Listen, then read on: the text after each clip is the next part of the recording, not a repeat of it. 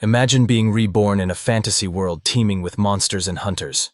You'd think it's your big break, until you realize your family in this realm is flat broke. Somehow you awaken a system and become a beast tamer. Great, right? Except, you can't afford a beast because, well, you're still broke. Finally, you get your hands on a beast, but it turns out to be just your pet turtle. On the bright side, your girlfriend is both super hot and super rich. This sounds interesting, right? Well, this is the roller coaster life of our protagonist. Armed with a turtle and dating out of his league, how on earth will he navigate this wild world? Before we dive into our tale, hit that like button and subscribe to our channel. It's easier than taming dragons, I promise. This story takes place in Zhengzhou City on May 20th, 2024. Like in many MMORPG games and Manhwa, a huge purple portal opened in the sky. A loud alarm sounded, announcing that another space rift had appeared above Zhengzhou. Monsters emerged from the portal and began attacking the citizens. A team of superpowered humans, much like the Avengers, arrived to fight these monsters. They were the 3rd Division of the Korean Defense Force, known as Hunters. These Hunters possessed powers like super strength, super speed, elemental control, and more. The Hunters joined the battlefield and started killing the monsters, quickly gaining the upper hand. However, a powerful gold-tier monster appeared, the Wolf King of the 6-eared wolf tribe. After killing a powerful hunter, it looked at the humans and said, "These insignificant humans are still resisting. Wiping you out is only a matter of time." Saying this, it joined the battle and began killing human soldiers like ants. Nothing survived its claws. The leader of the hunters was shocked to see a gold-tier monster and wondered if this was a high-level portal. The Wolf King laughed and told the hunter's leader that it was too late to realize this. Before they could engage in a battle to the death, someone appeared at high speed. It was a high-ranking official who asked the 3rd Division Hunter Group to leave the Wolf King to him and go handle the other monsters. This high-ranking officer was Mr. Wenyuan, and his presence motivated all the hunters. The battle between the Wolf King and Mr. Wenyuan began. After clearing the portal, the 3rd Division Hunter leader returned to report to her superior. She reported that with Mr. Wenyuan's help, they successfully defeated the invading 6-eared demon wolf tribe.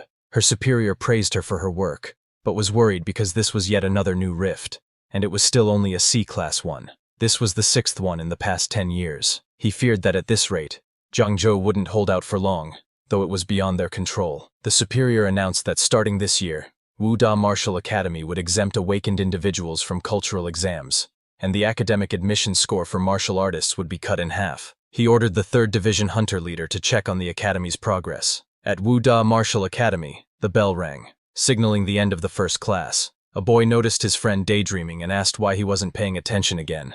He teased him, saying that if he failed to get into Wuda Academy due to low academic scores, it would be embarrassing. His friend, still lost in his daydream, replied that it would be amazing to sit next to a beauty like Yanran. The girl he was referring to was Lin Yanran, the top beauty of the academy. While everyone's attention was on her, her attention was focused on our protagonist, seated next to her. Yanran smiled and asked him, since graduation was approaching, if he planned to attend the Literary Academy, or Wuda Academy. Our protagonist, Su Bai, lost in his books, replied that he didn't know. He explained that if he went to the Literary Academy, his grades were only average. Besides, in these chaotic times, what use were foreign languages and advanced mathematics? And if he chose Wuda Academy, his family wasn't wealthy enough to afford all the supplements.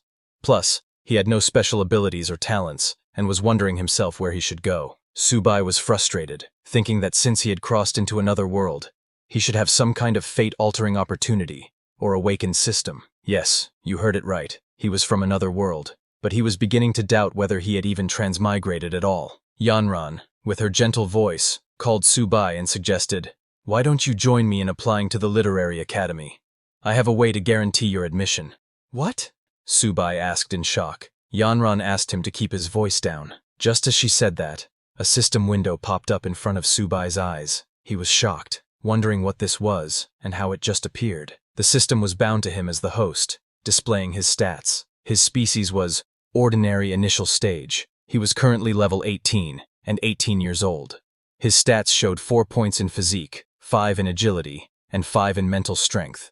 He had a trainer trait, meaning he could use any living being as a trainee, and the system would automatically detect suitable contracts. His current trainable limit was 1. His talent was evolution, allowing infinite evolution for all contracted trainees, with no upper limit to level progression, even breaking through racial limits. The trainee's hidden values and abilities would feed back to him, with higher levels providing a greater feedback ratio. Known levels were categorized as ordinary, bronze, silver, gold, platinum, diamond, lord tier, mid-tier, and divine, with each level having initial, intermediate, and advanced stages. Seeing this information, Subai realized that this was his system. Yanran, confused, saw Subai staring into the air and asked if he was okay. From her reaction, he understood that no one else could see it except him. He grabbed Yanran's hand and told her he was fine.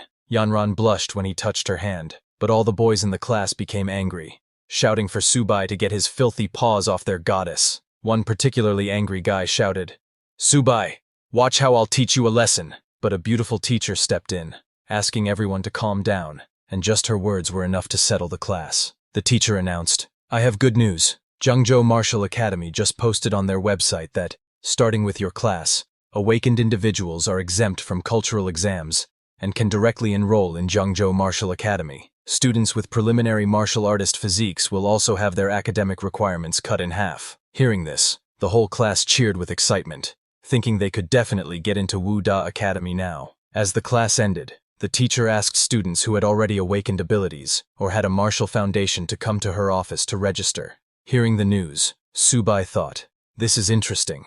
I just got my abilities, and I'm already exempt from exams to get into Wu Da Academy." Seeing him deep in thought, Yanran wondered if he was really considering Wu Da Academy. The scene then shifted to outside, where Subai was walking home. He appeared normal on the outside, but Subai had something that set him apart. He was not originally from this world. He had transmigrated into this strange world 17 years ago. In this world, on September 18, 1906, a massive space rift had suddenly appeared in the sky. From this rift emerged countless strange beasts that soon rampaged everywhere. Armies from various countries fought against these alien creatures, and it took 3 months to eliminate the beasts from the rifts. However, as long as the rifts remained, new batches of alien beasts would periodically emerge. To counter this, humanity decided to send death squads into the rifts to explore. They discovered a vast, boundless land beyond the rifts, and to prevent the endless flow of alien beasts, military forces from various countries constructed bases within the sky rifts to defend against the beasts at their source.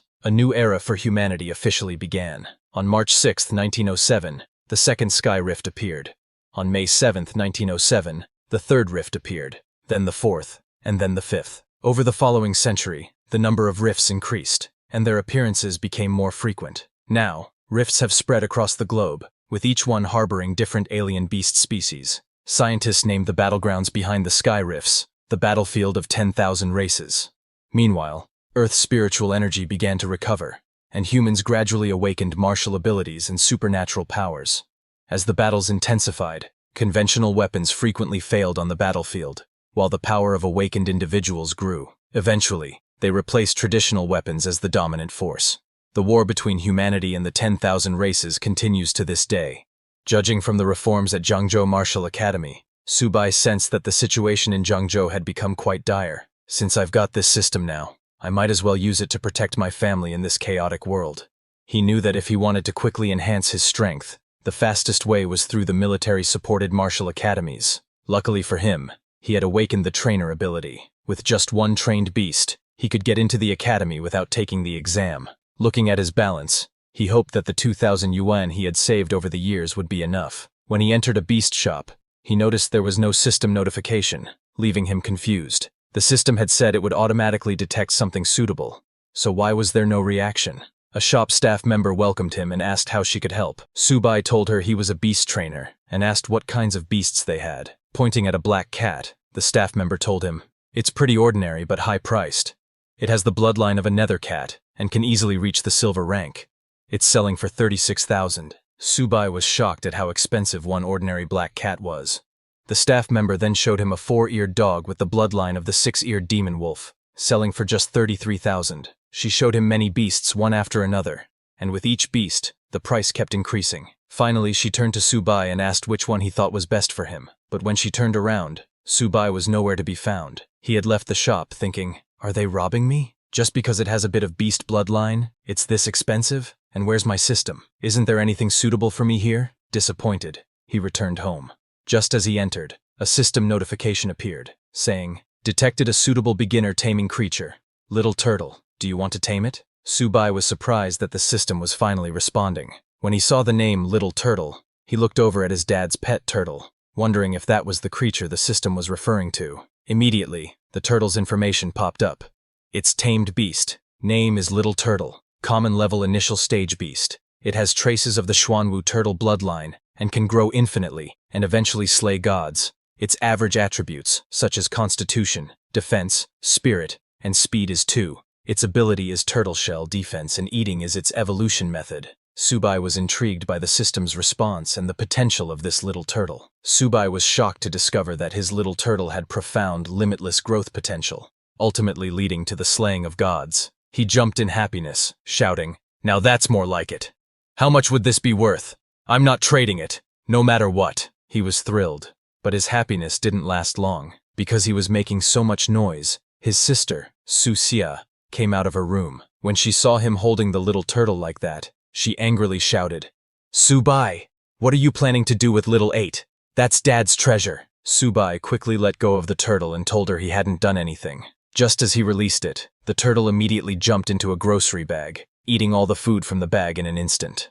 Both Subai and his sister were shocked by the little glutton. Su Xia asked Subai why the turtle was eating so much, especially since they had just fed it that morning. Watching it devour everything, Subai remembered the system notification and realized that the turtle's appetite had increased and that it might be evolving. He told his sister he was going to find it more food. Half an hour later, Subai's mother and father came home, shocked to see the state of the house. They asked Subai if the house had been robbed. In just half an hour, the little turtle had eaten all the food in the house and was now chasing Su Xia for her last snack. Subai's father was too shocked and asked him, "Is this really our little turtle? Can turtles run this fast?" Subai then explained what was happening.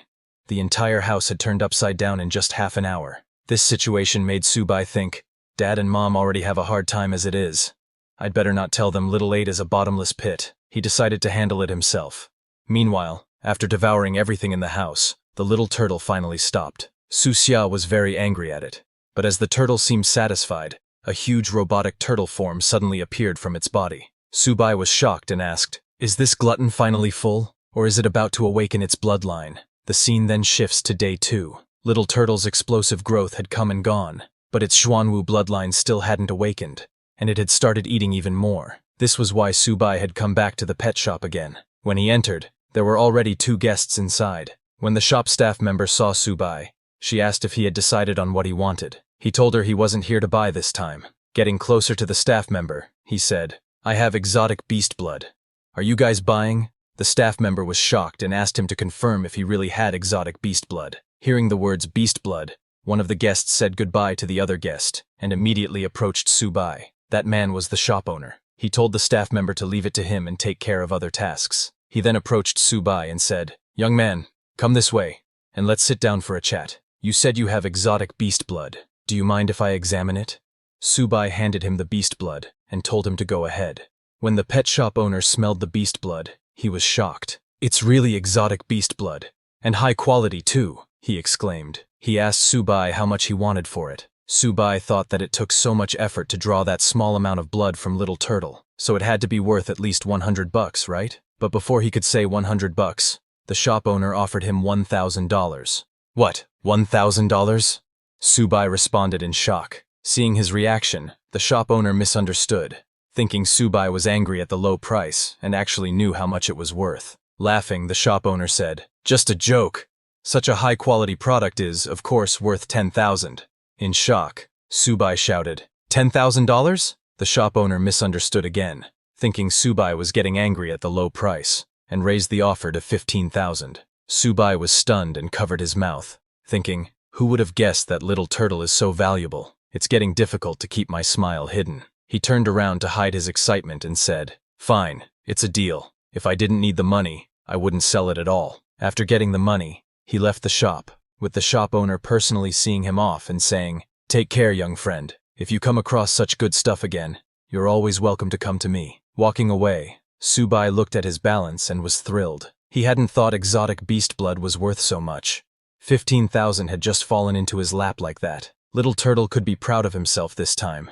While he was walking, he suddenly got a call from his teacher, Ms. Lee. She told him that the results for cultural studies had just been released, And there was also an important announcement. She asked him to please drop by the school that afternoon to fill out his application form, and not to be late. Subai tried to ask Ms. Lee what the important announcement was, but there was no reply. Actually, it wasn't that she didn't reply. It was because Subai's old phone had no signal again. While talking, Subai hadn't noticed that he had wandered into an alleyway. Suddenly, a system warning notification popped up in front of him, telling him that there were 3 people nearby who bore great ill intent toward the host. They were currently within 10 meters. The notification read that Enemy 1's level is Beginner Cultivator. Enemy 2's level is Ordinary Person. Enemy 3's level is Ordinary Person. Subai was shocked to see the notification, and when he turned around, he saw 3 people behind him with weapons. He had been marked by thugs. The leader of the thugs was the same guy Subai had seen in the pet shop talking to the owner. The thug leader demanded that Subai hand over his belongings, assuming that, judging by the pet shop owner's attitude, Subai must have something valuable on him. Subai felt unlucky, but told the thugs that he had gone to the shop to sell something, not to buy. However, Subai had no intention of handing over the money. He thought that if the thug leader was only at the level of a beginner cultivator, he stood a chance. The thug leader insisted, telling Subai to just hand over the money. Subai replied, "Fine, I'll hand over the money," and took his little turtle out of the bag, instructing it to retract into its shell. Immediately, little turtle hid in its shell, and Subai threw it like a rock at the thug leader. The thug leader used his baseball bat to defend himself, angrily shouting, "You little bastard!" But before he could attack, Subai quickly moved and kicked the thug leader in the groin, nearly incapacitating him. The thug leader fell to the ground in pain. The other 2 thugs were shocked to see their leader like that, and chased after Subai, shouting, "How dare you touch our boss!" Subai and Little Turtle immediately ran away. While running, Subai asked his turtle if the baseball bat hurt him. Little Turtle replied that it just felt itchy. It couldn't speak human language, but Subai could now understand its words.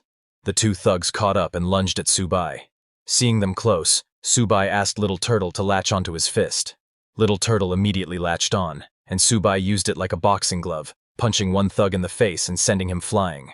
Then, he turned around and smashed the 3rd thug's face into the ground. The thug leader, still in pain, managed to stand up and said, "You little bastard, I'm gonna kill you." Seeing him get up, Subai asked Little Turtle to get back into its shell. Little Turtle immediately hid in its shell, and Subai, with full force, threw it at the thug leader, hitting him directly and knocking him out in one hit. After defeating all of them, Subai picked up his bag and warned them not to mess with him. But suddenly, he noticed Little Turtle rummaging through the thug leader's belongings.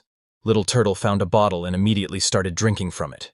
Seeing this, Subai ran toward Little Turtle shouting, "What are you drinking? Did you find something good?" He snatched the bottle from Little Turtle to check it. It turned out to be a chi blood potion worth tens of thousands. Suddenly, Little Turtle started experiencing difficulty, and its body began to glow. The potion was enough for a cultivator to absorb over a whole month, but Little Turtle had consumed it all in one go. Subai worried whether Little Turtle could even digest it, but then he was surprised. Not because of Little Turtle, but because his own body started glowing as well. He felt an intense surge of strength. He immediately checked his status window and found that he was now a mid-stage ordinary level hunter. His level had increased along with that of his tamed beast. His constitution was now 16, with a base attribute value of 10 points and 6 attribute points inherited from his tamed beast. He now had 2 talents. The first was evolution, which allowed his tamed beast to undergo unlimited evolution, with no limit to its grade, even up to the mythical grade. The attributes and talents of his tamed beast would be inherited by him to a certain extent, with higher grade beasts providing greater inheritance. The second talent was Turtle Skin Defense, which consumed a certain amount of physical energy to activate. When activated, a layer of turtle skin would cover his body, greatly increasing his defense. Subai was surprised to see the amazing effect of the Chi Blood Potion. His attributes had increased significantly, and he had even gained a new talent. Not only did Subai level up, but his little turtle also leveled up. Little Turtle's grade was now mid-stage ordinary, though the Xuanwu bloodline had not yet awakened. However, upon reaching the bronze grade, the bloodline would partially activate, greatly increasing its attributes. From an average of 2, Little Turtle's attributes had increased significantly. Its constitution was now 32, defense was 38, and both agility and spirit were 10. Little Turtle now also had 2 talents. The first was Turtle Shell Defense. When activated, it allowed the turtle to retract fully into its shell, forming a defensive posture that increased its defense by 300%.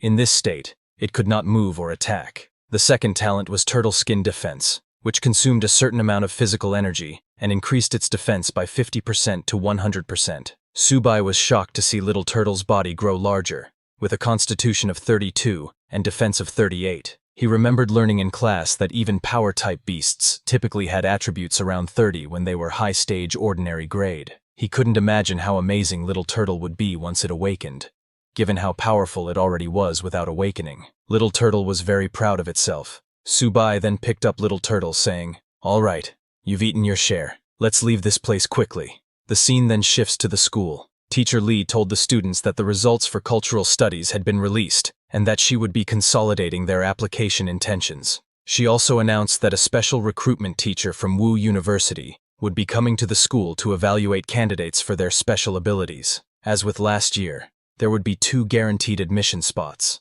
While filling out the application, Yanran asked Subai if he had thought it through, and if he was applying for Wen College or Wu University. Subai told her that it would be Wu University. He was determined to get in. Yanran was shocked and asked, "Subai, didn't I tell you to apply for Wen College with me? Those who enter Wu University must go to the battlefield. Do you know how dangerous that is?" But Subai replied, "There has to be someone who goes to the front lines. So, this suits me just fine." He smiled at Yanran and told her that his reason for going to the front lines was to protect someone important to him. He was referring to his family, but Yanran misunderstood, thinking, "Someone important? Could it be me that Subai is talking about?"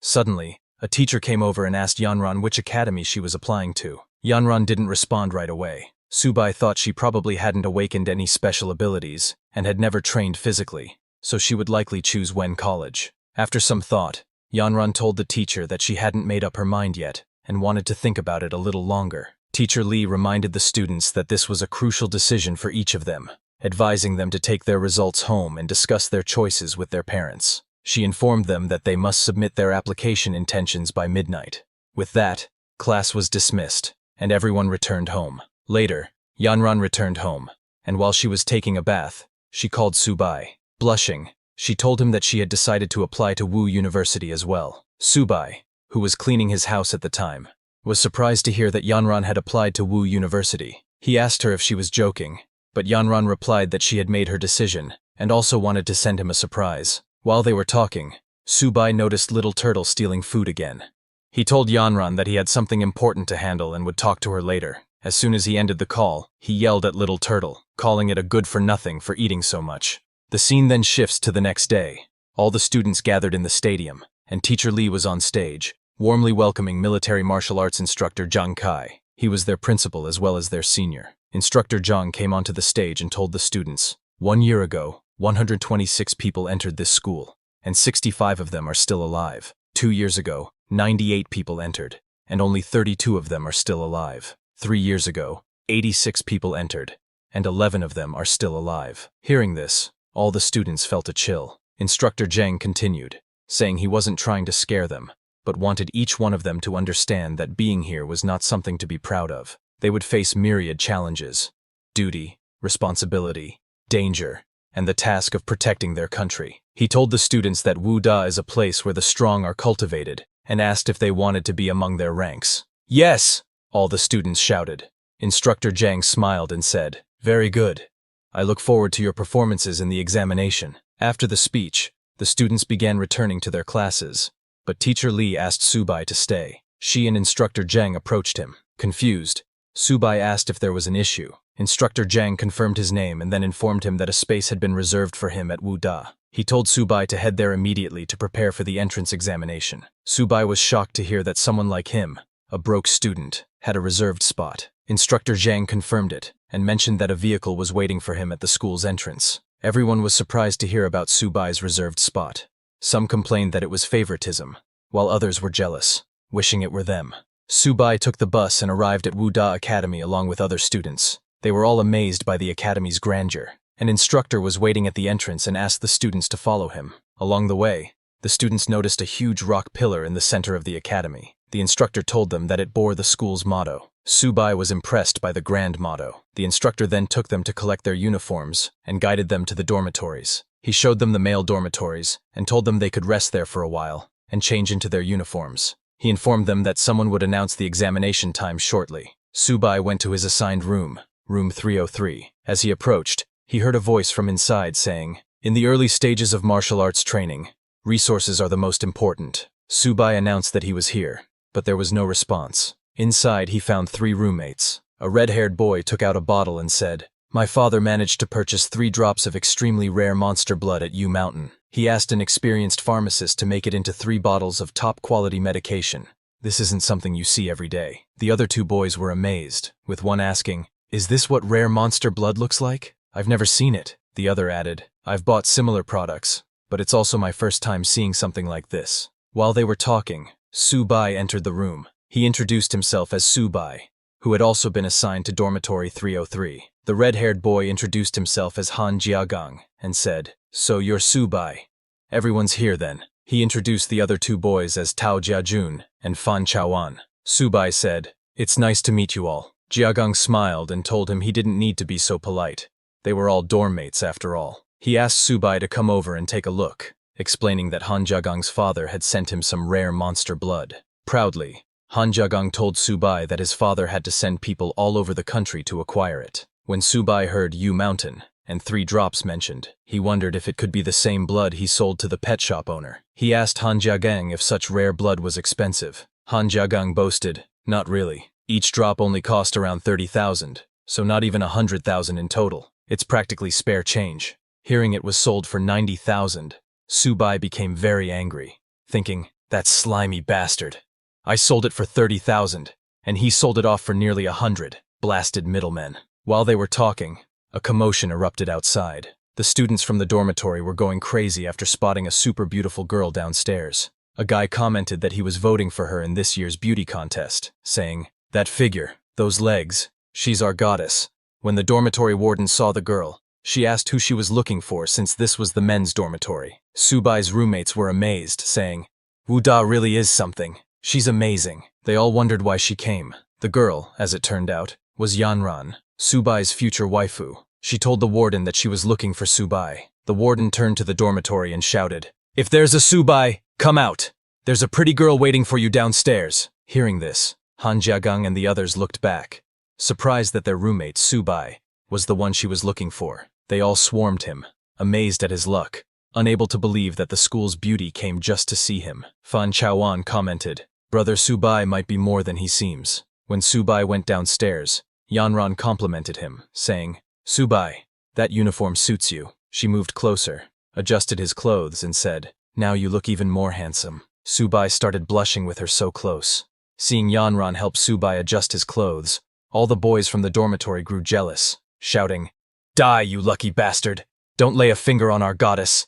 Yanran then mentioned the reserved spot at Wu Da and asked if he was upset. Subai told her he wasn't, but he had planned to sit for the test himself. Then he patted her head, saying, "Still, you did it for me, so thank you." Yanran laughed and told him she was worried he'd be angry, but was grateful he thanked her instead. She handed him a bag, saying, "The entrance examination is the day after tomorrow. I prepared some pills for you." Subai, surprised, told her she'd helped him enough, and that she should save them for herself. But Yanran ignored his excuses and ran off after saying goodbye. The students from the dormitory were furious, muttering, "Who is this guy? Did he touch her head? Find out who he is. He's competing for her heart." When Subai returned to his room, Han Jiagang and the others started calling him brother, with newfound respect, surprising him. They started massaging his shoulders, asking, "Who was that goddess?" Confused, Subai asked, "What goddess?" Jiagang chuckled, "Brother, you're too humble. We're talking about the goddess you were just talking to." Subai told them they were high school classmates. Hearing that, Han Jiagang moved closer and said, "Brother Su, since we're dorm mates, I'm sure you could convince that goddess to bring some of her friends over." Subai hesitated before replying. Seeing him hesitate, Han Jiagang suggested that, since it was Subai's first time meeting them, they should take him out for a good dinner and chat. Without waiting for Subai's response, they finalized the plan and told him to rest up and get ready to go out that night. Then they all left the room. Watching them decide on their own, Subai thought, "These guys are really interesting." He then picked up his bag, took out Little Turtle, and let it out to get some fresh air. Checking the bag Yanran had given him, he found a blood essence potion. Little Turtle's eyes lit up at the sight of it. Seeing that Little Turtle liked it, Subai laughed mischievously and asked if it knew what it should do after consuming it. Little Turtle, scared of Subai's expression, seemed hesitant. Later, Subai and his roommates went to a high-end hotel. Seeing the place, Subai asked Han Jiagang, "Don't you think coming to such a fancy hotel is a bit too much?" Han Jiagang laughed and told Subai to relax and enjoy himself, leaving the rest to his brothers. In the room, Han Jiagang raised his glass, saying, "I, Han Jia, feel extremely lucky to have met you all at Wuda, especially an amazing person like Brother Su. A toast to you all." Subai asked them to take a seat, saying, "Since we're all dorm mates, there's no need to be so formal." Once they settled down, Subai told Han Jiagang that he was high school classmates with Lin Yanran, so he could probably arrange for her to introduce some of her friends, but they could discuss that in the future. Subai then told Han Jiagang that he needed his help. Han Jiagang asked, "What do you need help with?" Subai took out a vial of red blood essence and placed it on the table, saying, "It's not a big deal, really. I just have some rare monster blood and would like your help with it." Both Jiajun and Fan Chao were shocked to see it. Looking at the potion, Jiajun said, "Han Jia, Brother Su's monster blood seems to be of even better quality than yours." Han Jiagang examined the vial and told Subai that this blood was better than anything he had ever seen. Han Jiagang pulled out his smartphone, telling Subai that the blood was extremely rare and that he would call his father to send someone over to evaluate it. Subai told him not to rush and suggested they enjoy their meal first, but Han Jiagang had already dialed his father's number. When Han Jiagang's father answered, he immediately began nagging, "Little Jia, you've burned through your pocket money again, haven't you? I sent you to Wu Da to get stronger, not to waste time." Han Jiagang quickly cut in, "Dad, I don't want money. This is serious. My classmate has 7 drops of precious rare monster blood that he wants to sell. It's of even higher quality than the 3 drops you got last time, so I couldn't decide on a price." "What? 7 drops?" his father asked in shock. "Are you sure it's better quality than last time?" Han Jiagang confidently invited his father to come and see it himself. Hearing his son's certainty, his father said, "Send me your location. I'll send Master Chao over immediately." An hour later, Han Jiagang's father arrived with Master Chao. When Master Chao examined Subai's monster blood, he remarked, "This is simply exquisite. It's the purest monster blood with the highest energy content I've ever seen. I could make incredible things with this." Han Jiagang's father looked surprised and asked, "Master Chao, isn't that a bit of an exaggeration?" Master Chao replied, "Not at all. Even with the best equipment, the value of this blood would only increase." Han Jiagang, amazed, exclaimed, "Damn! Brother Su, who knew your monster blood was this OP?" Master Chao approached Subai and, with respect, said, "Young man, what's your price for this monster blood?" Subai told him that his friend had advised that this blood shouldn't be sold for money, only exchanged for blood essence of equivalent value. Hearing this, Han Jiagang's father said, "Subai, since you're classmates with little Jia and I'm your senior, I wouldn't dream of shortchanging you. I'll take it all, and you'll get 14 bottles of blood essence in return. How does that sound?" Subai agreed and thanked him. Han Jiagang's father smiled and asked Subai if he would like to join the Han family, promising to provide him with resources for free. Subai thanked him for the offer but explained that he wasn't planning on joining a family just yet. Han Jiagang's father pressed him to reconsider, but suddenly, a loud voice came from outside. It was Yanran, who opened the door and said, "Subai said he didn't want to join a family, so no one is allowed to force him." She was visibly angry and asked Han Jiagang's father if he understood. Subai was surprised to see Yanran there and asked her why she had come. Yanran replied that she was there to settle her own business, but hadn't expected to run into him. Seeing Yanran's attitude, Han Jiagang's father grew angry, but Master Chao quickly intervened and informed him of Yanran's background. Han Jiagang's father was shocked and frightened upon learning her background. He quickly explained to Yanran that it was all a misunderstanding, saying that Subai and his son were just classmates and good friends. Hearing this, Yanran calmed down and asked Subai if he was heading back to school,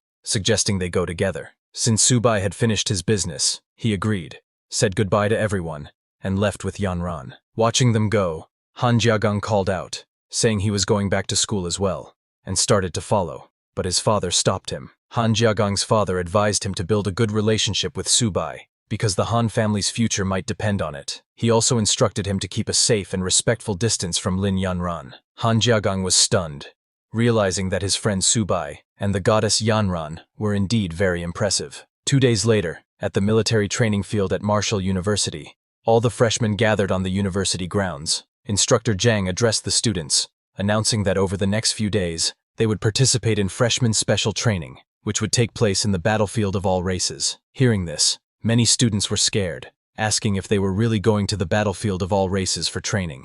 fearing it was far too dangerous.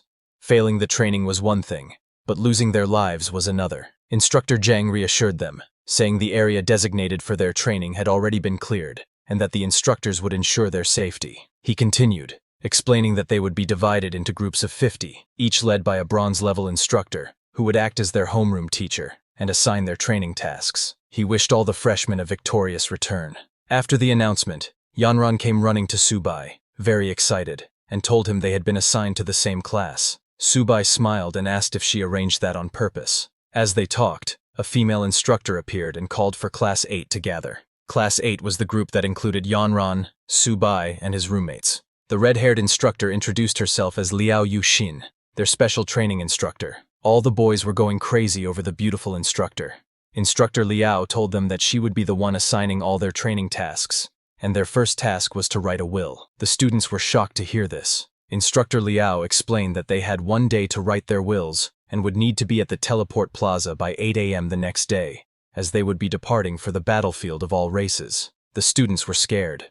One student exclaimed, "Is there really a risk to our lives? I still want to carry on the family line." Another said, "I'm going to write my will. There's so much I need to leave for my parents." Hearing this, Yanran asked Subai if he had any plans. He told her he didn't have much to prepare and would head back to the dorm first. While both Yanran and Subai were relaxed, Han Jiagang and the others were anxious. With the battlefield ahead, they felt there was a lot to prepare. When everyone returned to the dormitory, Han Jiagang invited Subai, saying that since they were heading to the battlefield the next day, he was taking the boys out for a good time that night. He asked Subai to join them, but Subai declined, saying he had other things to take care of, and told them to go enjoy themselves. Han Jiagang understood and agreed. As he was leaving, he noticed Subai's little turtle eating in a corner. He patted the turtle and said, "Brother Su, your little pet turtle is something.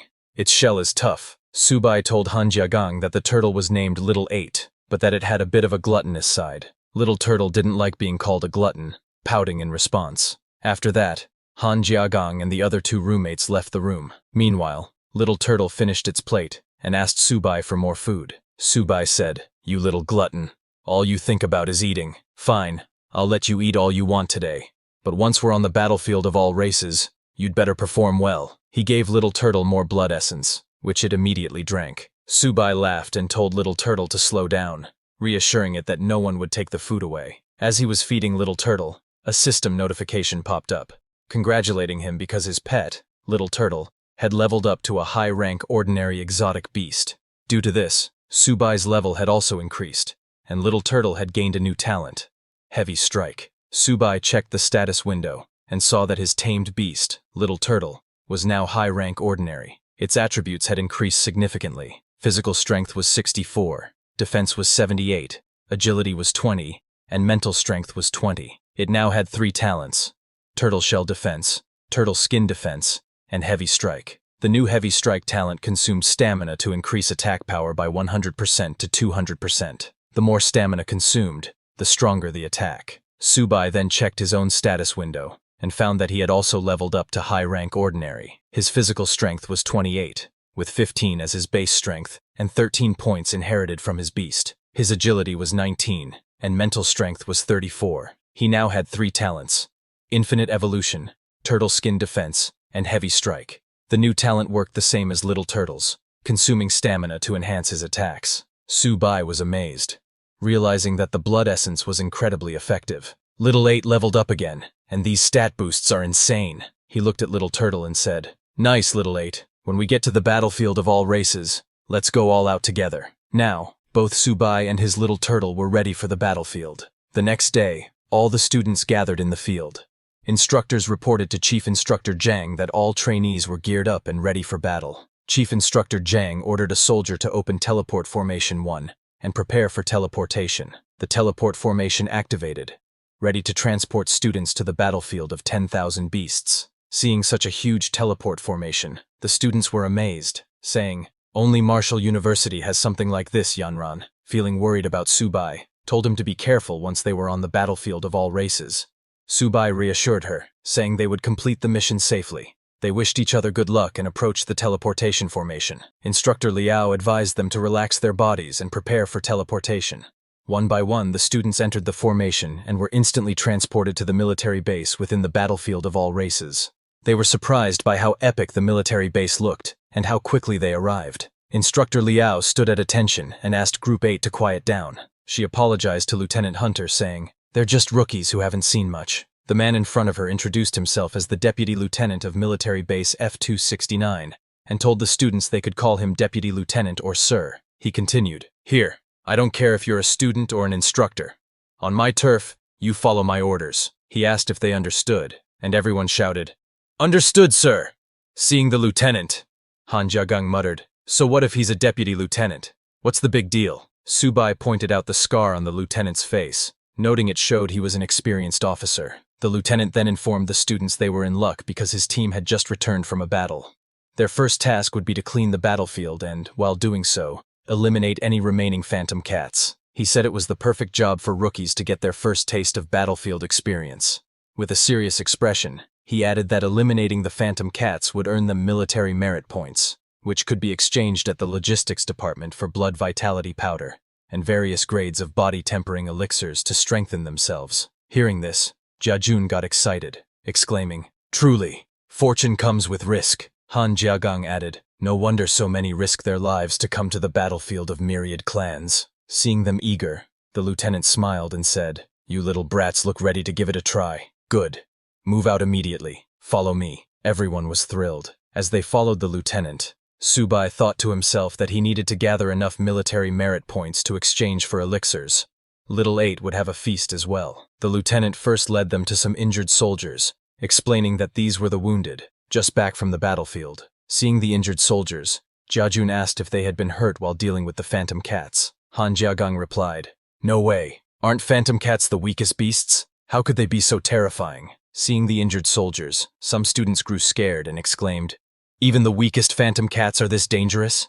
How am I going to survive and make it home?" "Enough chatter," Instructor Liao shouted. She asked them if they thought the battlefield of myriad clans was a playground, reminding them that since they enrolled at Wuda, they must always be prepared to face danger. Yanran, seeing the injured soldiers, was scared and asked Subai to stay close to her once they were on the battlefield, as she didn't want anything to happen to him. Subai, understanding the danger, decided to stay vigilant in the myriad clan's battlefield and reminded Yanran to be careful too. When they arrived at the gate, a soldier reported to the deputy lieutenant that they were currently executing their assignment to guard the northern gate and that they had killed 35 ferocious beasts attacking the camp that day. The lieutenant praised them for a job well done and ordered them to open the main gate, allowing the recruits to see what the myriad clan's battlefield truly looked like. At the deputy lieutenant's command, the soldiers opened the main gate. Instructor Liao told the students that with Deputy Commander Hunter leading the team, this was a rare opportunity and encouraged them to make sure to perform well. "Understood, Instructor," everyone shouted. Seeing the students' energy, the lieutenant smiled and said, "Brats, you've all left your wills at the mail depot, right? Because from this moment on, you will be constantly walking with death." When the main gate opened, the students saw soldiers battling fierce beasts. Han Jiagang was amazed, exclaiming, "Is this what a battlefield is like? How gruesome." One of the soldiers fighting the beasts turned around, noticing their captain. He approached, saluted, and asked why the captain had personally come. The lieutenant told him to talk less and assemble a team of soldiers to help protect this batch of students. The soldier replied, "Yes, sir," and left to gather a team. Instructor Liao explained to the students that they would be heading to Area F-260, where there was a patch of forest. Most of the monsters there had already been killed, and their mission was to retrieve the monster cores from the human cats in the area. After the explanation, the lieutenant stepped forward and shouted, "Rookies, are you ready?" "We're ready, sir," all the students replied in unison. Meanwhile, the assembled strike team received orders to follow and protect the students. As they began moving, the strike team leader approached Instructor Liao and assured her there was nothing dangerous about clearing out a battlefield. Laughing, he remarked that sending these newbies to the front lines would be a waste, as they would be like nobodies on the battlefield. He then turned to Captain Fu and asked why he was personally leading the team. Captain Fu replied, "Strike team leader, you talk too much. Don't ask pointless questions." Hearing this, the strike team leader stopped.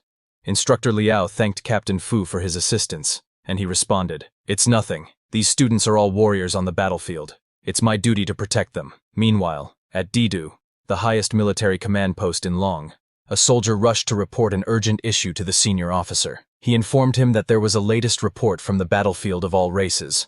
A large horde of monsters had broken through the defenses. Currently, 12 powerful golden-ranked individuals from the Yuming Cats tribe were involved in the fight, attacking 12 military camps in the southwest, from D128 to D140. The senior officer instructed the soldier to determine the monster's direction and send word to the other camps to prepare for an attack. The new students from Wu Da are entering the battlefield to practice their skills. They are Long's future. They must be protected at all costs.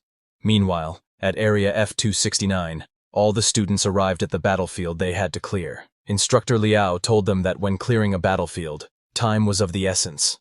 Every minute they stayed was another minute they were in danger. Hearing this, everyone immediately got to work. Subai and Yanran were working together. Yanran told Subai that the hides, blood, flesh, claws, and teeth of the Yuming cats could be used to make weapons and medicines. Subai replied, "No wonder so many people would want to come to such a dangerous place. There are rare materials everywhere. My little turtle is going to eat well again." Looking at his inventory, Subai decided he would collect a few more cores and exchange them for blood spirit essence, thinking that would help little turtle level up again. But while checking his inventory, a sudden system warning popped up, alerting him to extreme danger. 164 Yuming cats were rapidly approaching, obviously hostile, and only 3 kilometers away, in the southwest forest. The system advised him to stay on guard, marking the threat as a 5-star high-level threat, with a life-threatening danger level of 4 stars. Subai was shocked, as the last time the system gave him a warning, it was only for a beginner-level martial artist. This was a 5-star life-threatening situation. Seeing Subai's alarmed expression, Yanran asked what was wrong. Without explaining, Subai ran to Instructor Liao, who was in a tree, and told her he sensed a large horde of monsters moving towards them from the southwest. Hearing this, Instructor Liao looked in that direction but saw nothing. She came down angrily and said, "Subai, this is a battlefield, not a playground. Do you know what will happen if you cause mass panic?" Subai tried to explain that he wasn't joking, and that there really was a horde of monsters approaching. Hearing the commotion, Captain Fu came over. Looking sternly at Subai, he said, "Subai, you say you can sense monsters, but I can guarantee there are none within 2 kilometers. Subai insisted, explaining that there were over 100 Yuming cats 3 kilometers away, moving towards them. Captain Fu didn't believe him, and asked if Subai thought his senses were sharper than his own. Instructor Liao told Captain Fu not to waste time on this, suggesting that Subai might be overreacting, as it was his first time on a battlefield. While no one else believed Subai, Yanran did.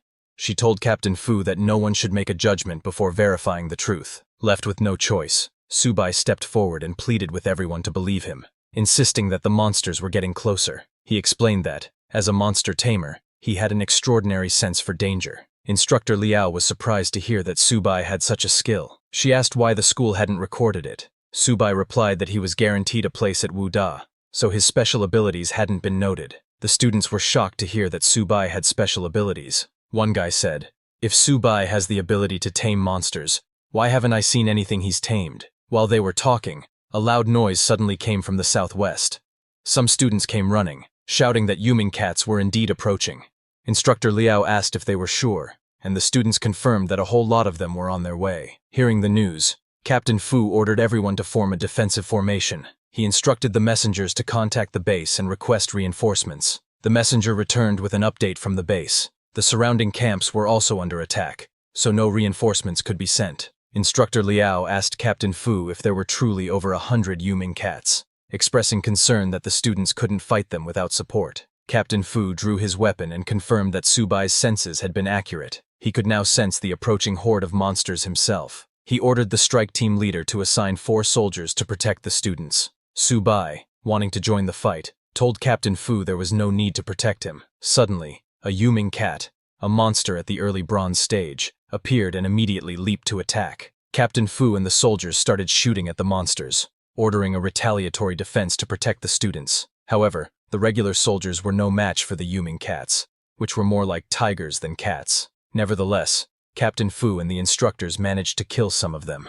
Captain Fu instructed everyone to stay in their defensive formation, saying, "As long as we can withstand their initial attack, we'll be able to beat them." While they fought, some monsters sneaked past and attacked the students. The strike team leader shouted for the students to watch out. As the monsters closed in, the students raised their shields and chanted, "By the honor burning in my chest, my country will never fall." As they chanted, their bodysuits began glowing, forming a magical barrier around them. Before the monsters could reach the students, two stood at the back and moved forward to take on the attackers. The first student was Jiang Mani, an early bronze stage hunter. She told her partner to keep the monsters restrained while she shot them down. Her partner, Luo Yong, also an early bronze stage hunter, fought with a longsword and told Mani, "It's just a bunch of cats. There's nothing to be scared of. I'll deal with them." Instructor Liao recognized them as the holy archer Jiang Mani and the divinely powerful Luo Yong. She remarked, "This batch of students is really something." Subai was amazed by how powerful and impressive they were, with their advanced weapons, while his only weapon was Little Turtle. Seeing Mani and Luo Yong, the other students grew excited. Jiajun commented, "This blockhead is really powerful. He looks even more formidable than Brother Su." While everyone was focused on Mani and Luo Yong, they didn't notice a soldier struggling with a monster. Suddenly, a loud roar came from the forest, causing everyone to cover their ears. When the sound ceased, a large monster emerged from the forest, and all the Yuming cats knelt before it. The new monster was the king of the Yuming cats, a middle silver stage beast with a constitution of 45, agility of 88, and spirit of 43. Captain Fu was shocked to see the king of the Yuming cats, and couldn't understand why a silver stage cat king had appeared here. He immediately ordered the messenger to contact the base again and request reinforcements. Unaware of the monster's strength, Mani and Luo Yong charged at it. Luo Yong jumped to attack with his sword, while Mani supported him by restricting the monster's vision. When Instructor Liao saw them charging at a silver stage monster, she was terrified and shouted, "Mani, Luo Yong, come back now.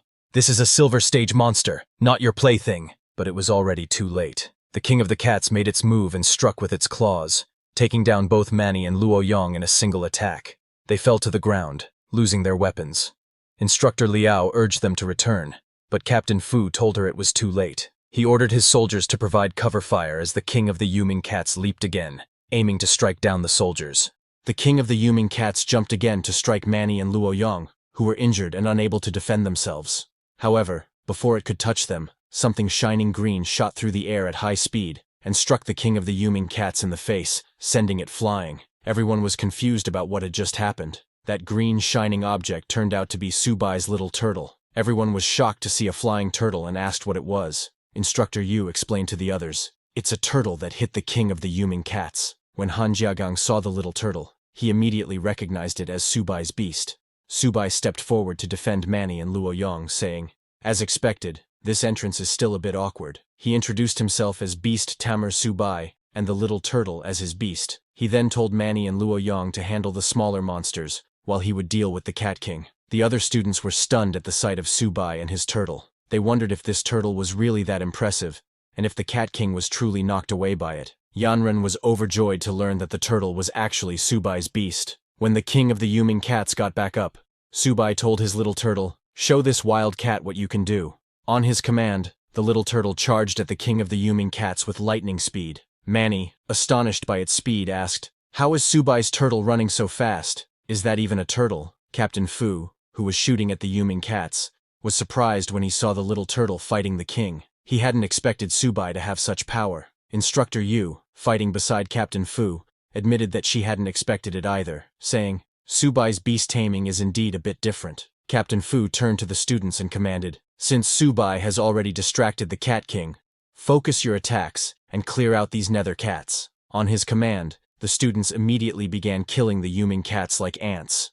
Meanwhile, the king of the Yuming cats, furious at the little turtle, used demonic flames to strike it with its claws. The attack landed squarely on the little turtle's shell. Instead of injuring the turtle, the king of the Yuming cats lost all its claws. The little turtle had used its shell defense ability, which increased its defense by 300%. Captain Fu was shocked to see a normal-grade creature withstand the Silver Cat King's crushing claws. He marveled at the little turtle's insane defense but quickly refocused, realizing that now wasn't the time to be distracted. Captain Fu immediately moved towards the king of the Yuming cats and ordered his soldiers to cover him. "While the Cat King is occupied, I'll finish it," he shouted. While the king was busy fighting the little turtle, Captain Fu sneaked up from behind and jumped at it, aiming for its abdomen, its known weak spot.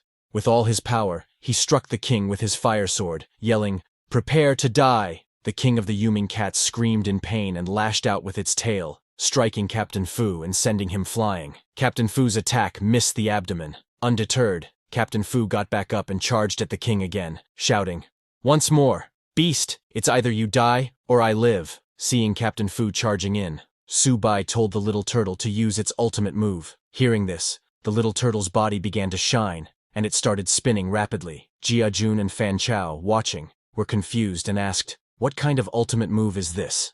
Why is the turtle spinning in place?" Ignoring their confusion, Su Bai sprinted toward the spinning little turtle. He had read in a book that the Cat King's weak spot was its abdomen. Timing his move perfectly, Su Bai kicked the spinning little turtle like a football, aiming directly at the Cat King's abdomen. The little turtle flew toward the king like a bullet at high speed. Before the Cat King could strike Captain Fu again, the little turtle hit the king squarely in the abdomen with a solid impact.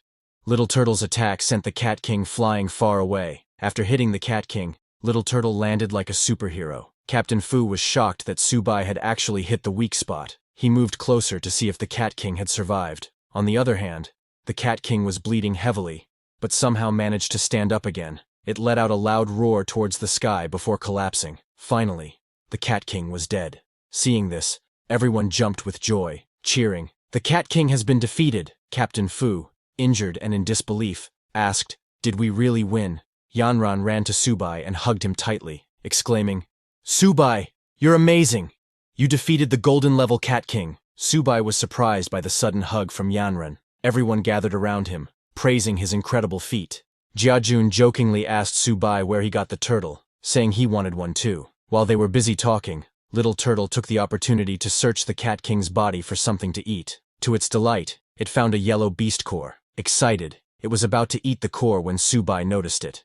He shouted, "Little Turtle, what are you sneaking off to eat now?" But before he could stop it, Little Turtle swallowed the yellow beast core. Su Bai was annoyed, but before he could say anything, a black shadow appeared in the sky. Everyone was confused and asked, "What's that in the sky?" Captain Fu immediately recognized it and warned the group, "This is dangerous. The Cat King's final howl has summoned its kind." Instructor Yu asked, "Could an even more dangerous beast be approaching?" Meanwhile, at the base operations center, a soldier reported to the commander, "According to the frontline energy wave analysis, Base F-269 is detecting a large number of unknown-level beasts. It's becoming extremely dangerous." This was the same base where Su Bai and the students were stationed. Suddenly, the commander received news that Hu Lin's daughter, Yanran, was among the trainee students at Base F-269. Wen Yuan, who delivered the news, urged the commander to provide immediate support. The commander agreed without hesitation, saying, "I'll dispatch a scout company to escort Mr. Wen to the battlefield." However,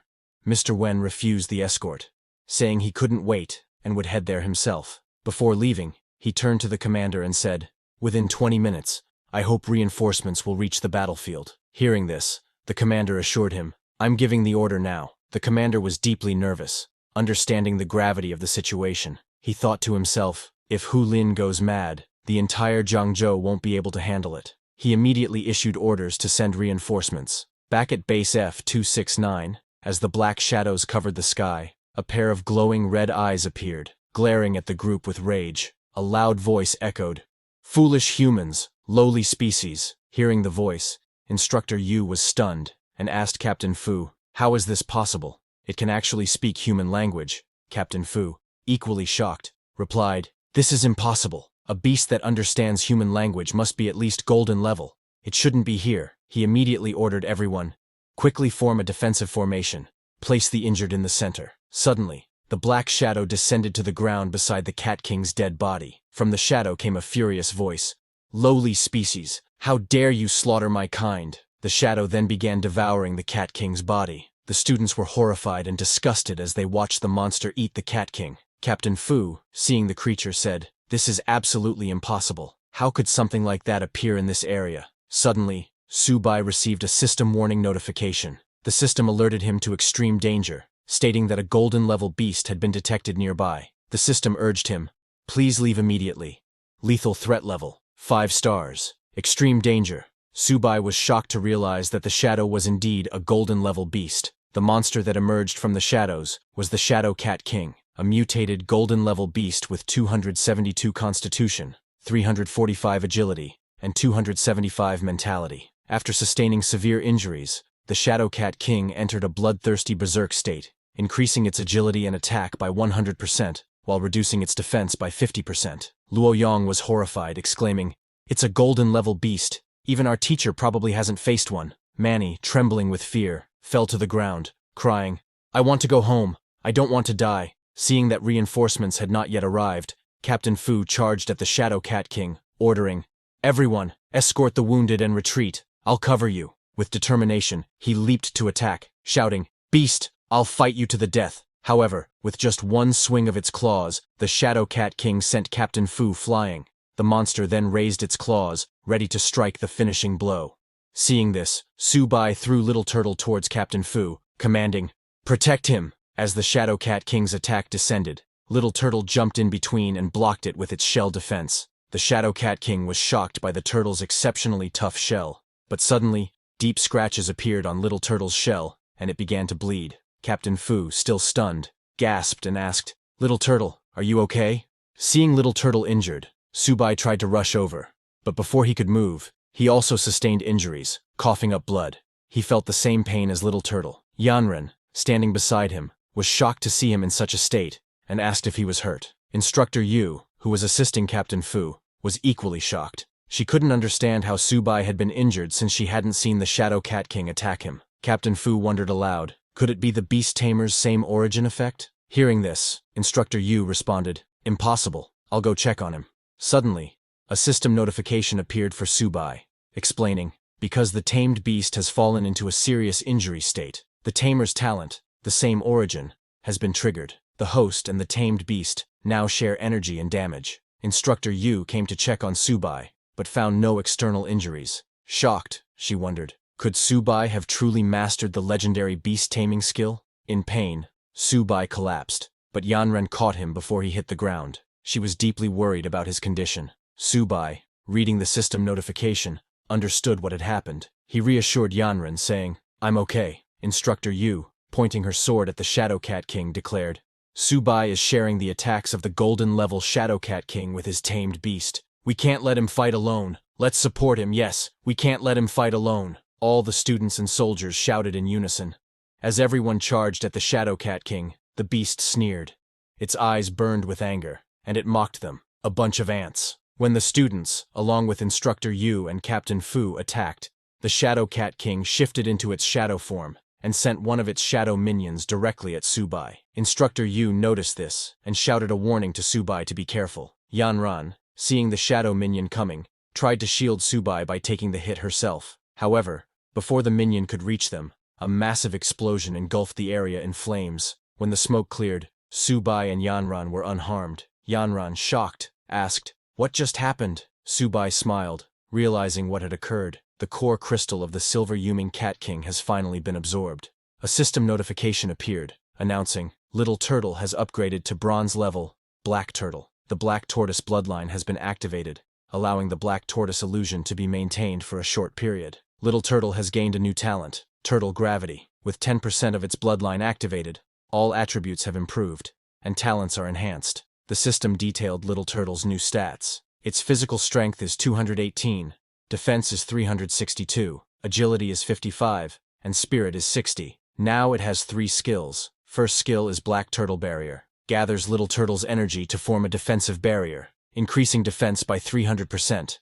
Second skill was Turtle Spirit Possession. Consumes physical energy to envelop Little Turtle's body, enhancing attack power by 100% and defense by 200%. Third skill was Turtle Gravity. Launches a gravitational skill at a designated target, pulling them in. As the Black Tortoise bloodline awakened, Little Turtle entered its spirit form.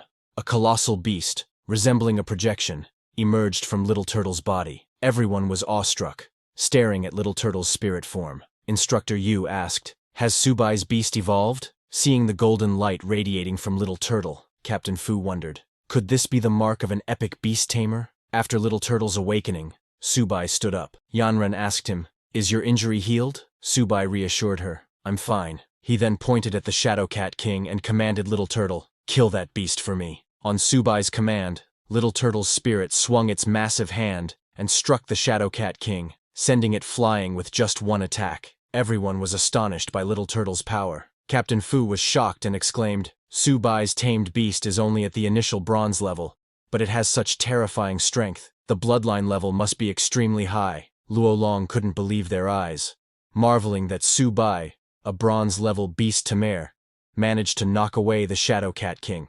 The Shadow Cat King, though sent flying, managed to regain its balance. Now furious, it let out a thunderous roar and summoned its shadow minions. "I want you all to die!" it bellowed, releasing the minions to attack the students. Seeing the Shadow Cat King go berserk, Captain Fu yelled, "Everyone, watch out! Retreat and split up!" However, the Shadow Cat King created dozens of shadow minions, sneering, "Don't even think about running away." The minions avoided Little Turtle and charged toward the students and soldiers. Seeing this, Su Bai commanded Little Turtle, "Stop them." Little Turtle immediately used its turtle gravity skill over the entire area. A golden light spread across the battlefield, and before the shadow minions could reach the students, they froze mid-air. Little Turtle then pulled all the shadow minions toward itself, opened its massive mouth, and swallowed them whole, killing them instantly. Su Bai then instructed, "Don't hold back, finish it." On his command, Little Turtle began gathering immense energy, a golden aura radiating from its body. It then unleashed a powerful energy beam directly at the Shadow Cat King. The Shadow Cat King, despite its strength, couldn't withstand the attack, and was vaporized in an instant. A few minutes later, Mr. Wen arrived at the battlefield, only to find the fight already over. The ground was scorched, with a massive crack running through it. Surveying the destruction, he wondered, what on earth did they endure on such a tragic battlefield? Meanwhile, Captain Fu was commanding his troops to clean up the battlefield quickly. Mr. Wen hurried over to Yanren, who was collecting monster cores with Instructor Yu. Relieved to see her unharmed, he said, "I'm so glad you're okay." Yanren was a little surprised to see him there, while Instructor Yu, confused, asked her, "Why is Mr. Wen here?" Captain Fu immediately saluted Mr. Wen and introduced himself as Fu Lin, the Deputy Battalion Commander of F-269 Military Base. Recognizing Mr. Wen's high rank, Captain Fu reported, "In this battle, a squad of my troops cooperated with the instructors and students from Wuhan University. We encountered a large group of nether cats. Over 800 nether cats were killed, including several bronze-level ones, 1 silver-level one, and 1 gold-level. Casualties are still being counted, and initial treatment is being provided to the seriously injured." Mr. Wen was stunned. "A gold-level beast appeared?" he asked in disbelief. Looking at the massive crack in the ground, he continued, "Captain Fu, you actually killed this gold-level monster? It's unbelievable." Pointing at Su Bai, Captain Fu reported to Mr. Wen, "It was Su Bai and his trained beast who killed the Shadow Cat King." Hearing this, Mr. Wen turned to Su Bai and asked, "Did you really kill this Shadow Cat King?" Su Bai, acting modest, replied, "It wasn't just my effort. The Deputy Battalion Commander, the instructors and I worked together to take it down." Impressed by Su Bai's humility, Mr. Wen patted him on the shoulder and asked, "After graduating from Wuhan University, would you be interested in studying at the Jiangzhou Fortress? Even though the Beast Tamer division has dwindled, I will personally guide you." Hearing this, Su Bai was thrilled, but replied politely, "Thank you for your kindness, Mr. Wen. I haven't thought that far ahead yet." While they were talking, Captain Fu approached and reported to Mr. Wen, "The battlefield has been cleared." He then asked, "Please give us your next instructions." Mr. Wen instructed everyone to return to base. When they returned to the base, Captain Fu stood in front of the teleportation formation and asked the instructors to count the number of people and have all candidates enter the portal in an orderly manner. He then addressed the students, saying, "Go back and train hard. You are the strongest class I have ever met." The students thanked Captain Fu before leaving. As they departed, Captain Fu turned to Instructor Yu and remarked, "These students are extraordinary, especially Su Bai. He has a bright future ahead of him." Instructor Yu nodded in agreement, saying, "For a freshman to achieve this level of strength is incredible. I can't imagine how powerful he'll become in the future." Captain Fu smiled and added, "Instructor Yu, we'll meet again someday. This time, I owe Su Bai my life." Instructor Yu replied, "You're too kind," before they parted ways. One by one, everyone entered the teleportation formation and returned to Wuhan University. Su Bai and Yanran were together, and he was overjoyed to finally be back. Jin Jun was ecstatic, exclaiming, "This trip was absolutely thrilling." Upon their return to the university, they were greeted with banners and cheers from the other students, who had gathered to welcome the heroes back from victory. All the teachers and students of Jiangzhou Wuhan University were present. A teacher handed a bouquet of flowers to Luo Yong, saying, "Welcome home, hero." Luo Yong was surprised and humbly responded, "The real hero is Su Bai. We're nothing. We were just cannon fodder." The other injured students agreed, telling the teachers, "It's good enough that we made it back alive. If not for the many missing classmates, We might have thought this was all just a dream. Instructor Jian approached and patted Subai on the back, saying, I already heard about your actions on the battlefield. You are all heroes of Zhangzhou Wuhan University. Your test scores this time will be the highest ever recorded. Hearing about the assessment results, Subai was overjoyed and said, All I want to do now is go back to the dormitory, take a shower, and have a good night's sleep. All the students laughed and agreed that they all needed rest. In Subai's room, Jinjun joked, Don't you feel like the bed is extra soft tonight? Fan Chao laughed and replied, I've already been trapped by this bed. Turning to Han Jin, Fan Chao asked, Since we accomplished such a great feat this time, will we be credited with a military achievement? Han Jin laughed and teased, How many resources do you think you can exchange for your limited capabilities? But our brother Su killed the gold-level monster, so he'll definitely exchange it for a ton of cultivation resources. Suddenly, Han Jin remembered something and stood up, asking Subai, What kind of turtle is yours? I want to buy one to raise at home. If nothing else, it's calming to watch a turtle. He chuckled, though watching it makes me feel a little jealous. Meanwhile, Little Turtle was lost in its dreams of a harem filled with female turtles. The next day, early in the morning, someone continuously knocked on Subai's room door. Irritated by the sounds of knocking, Han Jin woke up. He shouted, telling the person outside to stop knocking already. He was angry, wondering who it could be knocking this early in the morning. But when he opened the door, he was shocked to see many girls standing in front of the door holding gifts in their hands. A girl in glasses came forward and said, Juniors, we're from Zhongwu's student council. You're all heroes who just returned from the battlefield. We came to bring breakfast for you. A red-haired girl added that they seniors made it all by themselves and hoped he didn't find it lacking. A purple-haired girl, while giving the breakfast to Han Jin, asked him who Subai was among them. Han Jin got very happy after seeing that many beauties early in the morning. He thanked the seniors, saying he certainly wouldn't let their efforts go to waste. He let all of them enter the room. The purple-haired girl, looking around their room, again asked Han Jin who Subai was. Hearing all that commotion, Fan Chao also woke up. The red-haired girl asked him where Subai was and if she could take a photo with him. Pointing at Subai's bed, Fan Chao told those girls that his brother Su went out for a run. He asked them if they knew his brother Su. Hearing that Subai wasn't there, those girls got very disappointed and asked Fan Chao why he didn't say so earlier. The purple-haired girl told him that everyone on campus now knows Subai. With a sad face, she said, Too bad Subai doesn't know me. Jinjun also woke up and was surprised to hear that his brother Su is famous now. While leaving, the purple-haired girl told them to turn on the TV and take a look. She also took back the breakfast box she gave to Han Jin, saying, Since Subai isn't here, I'll just take the breakfast back then. Han Jin and the other two were shocked to see how these girls changed after knowing that Subai was not there. They all turned out to be gold diggers. On the other hand, Subai was running on the university's field, while taking note of his health. Suddenly, an important announcement on Longguo's military channel attracted the attention of everyone in the stadium, and they all looked at the broadcasting screen. The announcement was that yesterday, several provinces experienced large-scale attacks by ferocious beasts from the myriad races on military bases behind human lines. Among the beasts attacking the bases, gold-tier combatants were present in each instance. Students from martial arts universities across provinces were massacred, with survival rates less than 1 in 100. During this campaign, the instructors and students of Zhangzhou Martial University fought valiantly. They slew 1 gold-tier beast, 1 silver-tier beast, and numerous bronze-tier and ordinary-tier beasts. Among them, freshman Subai single-handedly held off a gold-tier beast with the support of instructors and a bronze-tier expert from the military. He achieved the feat of cross-tier slaying, a complete defeat across the board, with Zhangzhou Martial University standing as the sole victor. The news also showed Subai's photo on the screen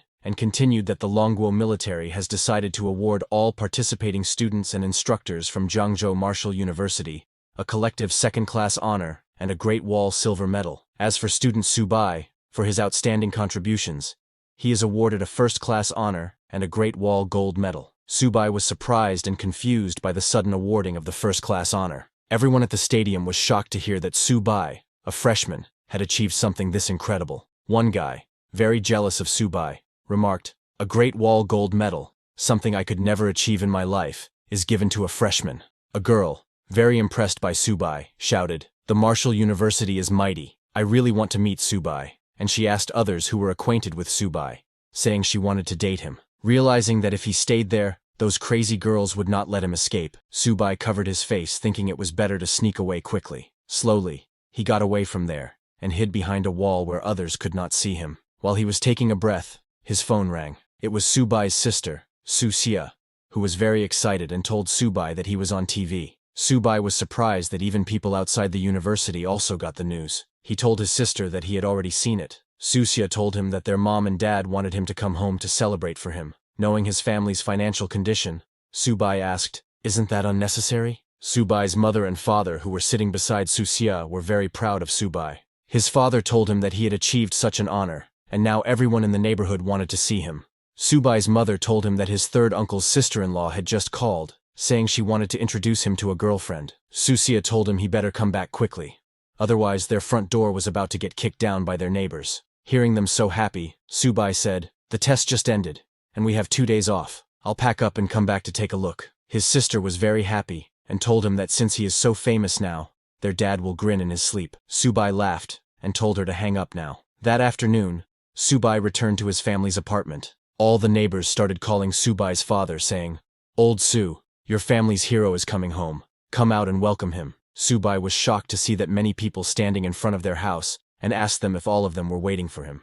The whole neighborhood was gathered there to welcome Subai. They started cheering that the great hero was back. A woman came forward and asked Subai if he still remembered her, saying she had held him when he was a kid. Subai was very surprised and asked, "Isn't everyone being way too enthusiastic?" Subai's family also came out. Susia jumped to hug her hero brother. His mother and father were very happy to see Subai. Subai's father grabbed his hand and asked him to come home. While he was going, another woman asked Subai to come and eat at her house, saying she made seafood dumplings. Subai thanked her but told her that he is allergic to seafood. An old man came forward and asked Subai's father to bring Subai to his house, saying he had stewed turtle soup, and they could have some together. Subai's father thanked everyone and told them that they had already prepared food at home. He added that he would bring Subai to visit each of them once he had rested. Subai told them that later on, he would definitely visit all the uncles and aunties. Hearing that, an old auntie came forward and asked Subai's father to bring Subai over later. Her granddaughter is a university student in the city, and they could meet there. But another uncle came forward and told that auntie that her granddaughter isn't worthy of Subai. His granddaughter just graduated this year, and he would introduce Subai to her. Subai's father didn't expect their neighbors to behave like that. Somehow, Subai and his family returned to their house, and Subai was exhausted from dealing with all of them. He said that if he had known it would be like this, he would have snuck back after dark. Susia told him that it wouldn't work, because Aunt Jang had installed surveillance outside their house. She was just waiting for Subai to come back so she could introduce her granddaughter to him. Subai's father immediately walked towards the kitchen, telling them he was personally cooking today. His mother told Subai to take a rest first, saying his dad and she would cook. She asked her daughter to come help out. Subai immediately threw his bag on the side of the sofa and sat down, finally getting a moment to catch his breath. But before he could rest, suddenly a system notification popped up in front of his eyes. The system detected a contractible creature, a little kitten, and asked Subai if he wished to tame the little kitten. Subai was surprised to see that notification. It was the Beastmaster's intuition. Seeing him looking surprised, Susia asked him what was wrong. Subai asked his little sister if their family got a cat. She pointed at a little cat eating food in the corner of the room and asked him if he meant Little White. Seeing the cat, Subai asked his sister if they couldn't have a more impressive pet. Susia petted the little cat and asked Subai what was not impressive about Little White, saying it's so cute. She told him that after he took Little 8, she found Little White on the road a few days ago, so she brought it home. Subai didn't argue with his sister and told her that it's cute if she says it is. He thought that if his sister likes it so much, maybe he should not tame it. But the little cat's status window popped up in front of him. The tamed beast's name is Little Kitten. Its level is Ordinary Initial Stage. It contains traces of the White Tiger Sacred Beast bloodline, with infinite growth potential and eventual god-slaying capabilities. Currently, its average physical, defense, and spirit is 1. Its agility is 3, and its ability is Claw Strike, which increases attack speed and damage by 100%. Its evolution method is consumption. The system asked Subai if he wanted to tame the kitten. Subai was too shocked to see the little cat's status window, wondering if this stray cat really could have the White Tiger bloodline.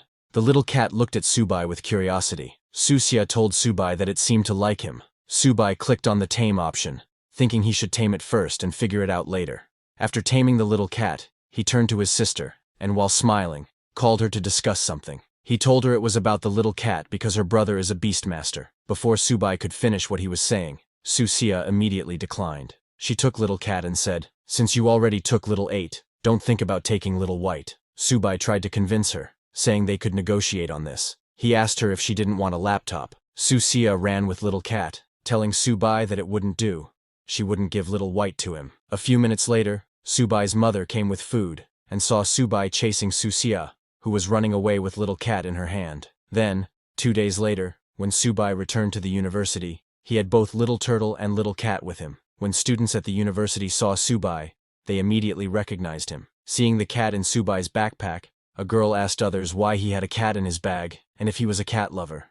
Inside Subai's bag, Little Turtle was very happy to be with Little Cat. It told Little Cat that this is the boss's school and it would have her back from today. However, Little Cat was very uncomfortable in the small bag and complained to Subai that Little Turtle was squishing her. Subai didn't understand what they were talking about. While he was walking, a boy spotted Subai and said, "Isn't that Subai, the one who got the gold medal?" Another boy added, "Is that why, despite his average looks, so many girls are running to his dorm?" They were jealous of Subai's achievements. Hearing them all, Subai thought, "Looks like I'll need to wear a mask when going out in the future." While he was walking, suddenly there was an announcement asking student Subai to please report to the principal's office immediately. Subai was surprised by the announcement, wondering what the principal could want with him. When he went to the principal's office, the principal told Subai that he is truly a man of Huaxia. Because of his excellent performance at the F-269 military base, the school has decided to reward him. The principal asked Subai what he would like. Subai said that he is really grateful to the school, and also to the principal. Subai had always heard that their principal is a stingy man. It would probably be tough even trying to get some food for little 8. He acted like he was thinking hard and told the principal that he wouldn't want the school to go bankrupt over him. "So how about 100 gold tier beast cores?" The principal acted shocked after hearing 100 gold tier beast cores, and said, "Subai, I don't have that many of them. Even if you ground my bones to dust, why don't you ask for the principal's position instead?" Subai then told the principal that he could settle for 100 silver tier ones too. Hearing about the silver tier, the principal told him not to even think about it. He couldn't even get scraps with the amount of honor he has. Subai told his principal that he doesn't want that gold medal or whatever. Can he have 50 silver tier beast cores instead? He tried to make the situation emotional, saying, "Principal, you know I bled for the school." But the principal didn't fall for that and said, "Subai, humans are humans. The strong in the human race have the responsibility and duty to protect the weak. When you saved these students, you were carrying out a duty of yours as one of the strong ones." Subai was lost for words seeing the principal. "Principal, please no more yapping. Let's settle with 50 silver tier beast cores." The principal completely ignored his words and told him that the military and the school are not going to give up on a genius like him. He took a deep breath and told Subai that this is the most he can do. He will let him have 10 bronze tier beast cores. Subai was shocked to hear that his reward is just 10 bronze tier. He immediately declined and asked for 20 bronze tier beast cores. The principal agreed to 15 and told him it's final. Subai accepted the deal. The principal realized that Subai was trying to haggle with him. Subai also realized that his principal is very cheap. The principal then turned around and told Subai that, in addition to the rewards, there's a little something he needs to let Subai know. Surprised, Subai asked him what it is. The principal told Subai that he has been selected by their school as the representative from the first year and will participate in this year's 100 Schools tournament. Subai was confused to hear about the 100 Schools tournament and asked the principal if the reward offer was just a ruse. He said, "Principal, this isn't very nice of you." The principal urged him not to put it that way, explaining that as a student of the Jiangzhou Martial University, it is his duty to bring honor to the school. The principal mentioned that Subai wanted resources and that the tournament is very generous with rewards. Subai replied, "Principal, there must be lots of skilled people in the 100 Schools tournament. It'd be difficult to even get a rank, wouldn't it? It'll be hard work." The principal then asked how the youth of today could be scared of challenges and told Subai to prepare and come to the training room tomorrow. Subai agreed and left. The principal looked outside the window and thought it was getting more difficult to engage the youth today in such activities. Meanwhile, as he was leaving, Subai thought of the tales of the principal being a sly old fox and realized that the gossip was definitely accurate. The next day, 10 students gathered in the practice hall. The principal told them that the 100 Schools tournament is hosted by the military, though the Ministry of Education had given them far fewer resources compared to better-known schools like the martial universities of Beijing and Shanghai. He still sent them off with the hope that they would achieve better results. The principal started the roll call. First was third-year Hu Qing, a bronze middle-tier awakener of the wood elemental. Then came Bai Ningbing, and then Xiong Tianxiang. While the principal was calling their names, an annoyed student commented that it was unfair. Jiangzhou Martial University was founded later, so students here received much fewer resources than those going to famous schools. A girl standing behind agreed, saying she heard that their school has always ranked very low. The principal then called first-year Subai's name last. He immediately responded that he was present. The principal told the students that they are the top students in their respective years, representing the school in the tournament. Then, the principal took out a paper and announced that this year, the team leader would be Subai. Subai was shocked to hear his name and questioned if it was a mistake. When other students heard Subai's name, they became angry. One student asked why a freshman like Subai would be the team lead instead of Hu Qing, the strongest and most experienced among them. Another student pointed out that Subai is just at the initial tier of bronze,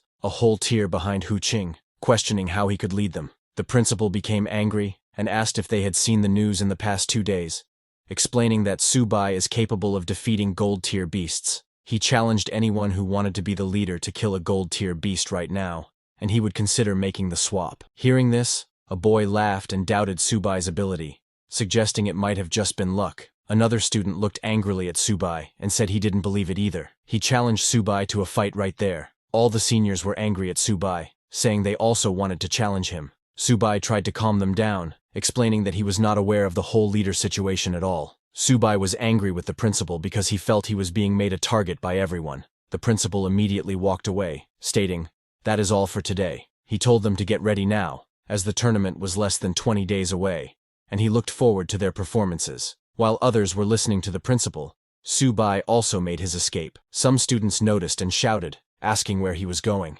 As he ran away, Subai responded, "Dear seniors, I'm in a hurry. I'll be going to my dorm now." Seeing Subai escape, a boy called him a coward, doubting that Subai had killed the gold-tier beast at all. Another boy angrily declared that he would show Subai who's boss once the tournament started. On the other hand, Subai returned to his dormitory and called his little turtle, telling it that it was time to eat. Looking in his inventory, Subai said, "At least the old man kept his word." He told the little turtle that there were 15 bronze-tier beast cores, enough for it to level up. When Subai gave a beast core to the little turtle, the little cat tried to snatch it. Subai told the little cat not to rush because there was something for it too. He took out some blood essence and gave it to the little cat because its level was still too low. Seeing the little cat eat the blood essence, the little turtle made an innocent face to get some too. It sure eats a lot. Subai gave it another beast core. He was crying while giving those beast cores to the little turtle because one bite cost hundreds of thousands of yuan. The little turtle ate it immediately and asked for more. Subai, while crying, asked how much more it needed to eat to evolve. He poured all the beast cores into the little turtle's bowl and told it that these were the last ones. If it still didn't evolve, then he would feed everything to the little cat in the future. The little cat was happy to hear that. After eating those beast cores, the little turtle's body started shining again. Subai got a little scared seeing the golden light coming out of the little turtle's body. The whole university started shaking because of the little turtle's evolution. Everyone was confused, asking what happened and wondering if it was an earthquake. A system notification congratulated Subai because his mystic tortoise had leveled up to the bronze middle tier. Subai's level also increased. Currently, the little turtle's level is bronze middle stage, and 30% of its Zhuanwu bloodline is activated. All its attributes are enhanced, and talents are strengthened. The little turtle's physique is 568, defense is 862, agility is 95, and spirit is 90. Subai was happy that the little turtle finally leveled up. It didn't get more talents, but the stats and talent levels increased a lot. While Subai was looking at the little turtle's status window, suddenly another notification congratulated him, because the little cat also leveled up to the ordinary high tier and awakened. Subai's tamed beast, Little Kitten, is now an ordinary high-level beast. It contains traces of the White Tiger Sacred Beast bloodline, with infinite growth potential, and eventually, god-slaying capabilities. Now its strength is 39, defense is 38, agility is 79, and spirit is 25. It also has 3 talents. The first is Claw Strike, which activates by consuming stamina, increasing attack speed and damage by 100%. The second talent is Bloodlust, which activates by consuming stamina, increasing attack by 100% to 500%. The graver the wounds, the higher the bonus. The third talent is Ghostly Haunting Step.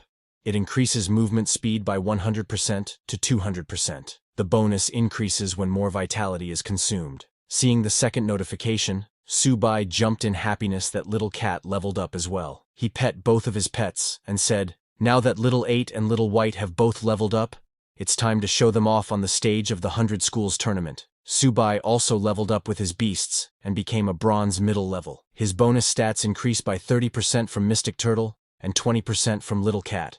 Currently, his strength is 115, agility is 74, and spirit is 86. Subai now has 3 talents. The first is Infinite Evolution, which applies to all tamed beasts and is gifted by the system. The second talent is that he can use all skills from tamed beasts. This talent is an exclusive Beastmaster Awakened talent. The third talent is originating from the same source, with which Subai can share the energy as well as damage sustained with tamed beasts. The next day, Subai went to the Jiangzhou Martial University Library and was surprised by the huge building.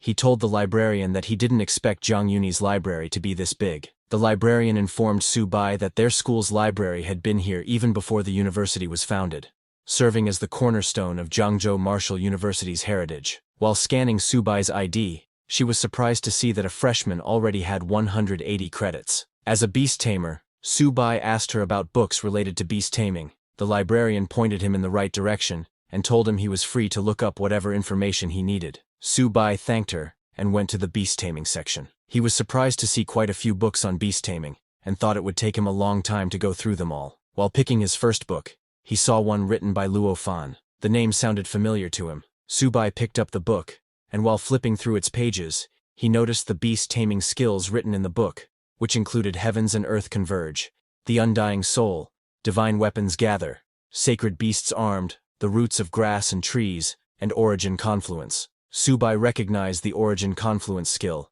as he had already mastered it. He wondered what the Undying Soul and Sacred Beasts Armed meant. While engrossed in the book, Subai didn't realize he had left the beast taming section. 3 seniors walking by noticed him coming out of the section. They were the same seniors who had been selected for the university competition with Subai.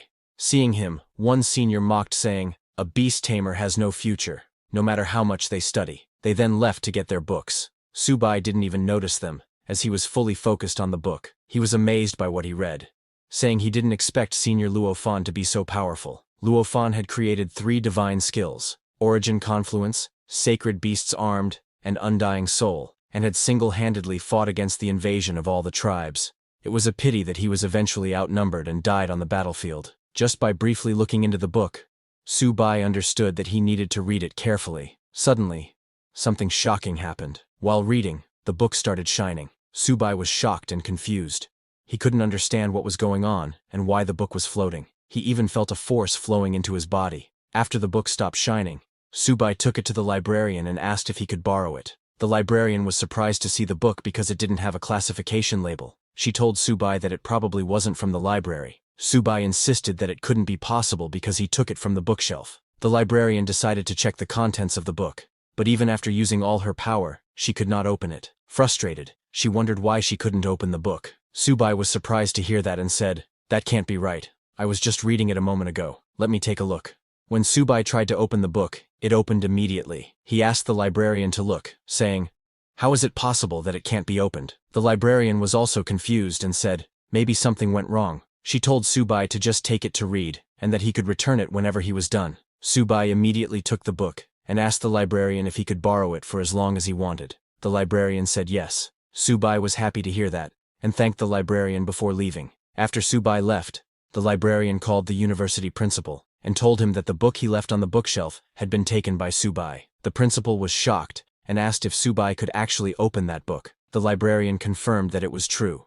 She had seen it with her own eyes. The first-year student, Subai, opened that book. Hearing this, the principal was very happy. He looked up at the sky and said, "Luo Fan, the person you've been waiting for has finally appeared after 100 years. If you, in the underworld, are aware of it, you should be very happy." 2 weeks later, at the Martial University's 100 Schools League, people started to gather at the stadium. A reporter informed the audience that the 100 Schools League was divided into 5 major battle zones: East, South, West, North, and Central. Each battle zone would have 2 qualifying teams. The 8 martial universities of Jiangzhou province would all gather at Jiangzhou Martial University to compete. The stadium was full, and tickets for this year's 100 Schools League were hard to come by. University buses began to arrive, carrying the participants of the competition.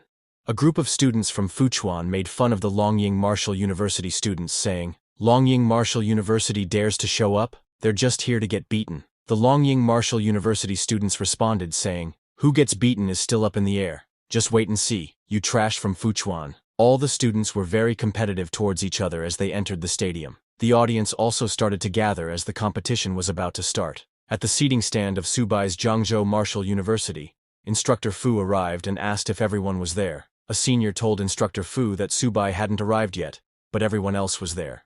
Another senior said, "Subai is our team captain. He wouldn't back out at the last minute." Just as he said that, a voice came saying, "How could I back out at the last minute?" It was Subai. Instructor Fu was shocked to see Subai. It had only been a few days, but she could feel that Subai's strength had improved significantly. She told Subai that the match was about to start, and they needed to arrange their lineup. Subai told Instructor Fu not to worry, saying he had it all planned out. Before the start of the competition, a host appeared on the big screen and said, "Ladies and gentlemen, teachers and students, just a month ago, the myriad beast clans deployed large-scale forces to pin down the military's frontline capabilities. Meanwhile, smaller groups of vicious beasts bypassed the front lines to attack several provinces' rear military bases. The Martial University students in the attacked provinces were nearly wiped out by the myriad beast clans, with less than 1 in 100 surviving." The host asked, "Compatriots, shall we avenge this?" The whole audience shouted together, "We must avenge them! Kill all the vicious beasts! The human race must win!" Seeing the audience's energy, the host said, "If our human race has this spirit, how can the vicious beasts not be destroyed? This is the very purpose of today's 100 Schools League. Now, I declare the official opening of the Jiangzhou Provincial League." Then the rules of the competition were announced. As this is a team battle format, each team can have up to 5 participants in each match. The loser is eliminated, and the winner continues. The team with the last remaining participant wins. The host proceeded with the random draw for the matchups. The first match was between Longying Martial University and Xinmin. The second match was between Jiangzhou Martial University and Qingyun Martial University. The third match was between Fuchuan Martial University and Xicheng Martial University. The fourth match was between Anyi Martial University and Jiangsu Martial University. The host asked participants from Longying Martial University and Xinmin Martial University to come to the field. Subai's seniors were a little surprised to see that they had actually drawn Qingyun Martial University. Instructor Fu was also worried because the fight between Longying and Xinmin had already started,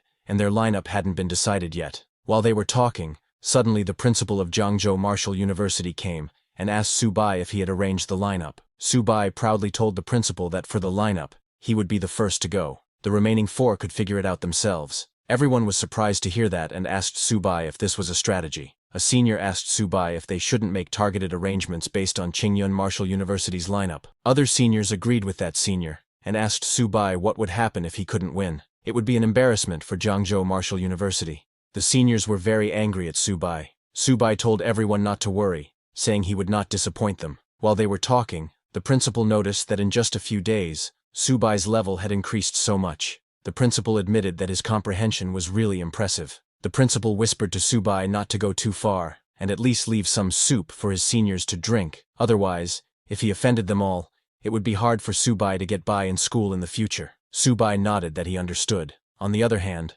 the Longying Martial University and Xinmin match ended, with Xinmin Martial University winning. Seeing their fight, Instructor Fu said, "Xinmin Martial University is incredibly strong. They defeated Longying so quickly." She then turned to Subai and wished him all the best as it was his turn to take the stage. Subai walked towards the arena.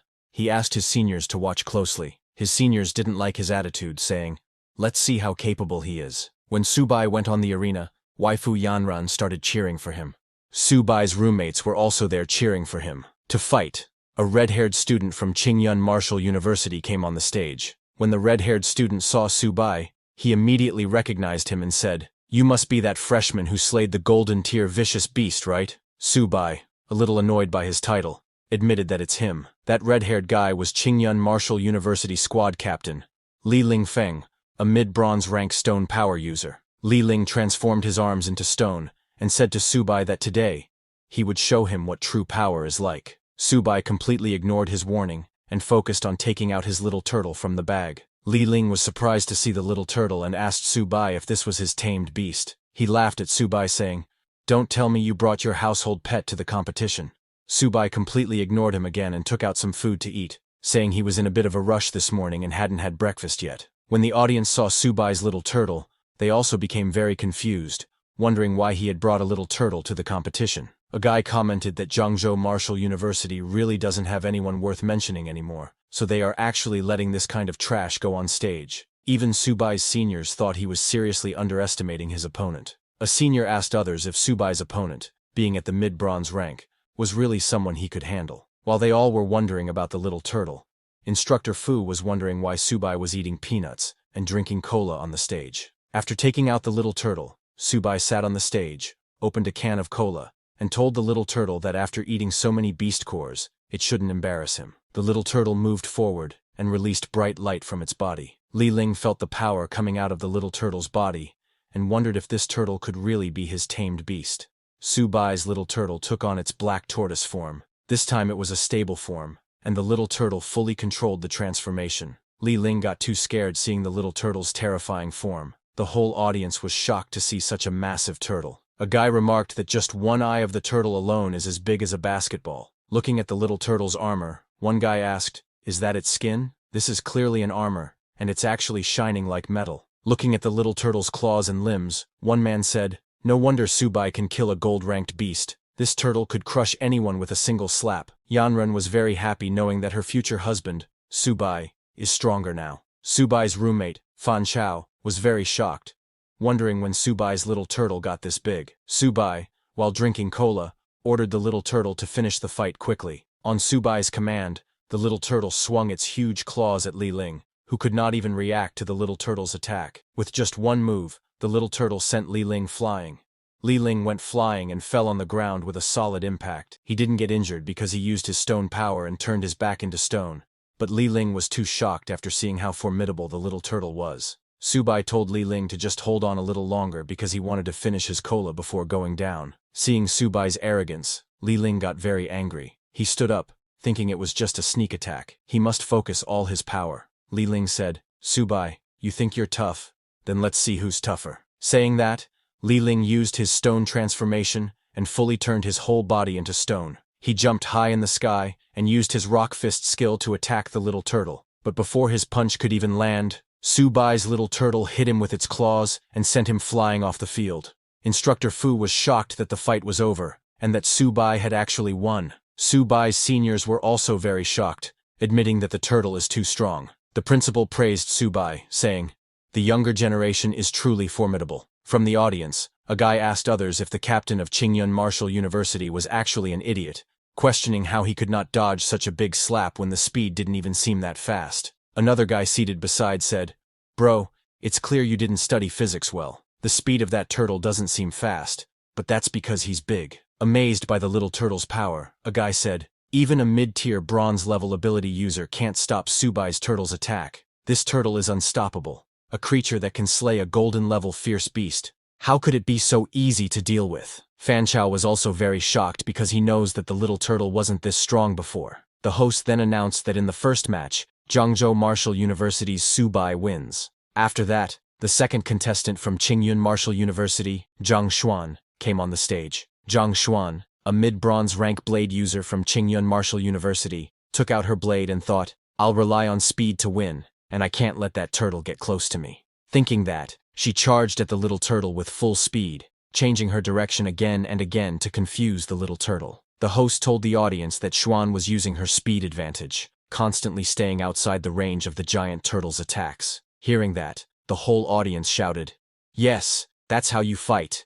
The guy who went up earlier was dumb. Xuan was thinking that as long as she found an opportunity, one strike would be enough to win. Instructor Fu was a little worried seeing that Xuan had been dodging, looking for an opportunity, and the turtle couldn't hit her at all with its speed. The seniors were also worried, thinking Subai was still underestimating his opponent. They all were worried for Subai, but Subai was enjoying his snack with cola. Xuan moved to the right side of the little turtle, who attacked her with full power, even destroying the ground. But Xuan jumped into the air and dodged the little turtle's attack. Landing on the ground, she said, "Subai, your turtle is really strong, but I can choose to directly deal with the beast tamer." Saying that, she jumped to attack Subai, thinking it was too late for Subai to reverse the situation now. Subai was still drinking his cola. Instructor Fu got scared seeing that Xuan was going to attack Subai directly. Yanran was also very worried, asking Subai to be careful. Xuan struck at Subai with her sword, saying, "Subai, you lost." but before her sword could even touch him, the little turtle hit her and sent her flying. The little turtle used its tail to attack, which Xuan was unaware it could use. Seeing the little turtle's attack, the audience jumped in excitement, calling that move the turtle's divine tail swipe. Yanran also took a sigh of relief, as that was a close call. Subai's seniors were shocked to see that Subai won again, asking, "Isn't that too fast?" Both Instructor Fu and the principal admitted that Subai is really strong. Xuan lost her sword, so there was no point in fighting anymore. On the other hand, Subai was finally full. Then he stood up and came near Xuan, told the little turtle that it was too close to him, then told Xuan to hurry up and heal herself because his little turtle's strike was a bit too harsh this time. Xuan was really heavily injured. Some doctors took her off the stage on stretchers. On the other hand, Subai returned to his turtle and said, "All right, I'm going to get serious now." He stood beside his little turtle and asked who was coming up to challenge him next. Subai had already defeated 2 members of the Qingyun Martial University squad when the third opponent came to fight. Subai's little turtle didn't even give her any chance and hit her with its huge claws. The third opponent was defeated in just 1 move without Subai even giving the little turtle any instruction. Subai started to get bored and asked for the next opponent, but even the 4th opponent was easily defeated by the little turtle. Subai didn't even look at the opponent and started taking selfies. After Subai's little turtle defeated the 5th opponent, the host came onto the arena and announced that Jiangzhou Martial University's Subai wins. The whole audience was shocked to see that Subai from Jiangzhou Martial University had been eating peanuts the entire time, relying on a turtle to fight in the ring, and still won. They had never seen such an unbridled contestant in their whole life. All the girls became Subai's fans. Waifu Yanran was also very happy seeing Subai win. Han Jian praised Subai's little turtle as it won 5 consecutive matches. Fan Chao gave Subai a nickname, 1 man, 5 wins. All the audience followed after Fan Chao and started calling Subai, 1 man, 5 wins. While leaving the arena,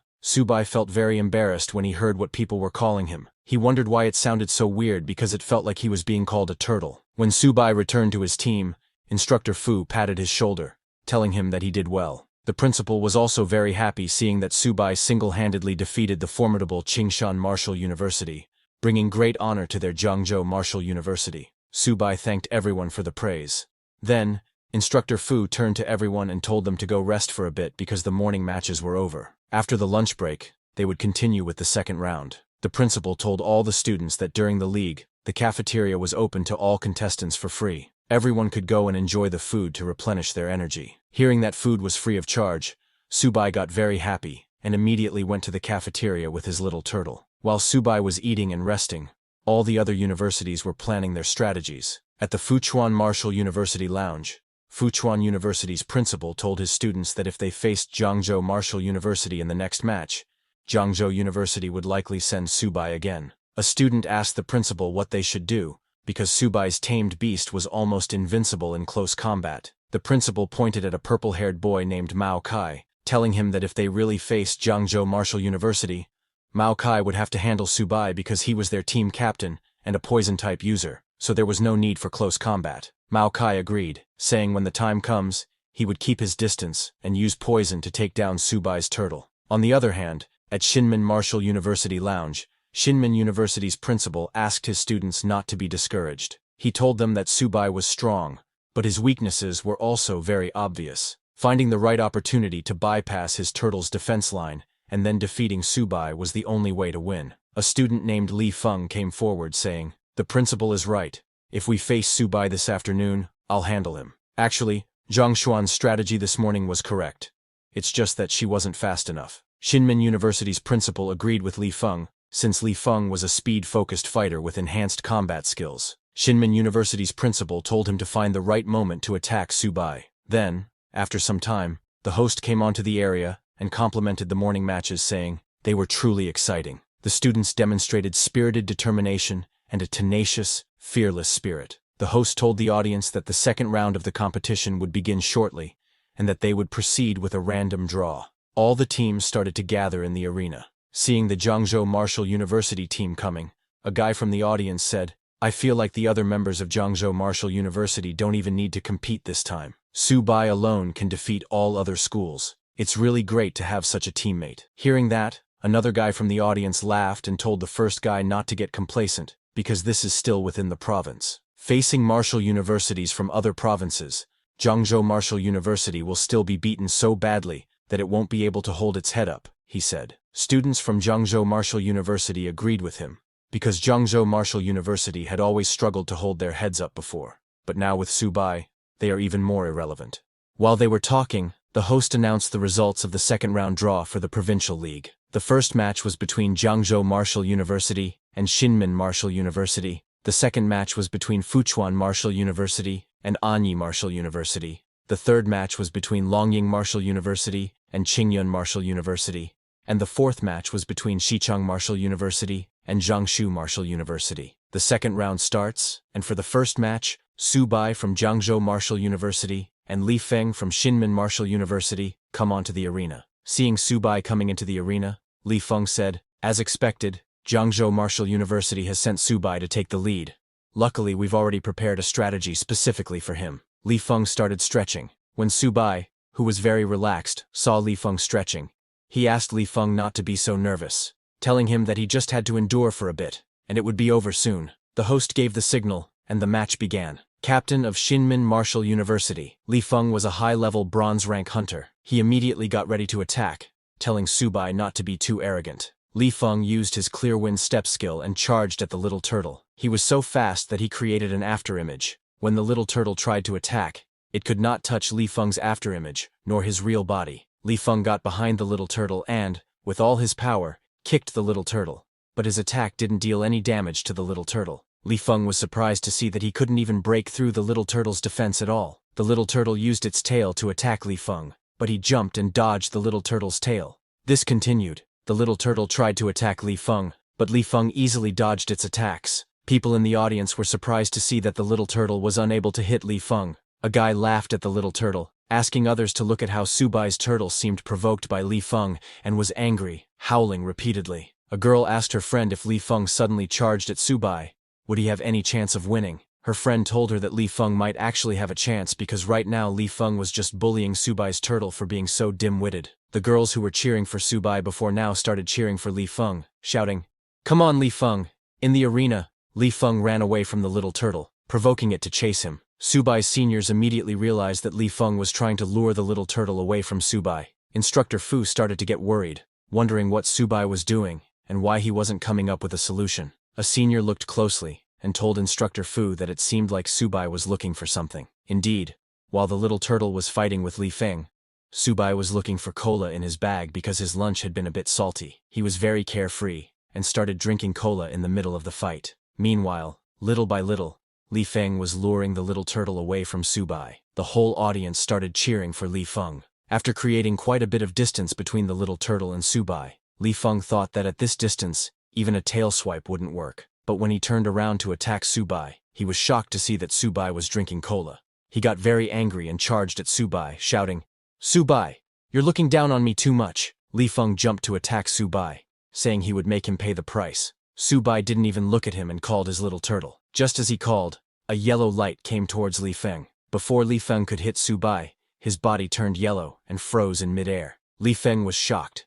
He couldn't understand why he couldn't move. That yellow light came from the little turtle's black tortoise illusion form. Su Bai ordered the little turtle to stop playing around and hurry up to finish the battle. The little turtle brought Li Feng near itself, then used its black tortoise gravity, and started collecting energy into its mouth. Seeing the little turtle collecting energy, Li Feng got scared and asked Su Bai to wait, wondering what he was going to do. But Su Bai's little turtle didn't stop and shot an energy beam from its mouth, which hit Li Feng and sent him flying, crashing into the stadium. Li Feng hit the stadium wall so hard that it created a hole in the wall. The little turtle's attack was too powerful, and seeing that, the whole audience was shocked. The guys who were laughing at the little turtle finally understood that it wasn't that Li Feng wasn't strong enough. It was that Su Bai was just too overpowered. A guy commented that if it was him, he would just surrender right away when facing Su Bai. How can one even fight against him? Seeing Li Feng's condition, a girl from his team asked their principal what they should do, because Li Feng had already been injured so badly. Left with no choice,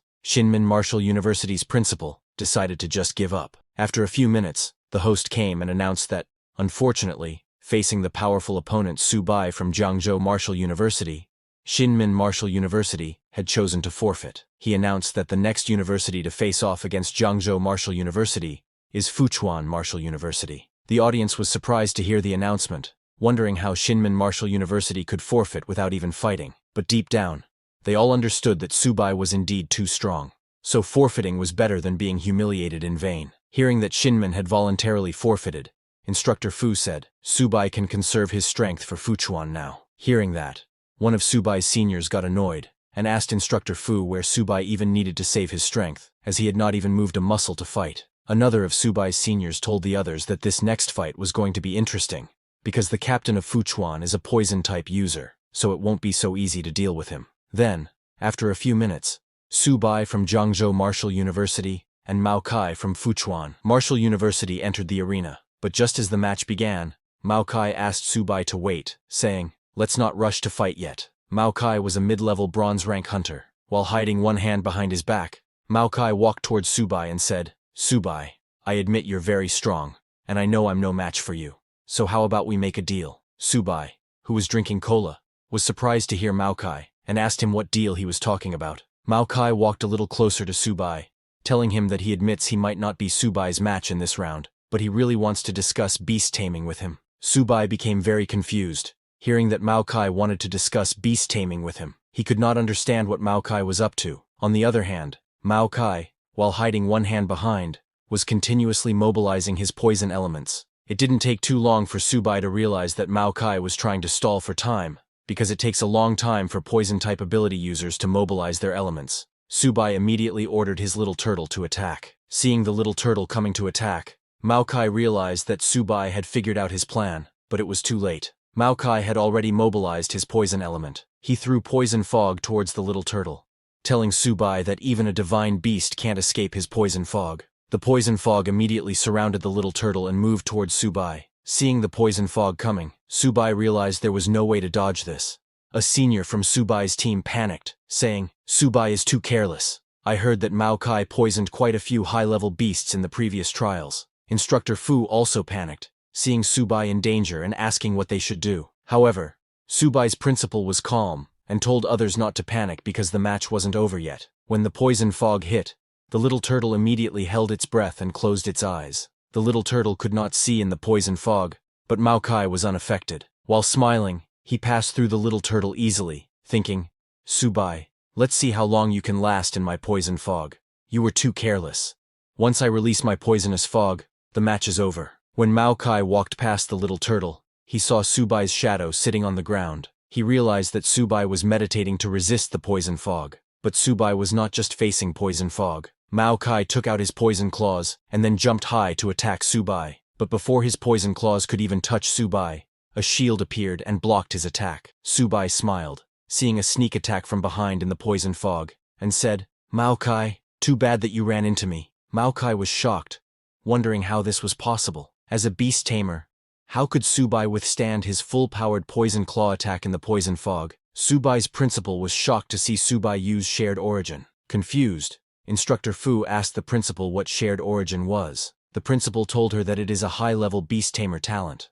The principal was surprised to see that Subai could already transfer the beast's defense onto himself. In the arena, after blocking Mao Kai's attack, Subai said, "Let's end this quickly because this poison fog stinks." Just as he said that, the little turtle turned around and looked at Mao Kai. Seeing the little turtle's red glowing eyes, Mao Kai became very scared because his location had been exposed. The little turtle didn't even give Mao Kai a chance to react and attacked with its claws, sending him flying out of the arena. Seeing Subai win, Fan Chao jumped in happiness, shouting, "Brother Su is insane. He sent the poison ability user flying out of the poison fog." Waifu Yanran was also very happy, but seeing how powerful Subai had become, she said that she wouldn't let Subai get too far ahead of her. The whole audience started cheering for Subai and his turtle, calling him, "One man, 5 wins." The host then appeared on the big screen and announced that since student Mao Kai of Fuchuan Martial University was unable to continue fighting, Fuchuan Martial University had also chosen to forfeit. The winner of this provincial league is Zhangzhou Martial University's Subai.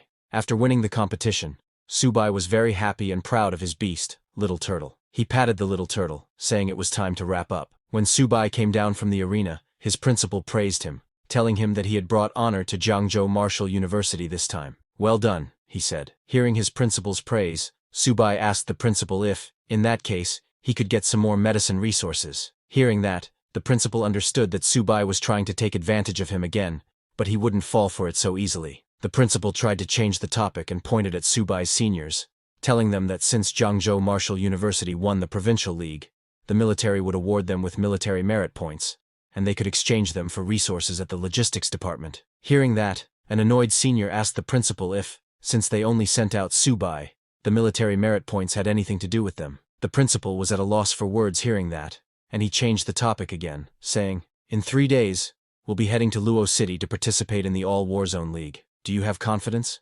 Subai immediately replied that they do have confidence. Hearing that, the principal said, "Good." He turned around and said, "Since everyone's tired, go back and have a good rest to prepare for the Warzone League in 3 days." Subai tried calling the principal again to ask him about the resources, but the principal didn't even look back, and, while leaving, told Subai that he was looking forward to seeing his outstanding performance in 3 days. Seeing the principal running away, Subai called him an old fox, because he runs so fast when it comes to resources. Then, after some time, it was telecast on the news that the Provincial League of the 100 Schools League had now concluded. The top 3 were Imperial Capital Martial University, Magic City Martial University, and Great Wall Guard Martial University. Many talented individuals performed exceptionally well in this league, but the most dazzling of them was Subai from Jiangzhou Martial University, who, winning all 3 matches 1 versus 5, secured the overall championship for Jiangzhou Province. Students of Jiangzhou Martial University were amazed to see that Subai was in the news again.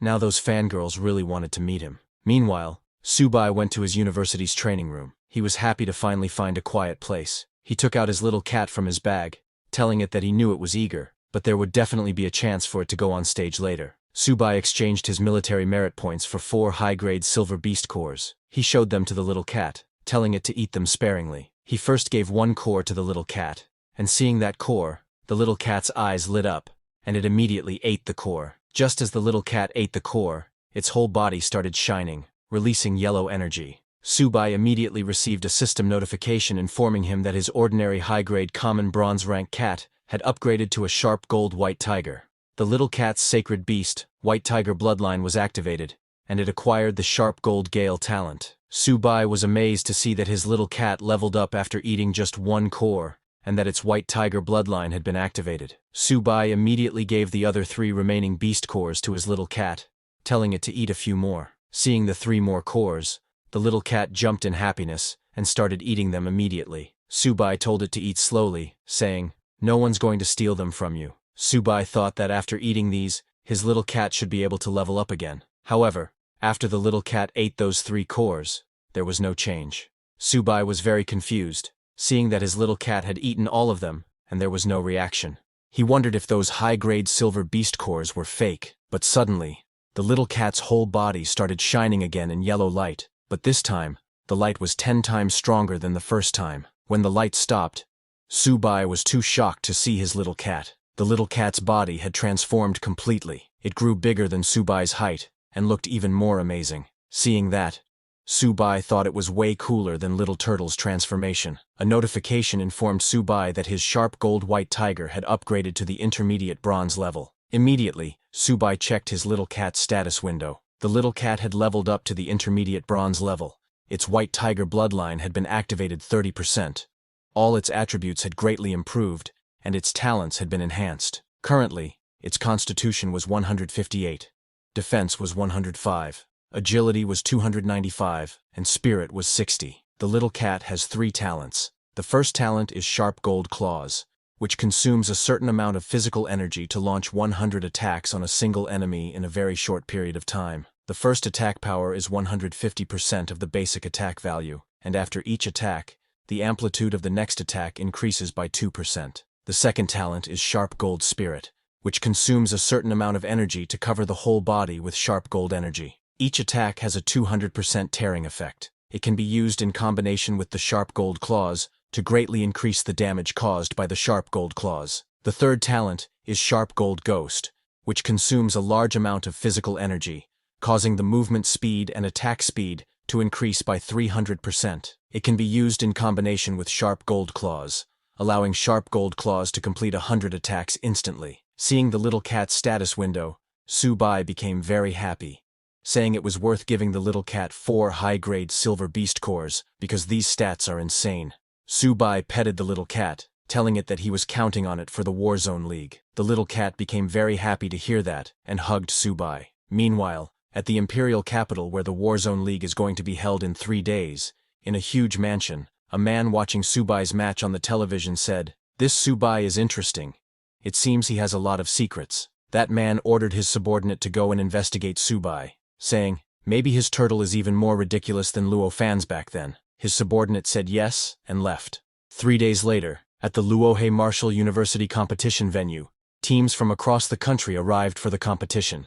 They were all amazed by the venue, commenting, "As expected of Luohe Martial University, their competition venue is several times larger than others." When Subai and his team entered the venue, they saw the whole audience cheering for Luohe Martial University to claim the championship. Subai and his seniors were confused to see everyone cheering for Luohe Martial University. The principal of Jiangzhou Martial University told Subai and others that Luohe Martial University was trying to intimidate them. While walking, Subai noticed an empty area and asked his principal why it was there. The principal explained that only 9 martial universities were participating this time, and 1 university had voluntarily forfeited. Subai asked the principal if that meant 1 university would have a bye during the random draw. The principal confirmed this and said it all came down to luck. Whoever got the bye would advance directly to the next round. Hearing this, Subai prayed to God that they wouldn't get the bye during the draw later, because he was counting on playing more matches to earn military contributions to feed his turtle and cat. One of Subai's seniors stepped forward and asked the principal to please allow him to participate this time no matter what. Hearing this, other seniors also stepped forward, requesting to participate. Subai was shocked to see that all of them wanted to participate. The principal laughed and reassured all the seniors, saying, "This time, all of you will have the opportunity to compete." Walking towards their university's area, the principal asked them to wait for Subai to draw lots first. A few minutes later, when the draw was complete, the host appeared on the big screen to announce the matchups. The first match was between Luohe Martial University and Fuchuan Martial University, and the university with a bye this round was Jiangzhou Martial University. Subai was too shocked to hear that because now he would get fewer chances to fight. Subai's principal laughed, telling him that he was truly their lucky charm. Instructor Fu was also very happy as they skipped the first round and went straight to the next, but only Subai was sad, wondering why he was so unlucky to have drawn the bye, because he wanted to compete. Then, after a few minutes, the first round matches began. Students from both Luohe Martial University and Fuchuan Martial University came onto the arena. When the match began, Fuchuan Martial University's contestant struggled to hold on, as Luohe Martial University's contestant pressed the attack. 2 hours later, the host came onto the big screen, announcing that the first round quarterfinals had concluded, and now they would announce the results of the second round draw. But when the host saw the draw results, she was shocked herself. She announced that the university with a bye this round was still Jiangzhou Martial University. Hearing this, people in the audience were very shocked, asking what was going on, and if there was some kind of shady business happening. A guy asked, "What kind of luck is this? Jiangzhou Martial University hasn't done anything. Just sitting in the audience watching the matches." Another guy said he traveled all this way just to watch Subai sitting in the ring, eating peanuts and drinking cola. So one bye is understandable, but why a second time too? A girl suggested that perhaps Luohe Martial University is afraid of facing Subai directly, so they deliberately gave Jiangzhou Martial University a bye. Others in the audience agreed with the girl, saying the competition system is unfair. How could such a strong competitor like Subai keep getting a bye? This is disrespectful to the opponents. Hearing the audience's complaints, a representative from the military came forward to clarify that after a thorough inspection, there is no evidence of any bias or foul play by Jiangzhou Martial University, and the competition will continue. Hearing the announcement, Subai's principal became very happy, because this meant they had ranked 3rd in this competition zone, and as long as they win one more match, they can participate in the final of the 5 major competition zones. On the other hand, Subai was shocked, asking, "How is it another bye? Can't they let me compete?"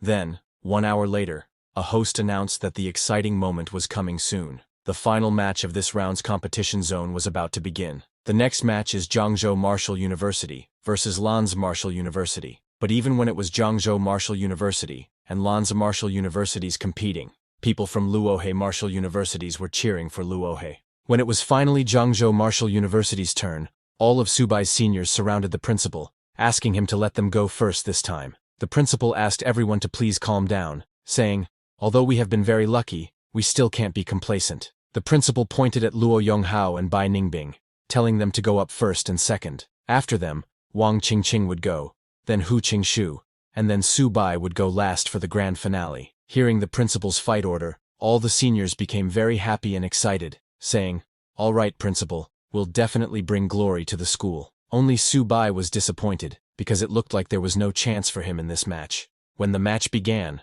Luo Yonghao went first into the arena. He tried to take on a bronze mid-level opponent with his bronze low-level strength, and, in the end, he lost narrowly. Next, Bai Ningbing stepped onto the stage, and immediately went into a berserk state, completely abandoning defense and fighting recklessly. He actually forced his opponent to retreat continuously, and Jiangzhou Martial University won. Next up was Wang Qingqing, the school beauty, who showed that her combat skills were no joke with a soft whip technique that combined both offense and defense. She sent her opponent flying out of the ring, giving Jiangzhou Martial University another win. Instructor Fu was very happy to see that they won again, because now they only needed to win one more match to win this round. Seeing the other students, Su Bai's principal felt like their strength had skyrocketed. He wondered if it could be that Su Bai had influenced them. On the other hand, Su Bai was crying inside because his seniors were taking all the military contributions. He wondered when it would finally be his turn. Then, for the next match, Hu Qingshu from Jiangzhou Martial University entered the arena. When he entered, he invited the two remaining students from Lanza Martial University to come together, saying it would save him time. Hearing this, the students from Lanza Martial University became very angry, warning Hu Qingshu not to get too cocky, otherwise, he would lose miserably. However, the host informed everyone that the competition rules allow one person to challenge multiple opponents at the same time. Hearing this, both students from Lanza Martial University came onto the stage, and the match began. As the match started, Hu Qingshu closed his eyes and concentrated all his energy into one point. Suddenly, a huge spiritual tree appeared behind Hu Qingshu. This was a wood-type supernatural ability. With one swing of his finger, Hu Qingshu shot the leaves of the huge spiritual tree toward the students of Lanza University. When the tree leaves touched the students, they cut their skin. Both students were surprised by the attack. One senior student cautioned the other to be careful, noting that the leaves were suspicious, and just to hold on, as Hu Qingshu's psychic power wouldn't last much longer. Su Bai was surprised that a wood-type user could summon a millennium-old maple tree like this. He admitted that Hu Qingshu's psychic power was pretty terrifying. Even Su Bai's principal was impressed, seeing that Qingshu's strength had increased again. The principal thought that Hu Qingshu was truly living up to being from that family. People in the audience were also amazed, commenting that the current batch of Jiangzhou University was truly full of hidden talents, with one dark horse after another emerging. Even senior Hu Qingshu was this strong, but a guy from the audience commented that he still thought Su Bai was stronger. After all, his tamed beast had already defeated a golden-ranked one. On the other hand, Hu Qingshu's leaf attack was getting stronger by the second. The two students of Lanza University were struggling in the middle of that leaf attack, starting to panic because there were no signs of weakening in Hu Qingshu's attack. To end the match, Hu Qingshu collected hundreds of leaves together and shot them at the students of Lanza University to break through. In that attack, both students of Lanza University went flying without even being able to defend. Both of them fell out of the arena and lost consciousness. The host announced that in this round's competition, Jiangzhou Martial University won. On the other hand, Luohe Martial University also won their match. The host congratulated Jiangzhou Martial University and Luohe Martial University for advancing to the national finals. After winning, Hu Qingshu returned to his university's venue, where the principal praised him, telling him that his performance this time surprised everyone. Hu Qingshu thanked his principal, who then told everyone that the real hero of this competition was still Su Bai. Su Bai was shocked to hear that he was a hero. He thought the principal was making fun of him for not being able to go on stage. The principal explained that if it weren't for Su Bai getting 2 consecutive buys in the draws, they wouldn't have won so easily. Everyone was at a loss for words. The principal then told them that since they were all exhausted, they should get some rest and be ready, because 1 week from now, they would be heading to the national finals. He informed the students that this time, in addition to the military contribution rewards earned by each student in the competition, the school would provide extra resources as training rewards. Su Bai was shocked to hear that because he was coming back empty-handed this time. He had to figure out how to gather some resources to feed those 2 gluttons. On the other hand, Su Bai's seniors became very happy hearing the principal and started cheering, saying, "Long live the principal." Meanwhile, at the Lin family mansion of waifu Yanren, while she was practicing with some robots, her uncle Wen came to tell her that it was time to eat. Yanren, while practicing, kicked a robot and sent it flying. She then turned to her uncle and told him that she wasn't hungry yet and wanted to practice for another hour. Hearing this, Uncle Wen sighed because ever since Subai participated in the 100 Schools League, all Yanren did every day was watch Subai's matches and practice like crazy, completely ignoring the balance between work and rest. Suddenly, Yanren called to her Uncle Wen, telling him that the pills he gave her were almost used up, and asked if he could help her ask her father for some more because she wanted to increase her strength as quickly as possible. Her uncle said, "Okay," and left. He was very annoyed because many top families in the imperial capital had proposed marriages to Yanren, but she rejected them all with a single word. Her uncle was worried, wondering what kind of potion Subai had given her. 7 days later, Subai and his team arrived at Magic City. When they reached the university,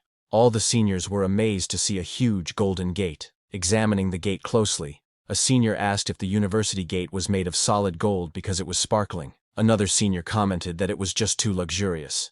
However, Subai was not impressed by the gate and said, "This gate alone must have cost billions. What a waste." The principal told Subai that it cost more than just billions. The materials alone cost 1.8 billion. Not to mention that the gate was built in 1 day by 20 gold level and 5 platinum level experts working together. The principal asked Subai to look at the motto of Magic City Martial Arts University and this grand gate, explaining that it's all meant to showcase the spirit that only the strong can protect the nation. While they were talking, a black-haired man came to welcome the students from Jiangzhou Martial Arts University. The man greeted Principal Zhou and introduced himself as Zhang Ming, the vice president of the student council at Magic City Martial Arts University. Zhang welcomed them into Magic City Martial Arts University and asked them to please follow him. The principal agreed, and they started following Zhang. While walking, a senior told another senior that Magic City Martial Arts University sure knows how to put on airs. Their principal traveled all the way here in person, and they only sent a student council vice president to greet us, he said. Another senior agreed, saying if it were someone from Imperial City Martial Arts University, their principal would come out personally to welcome them. While going towards their rooms, Subai noticed a huge building on the campus and asked his principal what it was. The principal told Subai that it was the Gravity Adjustment Training Ground. Hearing that, Subai said that if their academy had one of those, they could train at least 100 silver-level students every year. Subai's words struck the principal in the heart. Eventually, everyone arrived at the hotel. Zhang told Subai and his team that this was the hotel where they would be staying and dining. Zhang mentioned that the first floor offers a 24-hour buffet, and all the ingredients are meat from ferocious beasts of various species, cooked by top chefs. He added that it's very beneficial for enhancing a martial artist's blood energy, and there's no limit to how much they can eat. Subai again asked Zhang if it was really unlimited. Zhang assured him that, since they had come from far away, Magic City Martial Arts University wouldn't let them go hungry. They could eat to their heart's content. Hearing that, Subai jumped in happiness and immediately ran towards the buffet, telling his little turtle and cat that they were in for a feast. Surprised by Subai's enthusiasm, Zhang asked his principal if Subai was starving. A senior told Zhang that they could not imagine how much Subai's turtle could eat. Another senior worriedly said to the others that if Subai went in, there might not be anything left for them to eat. Hearing that, all the seniors hurried to the buffet, or they would go hungry that night. Seeing them like that, Zhang was at a loss for words. The principal laughed and said, "Young people, so full of energy." The next day, when Subai's team entered the competition venue, they were surprised to see how big it was. A senior commented that the competition venue at Magic City was really on another level. She had only ever seen such a large venue on TV. Subai's principal was already at the venue, and asked all his students to stop acting like they had never seen the world before. He then explained the competition rules to them, mentioning that this final tournament features martial arts universities from 13 schools competing. The Great Wall Guards Military Academy, being directly under the military, automatically enters the top 4, so there would be no buys. Surprised, a senior asked the principal why the Great Wall Guards Military Academy got a free pass to the top 4. Other seniors agreed, saying it was so unfair. The principal explained that it was because the Great Wall Guards Military Academy is a military genius training base, and the only martial arts university located on the front lines of the battlefield against the multiracial invaders. The seniors were shocked to hear about a military genius training base, and even Subai was surprised to hear about an academy located on the front lines of the battlefield, commenting that it was intense. The principal told them that this is why the national finals are full of hidden talents, and he instructed his students to never underestimate anyone. He decided to let Subai take the lead, with Hu Qingshu as the anchor. The whole team understood the plan and cheered, confident that Jiangzhou Martial Arts University would win. Sometime later, the host appeared on the big screen, asking all the teachers and students to please settle down, because the 100-school competition finals were about to begin. She then announced the draw for the first round of matches.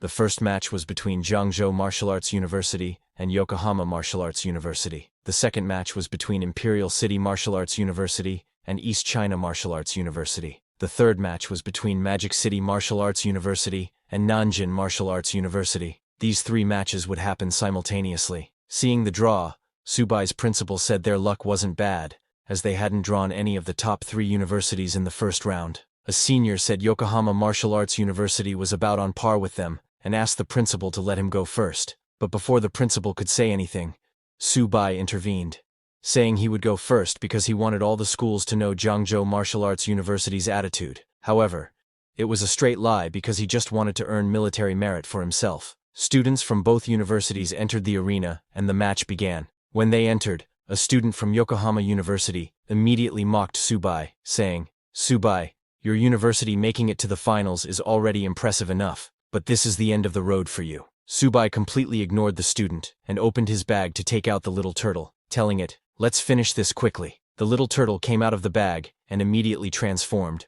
roaring loudly into the arena.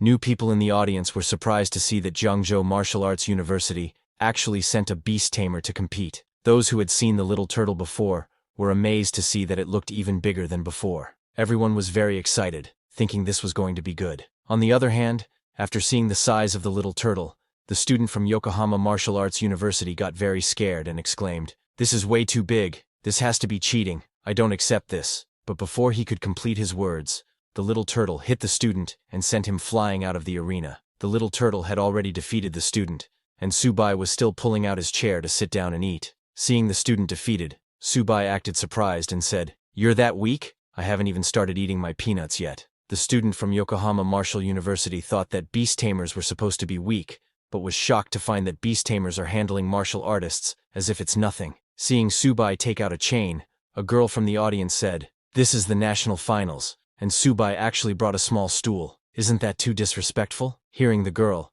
a guy sitting beside her asked if she had not watched Subai's previous matches. He told her that Subai's turtle has insane defense and strength, definitely at the silver level, and if one had a beast like that, he would be crushing bronze-level martial artists as if it's nothing. Meanwhile, in the arena, another student from Yokohama Martial University came in. Seeing Subai sitting on a chain and eating peanuts, the student became very angry, telling Subai that he was humiliating them. She jumped towards Subai shouting that she would make him pay, but Subai completely ignored her and continued reading his comic saying, "This comic is really good." When the girl got near Subai, the little turtle shot an energy beam from its mouth and sent the girl flying. The host announced, "Jiangzhou Martial Arts University's Subai wins."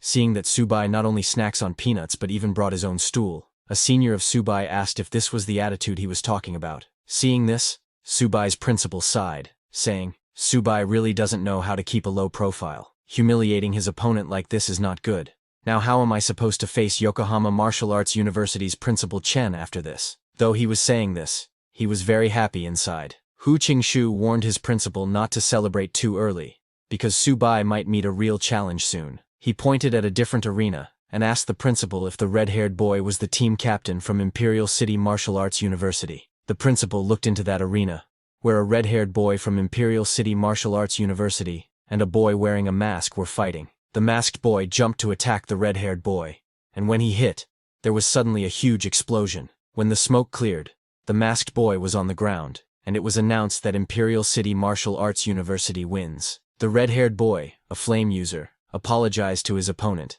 saying he hit a little too hard. Seeing that red-haired boy, Subai's principal felt a little nervous, because that boy was a fire attribute martial artist, and he's at the peak of the silver level. Seeing a silver-level fire attribute martial artist, Subai's seniors were shocked, asking, "Is this the terrifying strength of Imperial City Martial Arts University?" Hu Qingshu told the other seniors that if the Great Wall Guard's military academy doesn't step in, only Magic City Martial Arts University might be able to match them.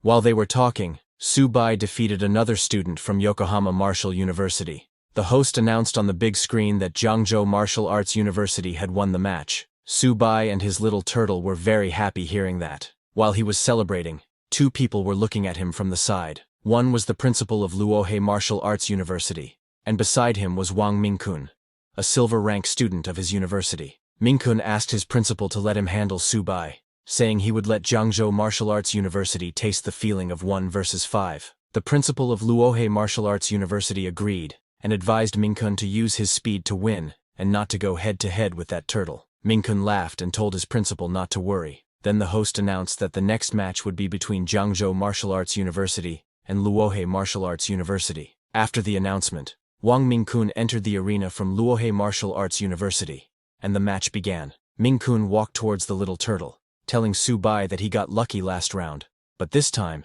Jiangzhou Martial Arts University wouldn't be so fortunate. Subai didn't argue with him. He sat on his chair, opened his bag, and took out a cola. He was a little excited, seeing that his opponent this time was a silver rank wind attribute ability user, and ordered his little turtle to charge. Seeing Subai's arrogance, Mingkun got very angry and shouted, asking Subai to feel the power of the wind. Just as he said that, a strong gust of wind started blowing around Mingkun. This was one of Mingkun's skills. He smiled and said he was going to show Subai the strength of a silver rank. Saying that, he mixed in with the wind, turned into a tornado, and attacked the little turtle, trying to take it out. Mingkun was shocked to see that Earth's gravity couldn't lock onto the little turtle. So, he left the little turtle and went after Subai, thinking he would take out Subai before he could even react. He got behind Subai and struck with a wind blade, shouting, "Goodbye, bronze brat." But Subai was still drinking his cola, and wasn't paying any attention to Mingkun. He was only concerned that the wind was making it hard for him to eat his peanut. Seeing that Subai was still not paying attention,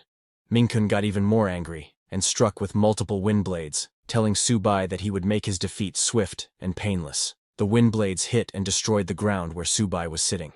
While landing on the ground, Mingkun said, "Subai, I couldn't help but hit a bit too hard. Go rest and recover." He thought he had defeated Subai, but when the smoke cleared, Subai was completely fine, as he had used his little turtle's golden shell skill to create a barrier just before Mingkun's wind blade hit. He came out unscathed, and asked Mingkun what he had said. Mingkun was shocked to see Subai using source synchronization. He could not understand how it was possible that someone had actually mastered Luo Fan's divine technique. Subai then finished his cola, and got a little serious. He looked at Mingkun and said, "You are a wind attribute ability user. Confident in your speed, are you?" Subai then turned to the little turtle and called it back into his bag. He then opened his bag and took out his little cat, telling Mingkun that since he wanted to play with speed, then he would play with him using speed. Subai told his little cat that it was her time to shine. Seeing the little cat, Mingkun started laughing, asking Subai if he was so stupid that he brought his pet cat. Many people in the audience, seeing Subai and his little cat for the first time, also started laughing, asking each other which university this guy was from. A girl from the audience told others that he was from Jiangzhou Martial Arts University. That girl complimented Subai, saying he was interesting for bringing his pet cat, and that the little cat was so cute she wanted to raise one too. Subai's seniors were also very confused seeing the little cat, wondering what Subai was doing. Was he trying to mock his opponent? First a small stool, then a small cola, and now he's brought out his pet to mock his opponent, worried a senior. He asked the other seniors if this would work because Subai's opponent is a wind attribute ability user, but the principal of Jiangzhou Martial Arts University was very calm, as he could see that the little cat was not a normal cat. He told all the senior students not to rush and just watch, because that's no ordinary cat. Mingkun, unaware of this, continued laughing. He asked Subai to just bring out that turtle, but Subai completely ignored his words, and told his little cat not to hit too hard, because this was just a match, not a battlefield. Just as he said that, the little cat transformed into her beast form and roared loudly.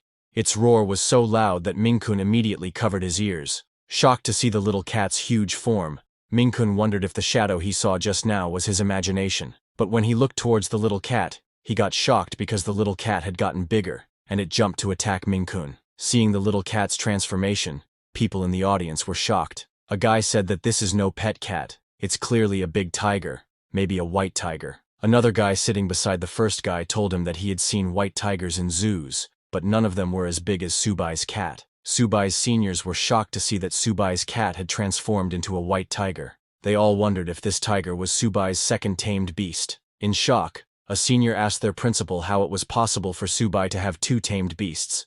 Because even for a silver rank beast tamer, taming a second beast is extremely difficult. Subai's principal smiled and told them it seems Subai has more secrets than they know. On the other hand, in the arena, Mingkun used his super speed and struck the little cat with his wind blade. His aim and speed were completely perfect, and his attack even landed on the little cat's neck. But when he looked back at the little cat, he saw that the little cat he had just attacked had just disappeared. He was shocked to see that it was an afterimage. He couldn't understand how the little cat could be so fast. Subai's little cat started running around Ming-kun with super speed, creating many afterimages. It was faster than Ming-kun and surpassed the wind. Ming-kun couldn't believe it. He couldn't admit that the little cat's speed surpassed the wind. He turned to Subai, sitting in a corner, and decided to forget about the little cat, thinking that as long as he defeated Subai, he would win. He charged at Subai with all his speed to attack, but before Ming-kun could reach him, the little cat reached there first, and raised its paws to attack. Ming-kun was too shocked to see that the little cat reached Subai before him. He said this was impossible,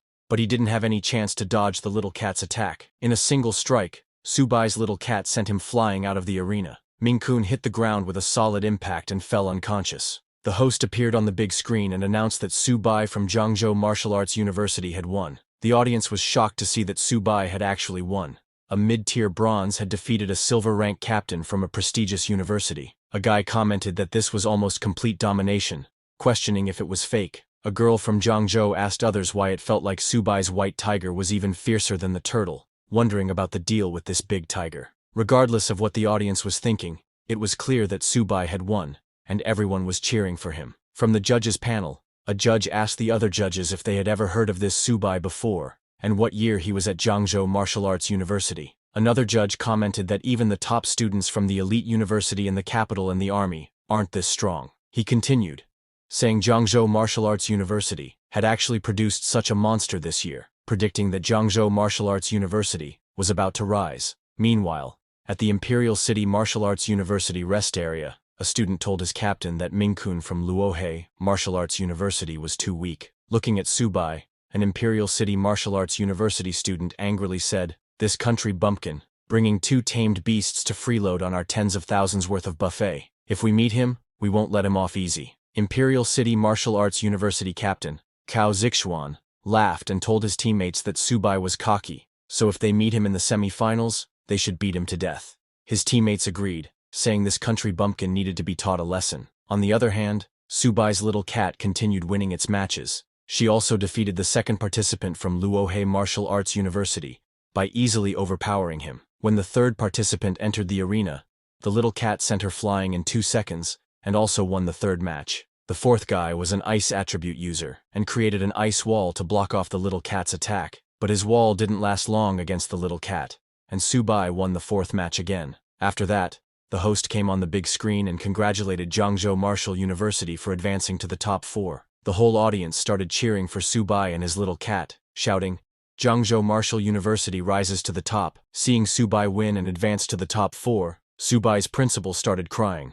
saying, "Heaven has eyes. Our Zhangzhou Martial University has finally made it to the top 4. When Subai returned to his team, all his seniors praised him, telling him he did well. An excited senior said, "Now let's see who dares to look down on Zhangzhou Martial University." Subai's principal came running to Subai, telling him that he truly hadn't let them down. The principal told Subai that he was the greatest contributor to Zhangzhou Martial University in centuries. Subai acted modestly and told the principal that it was his duty. The principal then let Subai sit down, and while grabbing Subai's hand, he told him that making it to the top 4 completes their mission, and that this would be the most glorious page in the history of Zhangzhou Martial University. The principal assured all his students that their contributions to the university would be richly rewarded. Shocked, Subai asked his principal if there weren't still the top 4 matches, and how the mission was already completed. It didn't take Subai long to understand that his old principal was planning to hand over the billions of resources for the championship, but Subai wouldn't accept that. The principal told Subai that their goal of securing the top 6 and aiming for the top 4 had already been achieved. He then asked Subai if he was considering challenging the 3 top-tier universities. Subai's seniors were also shocked to hear that Subai wanted to challenge the 3 top-tier universities. Confused, Subai asked his principal why he couldn't challenge them. Subai immediately stood up and pointed out to his principal, "Look at Modu Martial University.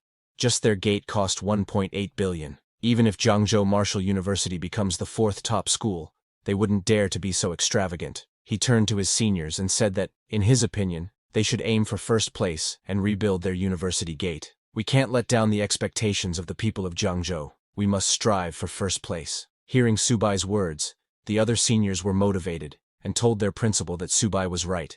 They couldn't give up like this. A senior told Subai that although he found them quite annoying, their performance made them a worthy captain. They all agreed that the top 4 matches would be arranged by Subai. Hearing all of this, the principal stood up and praised them, telling them their enthusiasm and courage were commendable. He asked them all to go back and rest, prepare well for tomorrow's top 4 matches, and strive for first place. After receiving their principal's approval, all the students left. Seeing them going, the principal thought, these kids are still young and impulsive. They actually want to challenge the 3 top-tier schools. Later, at the Dragon Nation's Supreme Military Command, a meeting was going on. The secretary told the marshal that the 100 Universities League was about to enter the top 4 finals, expected to conclude in 2 days, and the military preparations for the counterattack against the myriad races were complete. Gathered at the front lines, ready to launch the counterattack at any moment. Hearing that, the marshal said it was good. He told everyone present there that once the 100 Universities League concludes, the counterattack against the myriad races would officially begin.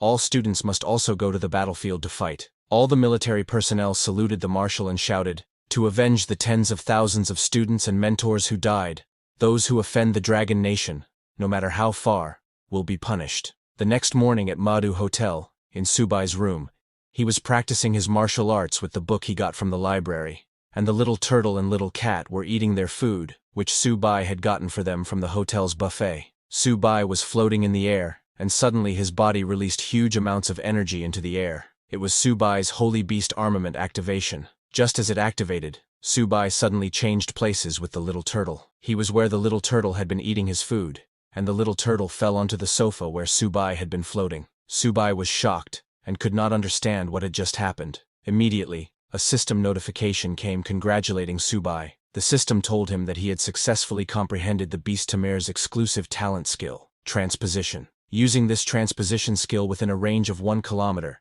the beast Tamer and the tamed beast can swap positions, ignoring all restrictions. In shock, Subai looked at the even more shocked little turtle, and thought about how they had instantly swapped positions. What kind of skill is this? But he didn't pay more attention to it, thinking that more skills won't hurt, and they might have unexpected effects on the battlefield. He picked up his bag and asked his little turtle and little cat to let's go, saying, "We're going to challenge the 3 top-tier schools," and then he left for the competition.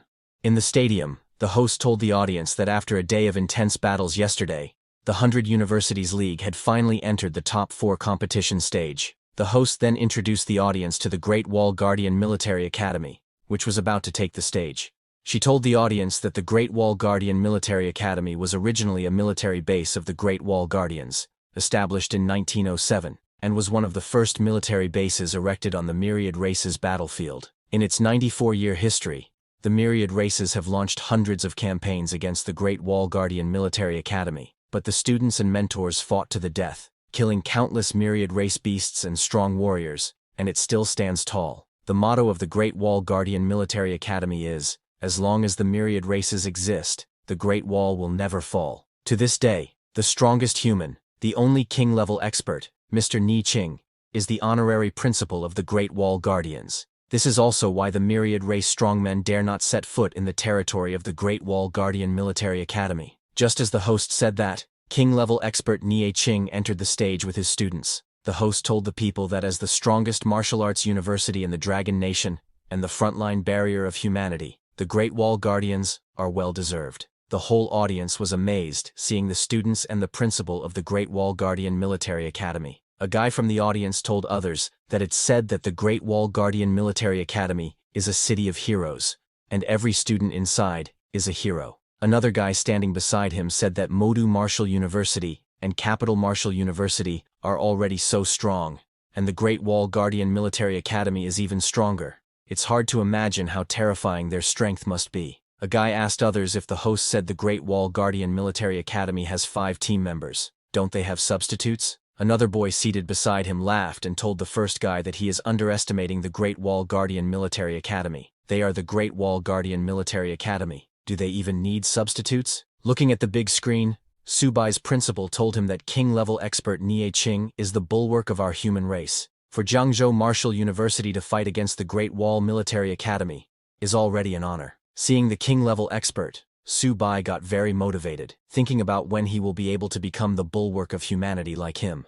After that, the host came on the big screen and told the audience that the top 4 competition is about to begin, and she showed the draw results. The first match was between Great Wall Guardian Military Academy and Capital Martial University. The second match was between Modu Martial University and Zhangzhou Martial University. Seeing the result of the draw, the captain of Modu Martial University, with an annoyed expression, said, "This is so boring. We're up against Zhangzhou Martial University. Fighting such weaklings. I can't be bothered to even make a move." A girl from their team made fun of Zhangzhou Martial University, saying, "Our opponent is Zhangzhou Martial University. That trash. Winning against them won't even be glorious." Others from their team agreed, commenting that Zhangzhou Martial University is just a troublemaker. How do they even deserve to be in the top 4? A yellow-haired girl from their team asked her captain to let her go this round, saying she would take them all down in one go. While they were talking, the first match between Great Wall Guardian Military Academy and Capital Martial University began. The host informed the audience that the first to take the stage for the Great Wall Military Academy was their captain, Han Zhan, a Lord-level expert and grandson of General Han Dong. His purple-gold armor, forged from diamond-level cores, shone brilliantly. She wondered who Capital Martial University would send to face him. When Han Zhan entered the arena holding a huge spear blade, he challenged Wang Yang, the captain of Capital Martial University, asking him not to waste time and settle this between them. He asked Wang Yang if he dared to fight.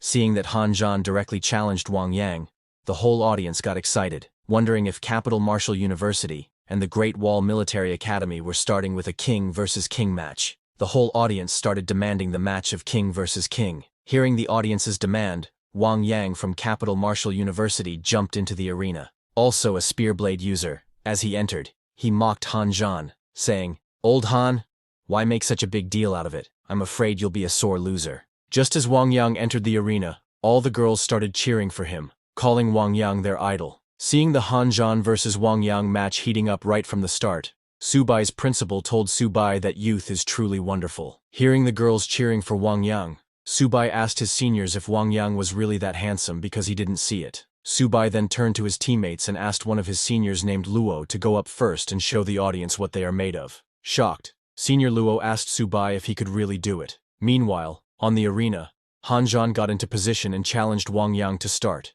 saying he would let Wang Yang make the first move. Wang Yang accepted Han Zhan's challenge, and with lightning speed, charged at Han Zhan to attack with his spear. However, Han Zhan, while standing still, blocked Wang Yang's attack. People in the audience were surprised to see Han Zhan's diamond rank armor skill. They were shocked to see that Han Zhan had developed it to this level, but Wang Yang was not going to stop. He continuously attacked Han Zhan from all directions, shouting, "Han Zhan, so what if your blood ki is high? So what if your armor is strong? I can still defeat you." Seeing them fighting, Subai's principal told Subai that Wang Yang is an extreme agility and attack-type fighter, coupled with the howling wind, making it completely impossible to see him. Subai agreed with his original comment that he is absolutely terrifying. Watching their fight, Subai thought to himself that this is the power of a mid-silver rank, wondering who he is going to stand against them as he is only a mid-bronze rank. On the other hand, in the arena, while Wang Yang was continuously moving and attacking, Han Zhan saw an opening in his movements and smiled. He raised his spear weapons high, and after collecting huge amounts of energy, he hit the ground. His attack was so powerful that it destroyed the arena ground and sent strong shockwaves all around. The shockwave hit Wang Yang, who was running around. As Wang Yang got hit, he lost his movement and stopped running. Seeing Han Zhang's attack, a judge told others that this is Grand General Han's Sky Splitter Slash. He remembered 3 years ago, Grand General Han Dang used this slash to kill a diamond rank enemy. That judge was shocked to see that this attack's terrifying power forced Wang Yang to stop. A commentator praised Han Zhan, telling the audience that Han Zhan actually used an extremely offensive combat technique as a control technique. This move was unthinkable. Another commentator said it is brilliant that Han Zhan actually thought of such a tactic. He truly deserves to be the top warrior of the Military Martial University. While everyone was praising Han Zhan, Wang Yang stood up again to fight. He was not going down that easily. While swinging his spear, he charged at Han Zhan again. He was using his full power in this attack, and was aiming to finish this match in one go. Seeing that Wang Yang was going for a direct confrontation, Han Zhan told Wang Yang he was going to lose. Saying that, Han Zhan also used his most powerful move, because of which there was a sudden blast of flames in the arena that even scared the audience. His attack was so powerful that Wang Yang could not even reach him. Because of Han Zhan's attack, Wang Yang's spear broke down, and along with the spear, All of Wang Yang's bones also broke down. Seeing Wang Yang's condition, people in the audience felt bad for him, saying it was too harsh. They felt even worse because that was just a strike with the back of the blade of Han Zhang. Otherwise, Wang Yang, the captain of Imperial Capital Martial University, would probably be a corpse by now. Some people were angry, saying it's just a competition. Is it necessary to go for the kill? It's just a tournament. Why not show some restraint? While people were talking, Wang Yang stood up again with the help of his spear. He praised Han Zhan, saying he is amazing, and then announced that he lost this match. The host immediately announced that in the semi-finals, first round, Great Wall Guard Martial University wins. It was Han Zhan's win, but after striking Wang Yang with his spear, Han Zhan's right hand was shaking.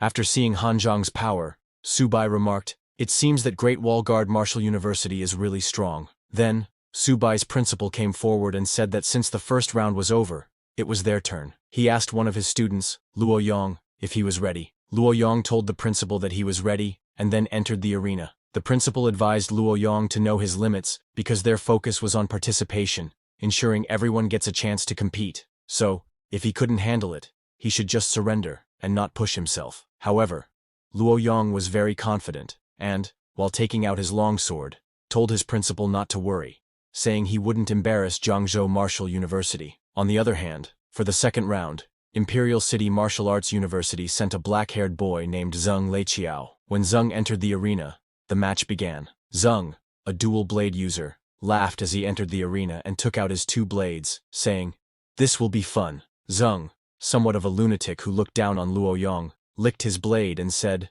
"Little brother, how do you want me to play with you?" Hearing his words, Luo Yong got angry and charged at Zheng, challenging him to bring it on. With full power, Luo swung his sword at Zheng, but Zheng dodged the attack with a slight move and mocked Luo, asking if that was all he got.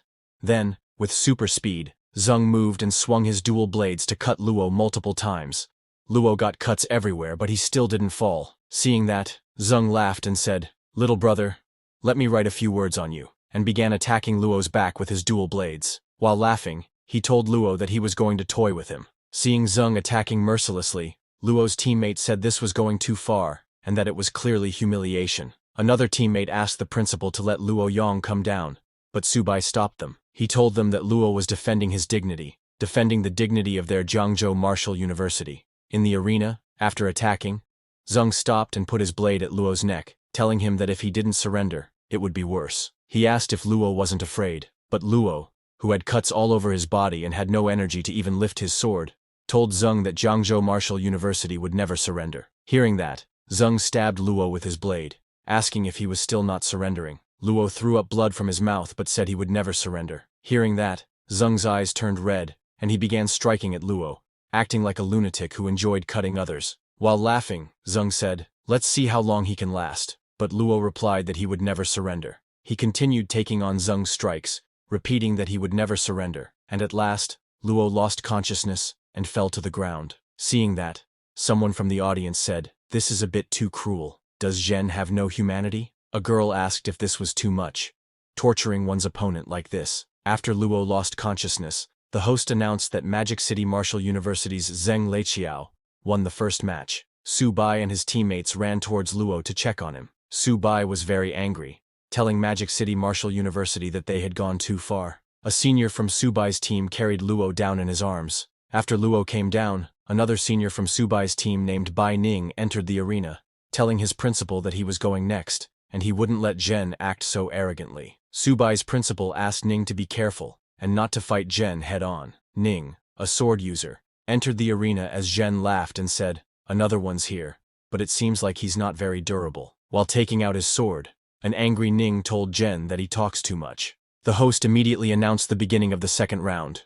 As the round began, Ning charged at Zhen, shouting, "Zhen, I want your life." Ning swung his sword at Zhen, but like before, Zhen dodged Ning's attack. Seeing Ning's ruthless intent to kill, Zhen maneuvered his body and counterattacked with his sword, telling Ning that he wouldn't give him the chance to strike. Both Ning and Zhen continuously attacked each other, aiming to kill. Witnessing the fight, a spectator from the audience questioned whether they were really just kids, and remarked on the brutality of the battle between students. People in the audience started to get worried. One person suggested that they should call it a draw, because if the fighting continued, they might end up killing each other. Another remarked that even from hundreds of meters away, he could almost smell the strong scent of blood, and it was terrifying. In the arena, both Ning and Zhen were injured by each other's blades. When Zhen began to get scared due to his injuries, he asked Ning if he was trying to die. An injured Ning responded that he wanted Zhen's life. Ning then swung his sword aiming for Zhen's neck, but Zhen dodged and attacked Ning's leg. As Ning turned, Zhen came from behind and attacked Ning with his dual blades. However, Ning blocked Zhen's blades from reaching his body with his sword. Zhen mocked Ning, telling him that he was just a lowly bronze rank from a trash martial university. Tightening his grip, Zhen smiled and told Ning that he would lose. Struggling, Ning asked Zhen if he had forgotten that Jiangzhou Martial University never gives up. Saying that, Ning turned his sword's hilt towards himself, and without any hesitation, stabbed both himself and Zhen together. Shocked, Zhen asked Ning if he was crazy for also hurting himself. Ning laughed and told Zhen it wasn't enough to kill him. Ning then pushed his sword even deeper, telling Zhen that this is how Jiangzhou Martial University fights, unlike Zhen, who only knows how to bully the weak. Ning shouted, "Go to hell!" and pushed his sword further. In pain and scared, Zhen shouted, "Don't kill me, I don't want to die." Zhen then called for his principal to save him. Just as he said that, a hand appeared and stopped Ning's sword from behind. It was the Imperial City Martial Arts University's principal, who came to his students' rescue. He declared that in this match, Magic City Martial University concedes. To everyone's surprise, the host announced that Magic City Martial University concedes. Then, the Imperial City Martial Arts University's principal pushed the sword away from Zhen and Ning's bodies. Immediately, Subai's principal entered the arena to save Ning. He caught Ning as he was falling and, in anger, confronted the opposing principal, criticizing how Magic City Martial University students behave, first humiliating their opponent on stage, then begging for help at the brink of death. While removing Zhen, the Imperial City Martial Arts University's principal told Subai's team not to think that just because they made it to the top 4, Jiangzhou Martial University is qualified to clash with Magic City Martial University.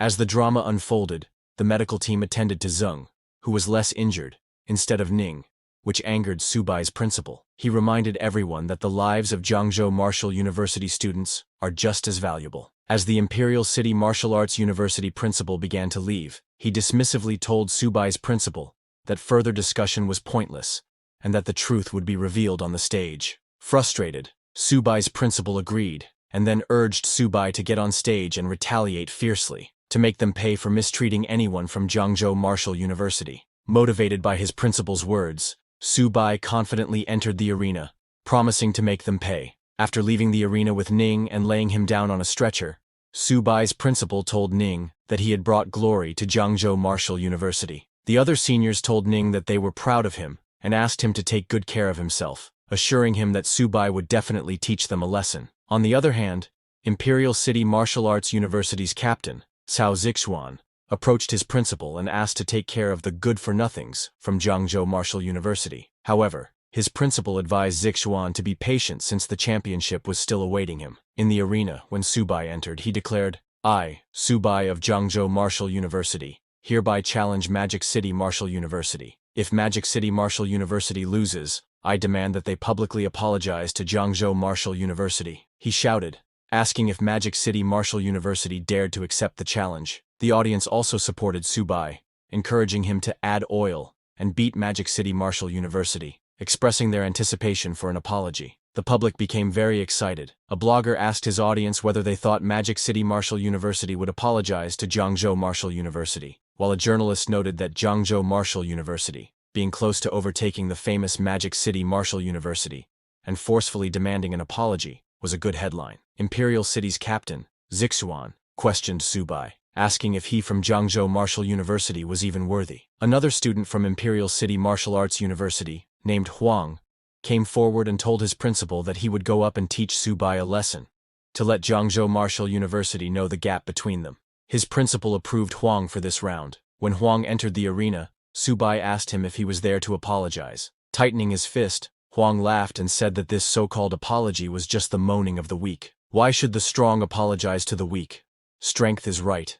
Strength is the truth. Hearing this, Subai asked the host to let Magic City Martial University send another one up, saying fighting one by one was too tiring and he was in a hurry. Seeing this, people started calling Subai arrogant. A man commented that Cao Zixuan was on par with Wang Yang, Magic City Martial University's strongest student. A girl remarked that Magic City Martial University was really overdoing it. How could Subai possibly defeat two of them? Seeing that Imperial City Martial Arts University didn't reply to his demand, Subai mocked them while showing his fingers and asked Zixuan to come up then. Seeing Subai daring to provoke his Magic City Martial University like this, the principal of Imperial City Martial Arts University got very angry. He ordered Zixuan to use his strength to show Jiangzhou Martial University that Magic City Martial University's dignity was not to be trampled on. Zixuan agreed and immediately jumped into the arena, taking out his two swords and saying, "Since Jiangzhou Martial University is so arrogant, they will satisfy their request." Zixuan immediately unleashed his power with his red and blue swords, his whole body covered with a red and blue aura. Zixuan called Subai Kid, telling him he would show him how boasting without strength is just asking for humiliation. Just as Zixuan unleashed his aura, a judge pointed out the dual swords in Cao Zixuan's hands to the other judges. He explained that they were made of Millennium Cold Iron and Molten Scarlet Iron, materials so rare that these two sharp swords were priceless. The cores at the hilt were from platinum-level experts of the myriad races. The other judges were shocked to learn that the Cao family and Magic City Martial University were really willing to invest such resources into Cao Zixuan. The first judge mentioned that the god of ice and fire, a graduate from Magic City Martial Arts University, had left the strongest cultivation method to them. Could it be that Cao Zixuan was cultivating this technique? Then, after releasing his aura, Zixuan told Subai not to accuse their magic warriors of bullying the weak. He was giving Subai time to release the tamed beast now. Otherwise, he might not have a chance. Subai thanked Zixuan for his kindness, but told him that he was enough to fight them alone, without needing to tame the beasts. Saying this, Subai also released his aura. Hearing Subai, Zixuan laughed, commenting on how a beast tamer not relying on tamed beasts dared to fight them hand to hand. A shocked senior asked his principal how Subai was supposed to fight them. The principal told the seniors that Subai had activated shared origin. In the arena, after Subai didn't take out his beasts, Zixuan immediately charged at him shouting, "Subai, you are too arrogant, you are just courting death." Huang also followed Zixuan, saying the weak should know their place. Seeing them coming, Subai smiled, telling them that they were really impatient. He then unleashed his full aura and activated his Sharp Gold Spirit, Sharp Gold Ghost Shadow, and Earth Spirit Possession. After buffing himself with all those skills and strengthening his body, Subai got ready to fight. As Zixuan and Huang approached, Subai announced that he would settle the score with all of them from Magic City Martial University. Just as Huang got near, Subai didn't even give him a chance to make a move and punched him in the face, sending Huang flying. Zixuan was surprised, asking how this was possible. Seeing that Subai's speed had already reached the gold level, a senior of Subai asked another senior how a beast tamer's body could be so strong. The other senior asked if he had forgotten the combat power of the great master Luo Fan, after comprehending shared origin back then. The first senior questioned whether they were exaggerating by comparing Subai to the great master Luo Fan. In the arena, Subai was also surprised after seeing his power. He asked Zixuan if he had ever experienced the feeling of powerlessness. Hearing Subai, Zixuan immediately used both his fire and ice swords, admitting that Subai had the qualifications to make him take the fight seriously, but that was all he had. He told Subai to prepare to die and shot flames from his sword at Subai, but to his surprise, the flames could not reach Subai. Subai asked Zixuan if that was all he had got, then immediately got behind Zixuan with super speed, telling him that he was still too slow. While Subai was fighting Zixuan, Huang also got up. He told his captain, Zixuan, to let's attack Subai from both sides, but seeing Subai, Zixuan realized that Huang was in danger. He warned Huang to be careful, but it was already too late. Subai turned around with super speed and began punching and kicking Huang. Subai didn't give Huang any chance to retaliate and punched him 7 times. When Huang started bleeding, Subai kicked him and sent him flying. After being beaten so severely, Huang lost consciousness and fell to the ground. Subai told Huang that these 7 attacks were payback for the 7 cuts Luo had received. Seeing Huang unconscious, Zixuan became very angry and charged at Subai, shouting, "Subai, come at me if you have the guts!" When Subai saw Zixuan coming, he smiled and told Zixuan that he hadn't had enough fun yet. Angry at what Subai did, Huang Zixuan became furious and charged at Subai while wielding his fire and ice swords. He swung his swords and struck at Subai with both elements, but when those strikes reached Subai, he moved, leaving only his afterimage, which got hit by Zixuan's strikes. Subai mocked Zixuan, calling him too disappointing, and using his super speed, Subai appeared behind Zixuan asking, Is this all the strength that the prodigies of Martial University have? Before Zixuan could react, Subai punched him with a solid fire fist, sending him flying into the air. After sending Zixuan flying, Subai collected energy in his feet while mocking Zixuan, asking why, as Martial University's prodigy, he doesn't fight back and is just taking hits. Saying that, he jumped higher in the air and used both hands to launch an attack at Zixuan. Seeing Subai coming with full force, Zixuan got scared and used both swords to defend, but Subai didn't slow down. With full power, Subai punched Zixuan, telling him that he is too boring. Subai's attack was so powerful that it exploded the whole stadium with energy. When the smoke cleared, Subai was seen standing on Zixuan. He made fun of Zixuan, saying he loves beating prodigies the most.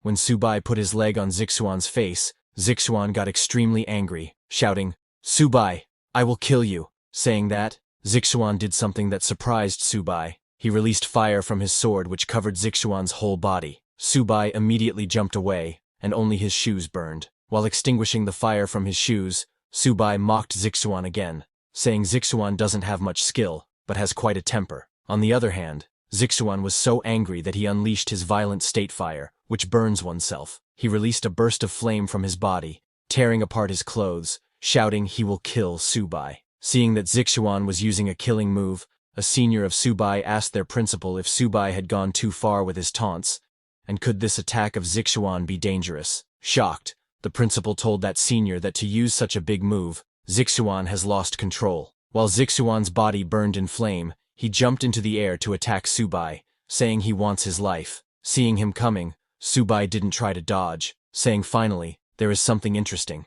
With full force, Zixuan struck at Subai, but his sword couldn't even touch Subai, as he used his great wall barrier skill of his little turtle, which blocked Zixuan's full power attack. Seeing that, Zixuan was shocked, saying it's impossible to block his twin swords. He asked Subai if he was a turtle in his past life. Hearing that, Subai laughed and got ready to strike back, asking Zixuan if that is all the strength he has got. Subai used Little Cat's speed and punched Zixuan in the face, sending him flying back into the sky, making him lose his swords.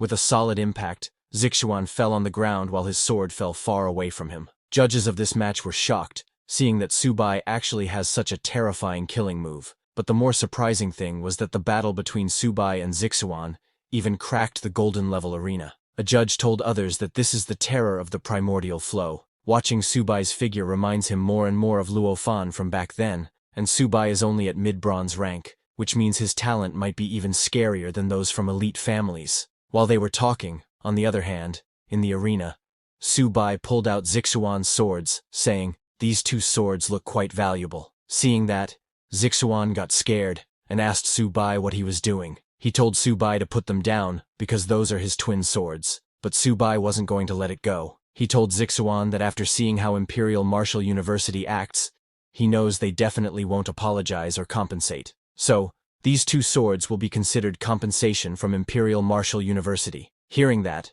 Zixuan got extremely angry and jumped at Subai like a beast, saying, "This is too much.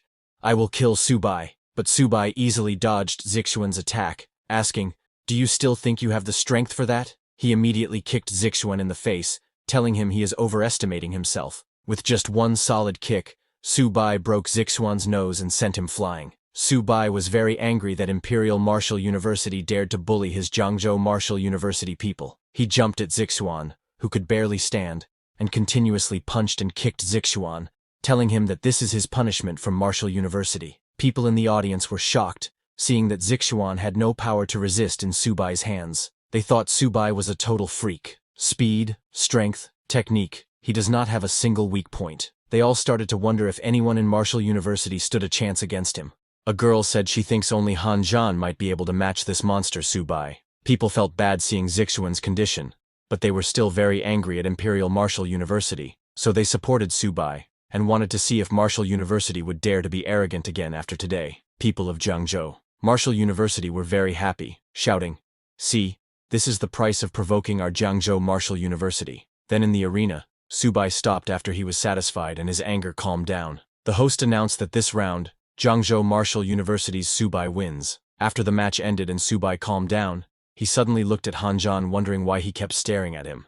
Subai noticed that from the start, Hanjan had been watching him like a hawk. When Hanjan saw Subai looking at him, he smiled and said, "Jiangzhou Subai, I'll be waiting for you." Subai didn't hear him and started leaving the arena while looking at Zixuan's swords. He thought that since Zixuan was so anxious just now, that means these swords are worth quite a bit. But while he was leaving, suddenly someone stopped him. The one who stopped Subai was the principal of Imperial Martial University. He told Subai that the match is over, so he should return Zixuan's weapons to Martial University. But Subai hid those swords on his back, telling the Imperial Martial University principal that the referee just said the arena is the battlefield, so weapons seized on the battlefield don't have to be returned. But he then smiled and told the Imperial University principal that he is not unreasonable. So if Martial University apologizes to Jiangzhou Martial University and apologizes to all the ordinary martial academies they have bullied and compensates for medical expenses and mental distress, then he will return these swords. Hearing Subai, all the contestants of the competition supported him, saying Martial University went too far so they should apologize. Everyone started shouting, demanding Imperial University apologize. Hearing them, the Imperial University principal said this was outrageous. Subai was not backing off. He asked the Imperial University principal, "Isn't this the survival of the fittest philosophy your Martial University people believe in? So I am just treating them the same way they treat others." Hearing that, Subai's principal got excited, shouting, "Subai, well said. Let's see how Martial University saves face this time. Let's see if Martial University dares to act arrogant again." Hearing them, Martial University's principal, who was a diamond rank hunter, got extremely angry and unleashed his aura. In anger, he walked towards Subai, saying, "Today, I will teach this immature brat a lesson." Seeing the Imperial University principal release his aura, Subai's principal became worried and asked Subai to move away quickly. On the other hand, the military university's principal, who was also a diamond rank, got very angry seeing that the Imperial University principal was going to attack a student. In the arena, hearing his principal's warning, Subai started to back off, shocked, wondering if this was the explosive power of a diamond rank warrior. But before the Imperial University principal could attack Subai, the military university principal and Subai's principal jumped into the arena. The military university principal asked the Imperial University principal, as a dignified martial university principal and a diamond rank expert, unleashing his full power on a student, "Don't you feel ashamed?" But the angry Imperial University principal told the military university principal that this is Magic City. Martial University has autonomy here, so military university should not interfere. Hearing the Imperial University principal, Subai's principal got very angry and told him that if he dared harm a Jiangzhou Martial University student, he would fight the Imperial University principal to the death. But while they were arguing, suddenly lightning struck between them. Immediately, all the principals controlled their aura and looked at the source of the lightning. They saw a white-haired man flying in the sky. That white-haired man was Zhao Yi, a Lord-level expert, ranked 6th in the most powerful person's ranking. Seeing him, the Imperial University principal got nervous, calling him Elder Zhao. He backed off as Elder Zhao came down to the ground. With disappointment, Elder Zhao said to the Imperial University principal that it's only been a few years since he left Imperial Martial University, and they have turned Imperial Martial University into this chaotic mess. Elder Zhao added that to actually attack a junior, what face does he have? What face does he have to be the principal of Imperial Martial University when such outstanding talents emerge from the younger generation? The Imperial Martial University principal could not say anything in front of Elder Zhao. After that, Elder Zhao turned to Subai, saying, "Young man from Jiangzhou Martial University, I watched your match. You were very impressive." He told Subai, on behalf of Imperial Martial University, that he apologizes to all martial arts institutions. Subai was surprised to see a Lord-level hunter apologizing to him. He told Elder Zhao that he is too kind. Elder Zhao told them that their school motto at Imperial Martial University is "Only the strong can protect the peace of the nation." The strongest should be like the great Luo Fan, possessing supreme power, yet failing to protect the peace of a nation. Elder Zhao continued and announced that in recent years, Imperial Martial University has neglected the responsibility and duty that those who cultivate strength should have, and that's a grave mistake. In this match, Imperial Martial University lost to Jiangzhou Martial University, without a doubt.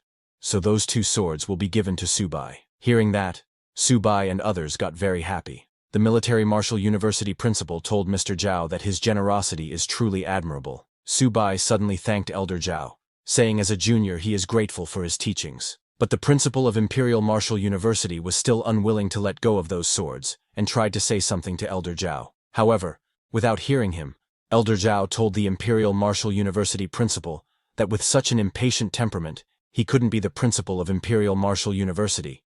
He should just be an instructor. Saying that, Elder Zhao left the arena. Then, the host appeared on the big screen and announced that next, the school would repair the arena, and the finals of this league would begin in 1 hour. Hearing that, the whole audience got very excited, saying that Jiangzhou Martial University is really making people look at them with new eyes this year, and Subai is probably the dark horse of this year's league. After winning, Subai and his principal left the arena. All of Subai's seniors praised him, saying he had done well and won dignity for their Jiangzhou Martial University. They were all proud of him. Embarrassed, Subai asked everyone not to praise him too much, because he was also terrified just now. Subai's principal was also very happy, seeing that even Elder Zhao had appeared. He proudly said that today, Jiangzhou Martial University can finally hold its head high. While they were talking, a senior of Bai's came, telling their principal that next up is the battle against Great Wall Guard Martial University. Hearing that, Subai's principal asked Subai to take a rest, as it was already unexpected that they had made it to the finals,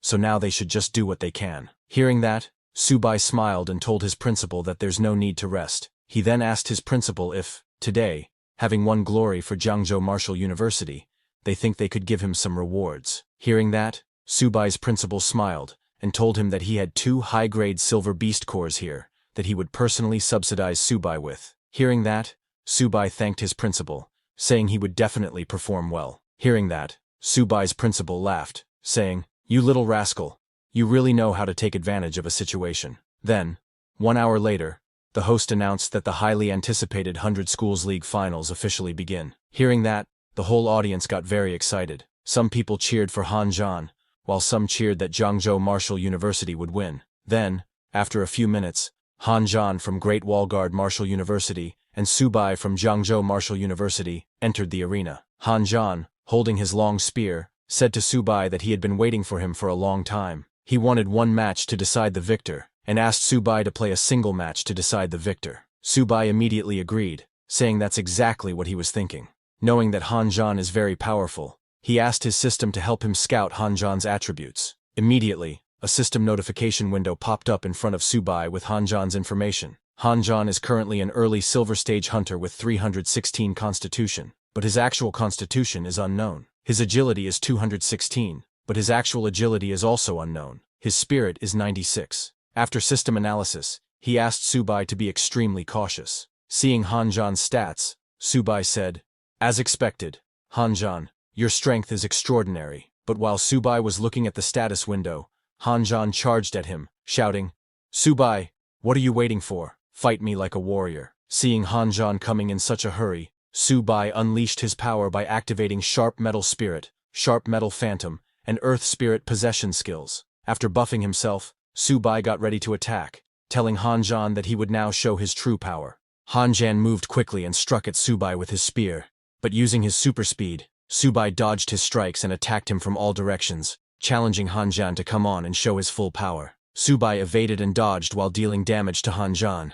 but Subai was surprised to see that Han Zhan was matching his speed. This was just as Subai expected. Han Zhan was not being straightforward. He was actually holding back when he fought Wang Yang. Even the judges were surprised because Han Zhan wasn't this fast when he fought Wang Yang last time. They all understood that he had actually hidden his strength, even against Wang Yang. A judge said she previously thought Han Zhan's speed would be his weakness. But looking at it now, Han Zhan has no weaknesses in speed, power, or defense. Han Zhan is indeed an unrivaled existence among the younger generation. Another judge said that, unless Han Zhan is overwhelmed by a far superior cultivation level, there's no chance of victory. It seems Jiangzhou Martial University will only reach second place as Subai can't possibly be Han Zhan's opponent. Ignoring their words, Subai tried to punch Han Zhan but, to his surprise, Han Zhan easily dodged his punch, telling Subai that it was still far from enough. Han Zhan used this opportunity, when Subai was near him, to attack, but Subai immediately backed off and put some distance between them. Subai praised Han Zhan, saying, "As expected of a man who has fought on the myriad races battlefield, completely without weaknesses." But Subai smiled while dodging Han Zhan's spear, and told Han Zhan that he definitely wouldn't be able to dodge his next move. Subai asked Han Zhan to get ready to feel his most vicious attack. Well, Subai's most vicious attack was not strong, but fatal for the body. Hanjan was shocked as Subai aimed and punched below the belt. Seeing that, people in the audience started laughing, saying this was dirty and too despicable. It's shameless. But they liked it. Some people cheered for Subai, saying he was awesome, and they don't admire anyone but Subai. But some people were angry, asking if attacking that area was against the rules. However, some came to Subai's defense, saying, "What rules?" The deputy commander said, "This is a real battle, so winning is all that matters." After getting hit by Subai, Hanjan's whole body froze. While shaking in pain, he asked Subai why he resorted to such a shameless attack. Subai laughed and told Hanjan that the arena is like a battlefield. Subai then jumped to attack Hanjan while he was down and unable to defend. Hanjan tried to defend with his hand, but Subai's punch was so strong that it sent Hanjan flying. This made Hanjan a little angry. He stood up, telling Subai that he was going to get serious. Hanjan released his aura and raised his spear, saying he had tested this move many times, and Subai wouldn't be able to dodge this move either. Saying that, Hanjan swung his spear and threw hundreds of powerful energy strikes at Subai. Those attacks were too fast and too numerous. Subai didn't have time to dodge them, so he put his sword back, saying, "Since I can't dodge it, let's clash." On the other hand, the judges were shocked to see that Hanjan had actually learned this move, as this was Grand General Han's signature technique. A judge recalled that 3 years ago, Grand General Han's slash annihilated thousands of fierce beasts in an instant. Among those thousands of enemies were a diamond and several platinum ranked from other races. In the arena, to defend against Hanjan's attack, Subai activated his Great Wall barrier. But when Hanjan's continuous strikes hit Subai's barrier, it started to break. While using his full energy to maintain the barrier, Subai saw that Hanjan was really going for the kill. However, Subai's energy was not enough, and his barrier got destroyed, sending Subai flying. After destroying Subai's barrier, Hanjan pointed his spear at Subai, challenging him to show his full power, because he didn't believe that Subai was that weak. When Subai fell, a senior asked his principal if Subai had lost. The worried principal told the senior that no one could withstand such a powerful attack, but to their surprise, Subai stood up again. He took out his bag and opened its chain, telling Hanjan that he had forced him to do this. Subai raised his hand and asked his little turtle and little cat to come out and help him beat Hanjan. Both little turtle and little cat came out of the bag and activated their ancient beast forms. Seeing them, Hanjan said, "Very good, Subai. You've finally shown your full power." Subai reactivated his energy, and together with little turtle and little cat, charged at Hanjan shouting, "Old Han, you're dead." First, Subai tried to kick Hanjan, but Hanjan moved and dodged his attack. Then, after Subai, Little Cat came and struck with its claws, but Hanjan used his spear to block Little Cat's attack. But Subai's attack didn't end there. While Hanjan was busy defending against Little Cat, Little Turtle attacked him. Little Turtle's attack was so powerful that when it hit Hanjan, his armor immediately broke. Hanjan went flying as half of his gold-grade body armor broke. But Hanjan stood up again. Subai told Hanjan not to be stubborn because there's no shame in admitting defeat. However, Hanjan didn't want to give up. He grabbed his spear with his other hand while releasing his energy. He told Subai that he originally didn't want to use this move as he still can't fully control this power. However, now he had no choice. Saying that, Hanjan unleashed his full power. The purple energy that came out of his body was so much that it reached the stadium ceiling. Subai was shocked, seeing Hanjan's power, and asked if he was even human. Subai felt a little scared seeing Hanjan's aura, wondering if this was really gold rank power because it was too terrifying. Suddenly, a system warning notification popped up in front of Subai, telling him that his opponent is in extreme danger. As Hanjan's eyes turned purple, he laughed and told Subai that he was destined to lose this round. The audience were not happy hearing the judges say that everything below gold is an ant, but a guy from the audience explained to others that the gold rank is the watershed of true experts, and Hanjan was probably at the peak of the gold rank. Subai, being only bronze ranked, could not compete with a gold rank. Into the arena, after fully unleashing his aura, Hanjan shouted at Subai that he couldn't withstand his final blow. Saying that, Hanjan struck at Subai with full power. The strike was so powerful and big that it reached the stadium ceiling. Seeing that massive strike, Subai immediately realized that he couldn't withstand the blow that was about to hit him. At this moment, Subai remembered about the new transposition skill that he had unlocked a day before. He immediately turned to Little Turtle, asking it to save him. Using the transposition skill, Subai swapped positions with Little Turtle. Now, Little Turtle, having swapped into Subai's position, was hit by Hanjan's aura strike. As the aura strike hit Little Turtle, It exploded with a huge explosion, shocking the whole audience. But after swapping places with Little Turtle, Subai was completely fine. He didn't waste any time, and in the middle of that explosion, asked Little Cat to attack Han, as he would definitely be exhausted now. The judges were shocked seeing Subai swap places with his Little Turtle, asking what this spatial ability was. They couldn't believe their eyes because this is an ability that Platinum rank can barely touch. They all started to wonder if Subai was really bronze. A judge asked if this could be the characteristic of shared origin, but a senior judge immediately decided there that explaining that shifting position is a heaven rank technique, and Subai actually modified it. That judge wondered if Subai's talent could be comparable to the great Luo Fan. The students who participated in the tournament were shocked, seeing the power of Han, questioning if this was really a gold rank league. A worried student from the Magic Martial University said that this match was going to tear down their university. Meanwhile, in the arena, as the smoke of the explosion started to clear, the host said that it looked like the winner had been decided. And just as he said that, when the smoke cleared, Subai was still standing, and Han was under Subai's Little Turtle, lying on the ground.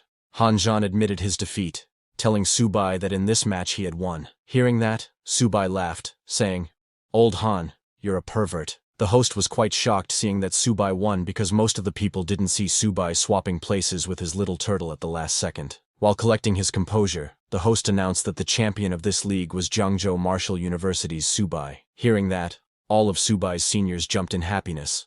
While crying, Subai's principal got on his knees, saying, "Great, I didn't misjudge you, Subai." The whole audience started to cheer for Subai, saying he is the strongest of the younger generation, he is invincible. People started to call him champion. This match was live telecasted at the Jiangzhou Martial University, and the students of the university got very excited seeing that Subai really won this match. Subai's roommate, who was in the audience, started shouting that Brother Su was too awesome. Waifu Yanren was also there, and she got very happy seeing Subai, saying he is the best. In the Su family living room, Subai's sister jumped in happiness, seeing that her brother had won and was now the champion. She asked her dad to look quickly, telling him that Subai had won and was now the national champion. Subai's father started crying, seeing that his son had won the match and become the national champion. In the arena, after Subai was about to leave, many reporters suddenly surrounded him from all directions. Some asked Subai if he had anything to say to his opponent Han, while others questioned him about his next plan as the champion of this 100 Schools League. Subai,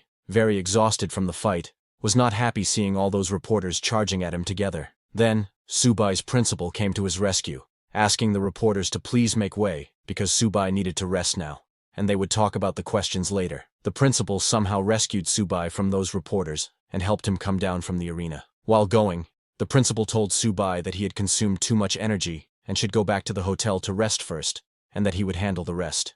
With excitement, the principal told Subai that he had made a fortune after this battle, and they were rich. The military's resource rewards were all Subai's now. Hearing his principal's words, Subai immediately got excited and asked the principal how much it was. The principal told him that it was at least 600 million. Hearing that, Subai's jaw dropped. In excitement, he asked his principal to let him go because the match wasn't over yet. He wanted to fight 10 more Han. Later, at the Magic City Hotel, it was reported on the Dragon Kingdom military channel that the 100 Schools League had recently concluded. The students of the martial universities had also shown their impressive talents to the world through this 100 Schools League. The most remarkable of them was the overall champion of this 100 Schools League, Subai of Jiangzhou Martial University. In recognition of Subai's brave and fearless performance on the stage, the military had decided to award him a first-class merit, a Great Wall Honor Medal, and 60,000 military merits. They hoped other martial university students would learn from Subai, and, no matter how strong the enemy was, they must have the spirit to fight to the end. The new ranking list of hundreds of schools had also been announced. First place was Jiangzhou Military University, where the military would invest 50 billion every year. Second place was Great Wall Guards University, where the military would invest 50 billion every year. Third place was Imperial Capital Military University, where the military would invest 20 billion every year. And in fourth place was Modu Military University, where the military would invest 10 billion yuan every year. With that,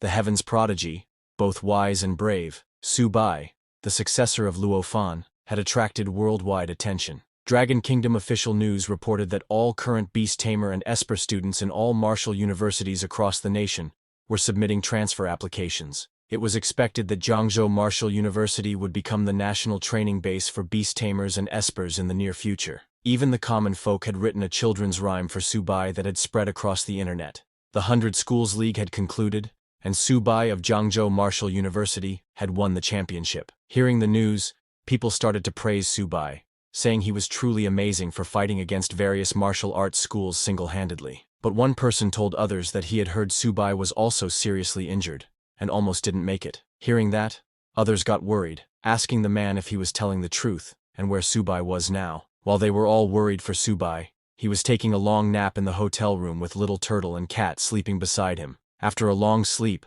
Subai finally woke up, wondering why he had been sleeping for so long. Before he could understand anything, one of his seniors named Manny entered his room with some food after seeing that Subai was awake. She told him that the principal didn't let them wake him up. Shocked, Subai immediately covered himself with a blanket and asked Manny why she was there. Manny told him that the principal said that when he woke up, they would all go back to Jiangzhou Martial University together, and that the special car downstairs would be waiting for them. While Manny placed the food on the table, Subai tried to stand up, saying, "I will get ready so we can go back to school. But before we go back, I want to take Little Turtle and Little Cat to the Magic City Martial University buffet for another feast." Hearing that, Manny laughed, saying, "This time, Magic City Martial University is really going to suffer." Later, at Jiangzhou Martial University, when the bus carrying Subai and others returned to the school, there was a huge crowd already present to welcome him. Pointing at the university's main gate, the principal asked Subai if he remembered saying before that he didn't like the gate of Jiangzhou Martial University.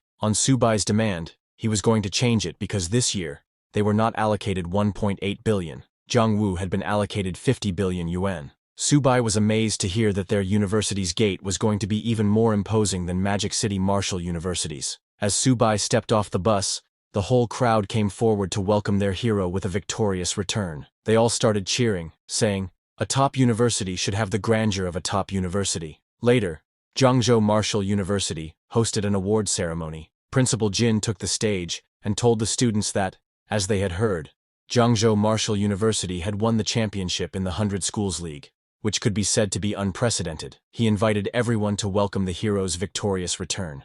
Just as the principal said that, the whole crowd started chanting that Jiangzhou Martial University is invincible. Next, the principal invited the captain who had performed best in the league, Subai, to speak. When Subai got the mic, he told the crowd that what he wanted to say most about this league was that there is no myth that cannot be broken, no matter how strong the opponent is.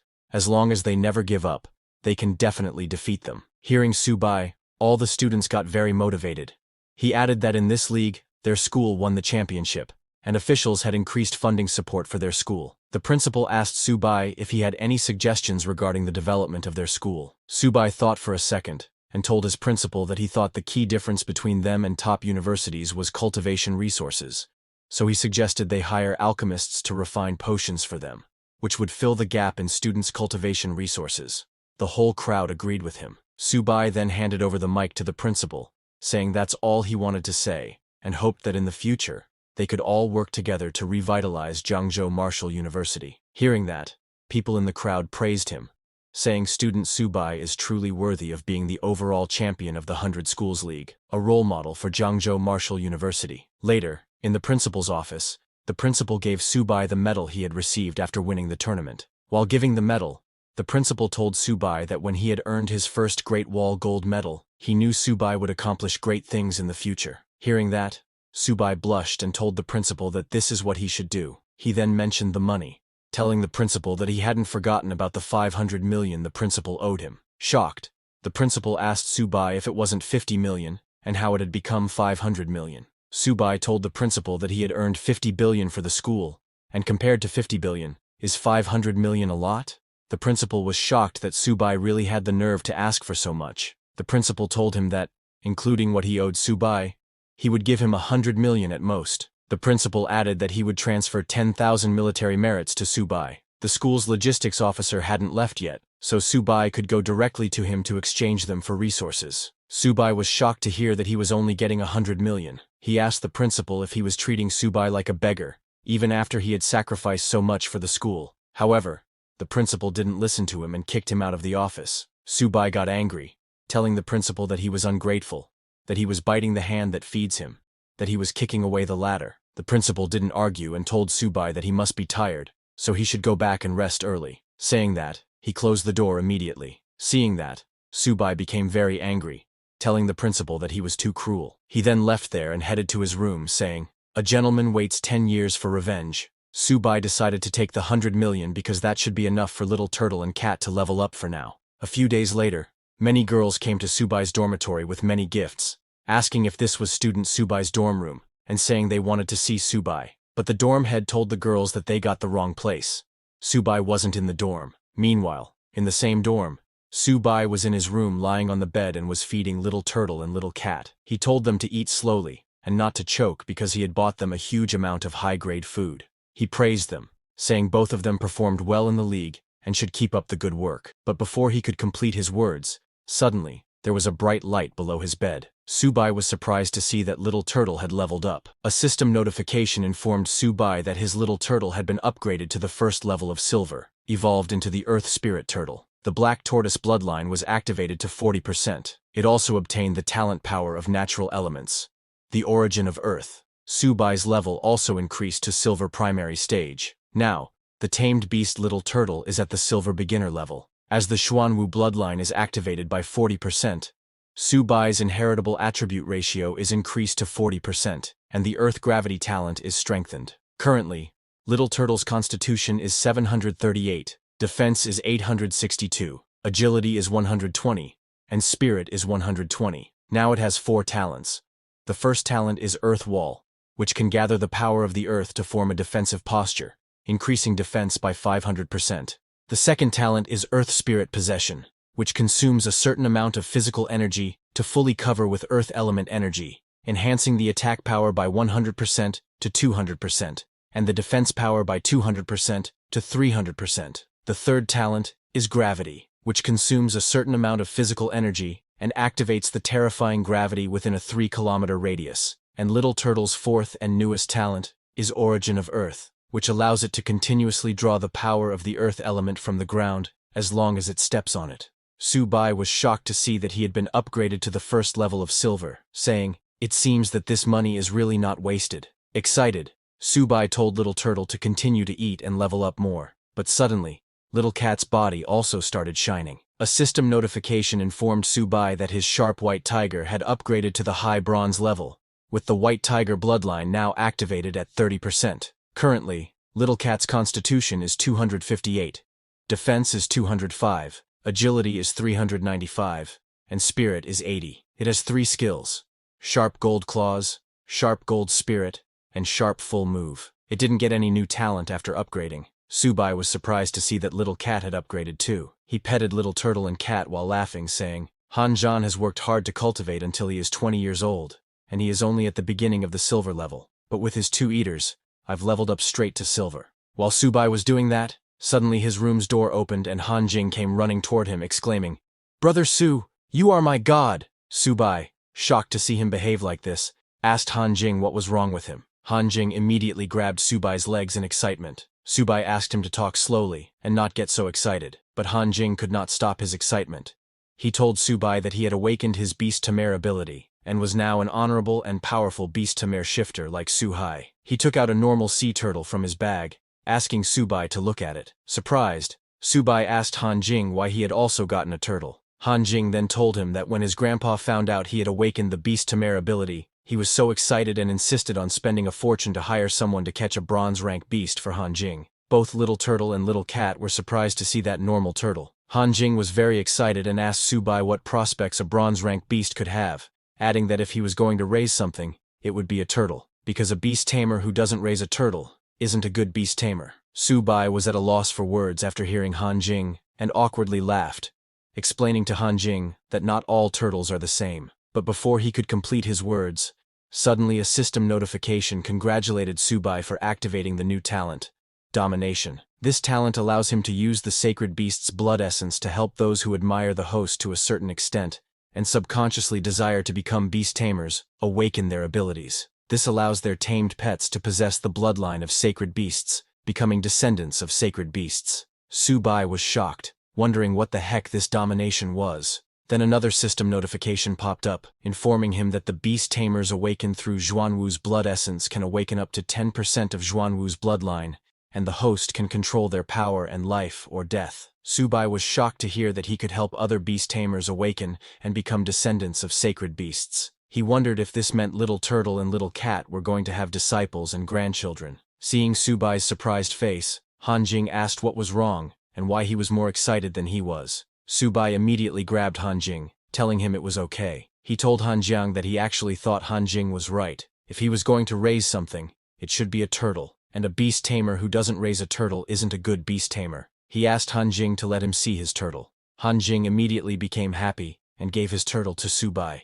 At the Zhangzhou Martial University admission hall, many new students had gathered to apply. An instructor asked them if they were all there to further their beast tamer studies. The students said, "Of course, Jiangwu is a top university now, so they want to apply and study under the great Subai." Hearing that, the instructor became very happy and asked the students to please settle down, telling them that since everyone had chosen to come to Jiangwu for further study, Jiangwu would naturally welcome them with open arms. She then asked everyone to please release their tamed beasts. Hearing that, the guy who was in front opened his bag and took out a turtle, telling the instructor that this was his tamed beast. Not only him, but all the students behind also took out turtles from their bags as their tamed beasts. The instructor was surprised to see that their tamed beasts were also turtles. The students told the instructor that it had to be a turtle. Who wouldn't raise a turtle at Jiangwu is not a beast tamer. Hearing that, the instructor got annoyed and said, "This isn't enrollment, it's a turtle convention." The instructor strictly asked a student named Huo Guang if he was really a beast tamer. Showing his turtle, Huo Guang said, "Of course, teacher, this is my tamed beast." But the instructor didn't believe him because he didn't have any spiritual power. She told Huo Guang that he was clearly a warrior with decent blood qi, and his turtle was just an ordinary wild soft-shelled turtle from the market. The instructor pointed at the boy behind Huo Guang, saying he was a lightning attribute esper, and many others standing there were not beast tamers. But Huo Guang didn't agree with her, saying he didn't care. He was a beast tamer and wanted to join the beast tamer department, wanting to be in the same class as Subai. The guys standing behind Huo Guang supported him, saying, "What's wrong with being a lightning attribute esper? Who says a lightning attribute esper can't be a beast tamer? I'm raising a lightning turtle." Huo Guang told the instructor that maybe if he joined the beast tamer department and spent enough time with Subai, he could really create a lightning turtle. Hearing them, the instructor got very annoyed and said, "This is utter nonsense." While they were talking, Subai walked past there. Seeing the crowd trying to join the beast taming department, he wondered why there were turtles everywhere in the school all of a sudden. As the crowd was arguing with the instructor, a girl from the crowd noticed Subai passing by. She immediately pointed at Subai, telling everyone it was Subai. Seeing Subai, the whole crowd got very excited and ran towards him shouting, "Subai, I'm your fan, you have to help me stay. If I can't be your classmate, it'll be my life's regret." Another guy looked at him saying he had the potential to be a beast tamer. He had been raising turtles since he was a kid and is familiar with this. A girl told Subai that while watching his matches, she felt like she had found her life's goal, and even if she was not a beast tamer now, she believed she could definitely awaken in the future. Seeing the whole crowd running towards him, Subai got scared and ran away, asking why so many people had suddenly appeared. He ran away from there asking his principal to help him. Meanwhile, at the frontline military conference room, many high-level officials were gathered to talk. An official told the head that according to scout reports, the myriad races had already noticed their movements and sent 13 tribes, including the Nether Cat, Six-Eared Demon Wolf, and Drill Bear, to their base, and the specific situation was not yet clear. Hearing that,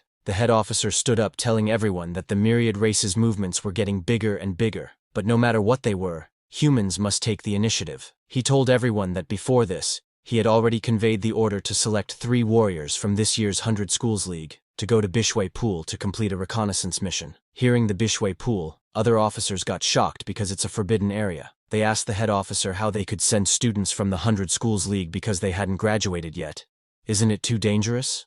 Other officials agreed and asked the head instructor, Mr. Ni Qing, if they shouldn't reconsider. But Mr. Qing told them that as warriors of their human race, students will always have to go to the myriad races front line, so he believes they can complete this mission. He added that only with him stationed here, the king-ranked expert among the myriad races won't dare to act rashly. He told the officials that this reconnaissance mission is crucial, so they should go and execute it carefully. The other officials agreed and left from there. At the same time, while running away from the crowd, Subai entered his principal's office, telling him something big had happened, and their school was almost becoming a turtle farm. When the principal saw Subai, he told him that he came at the right time. Pointing at the man seated beside him, the principal told Subai that this was the Chow family head, Chow Man, who came specifically to talk to Subai about recovering the Chow family's divine weapons. Pointing at the other people on the sofa, the principal told Subai that the other few were all guests of the Chow family. When Subai heard that they wanted to get Zixuan's dual swords back,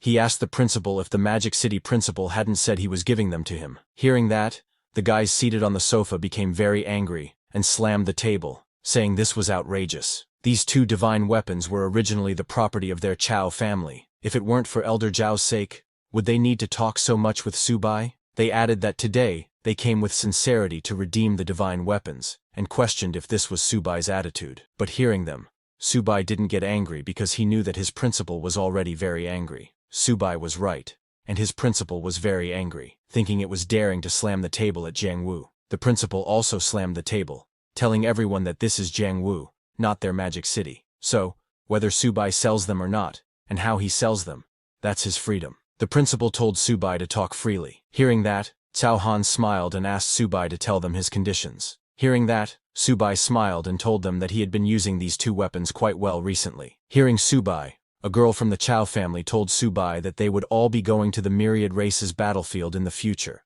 and for that, increasing strength is the most valuable choice. So, instead of keeping two useless pieces of scrap metal, it's better for Subai to exchange them for the cultivation resources he needs. Subai thought for a second, then said that what this friend said made sense, and so in that case, let's make it 1 billion. People from the Chow family were too shocked to hear Subai demanding 1 billion. The girl from the Chow family told Subai that even reforging divine weapons wouldn't cost this much, but Subai told them it's not true, because these two divine weapons are indeed of little use in his hands, but in Cao Zixuan's hands, it's a life-saving item.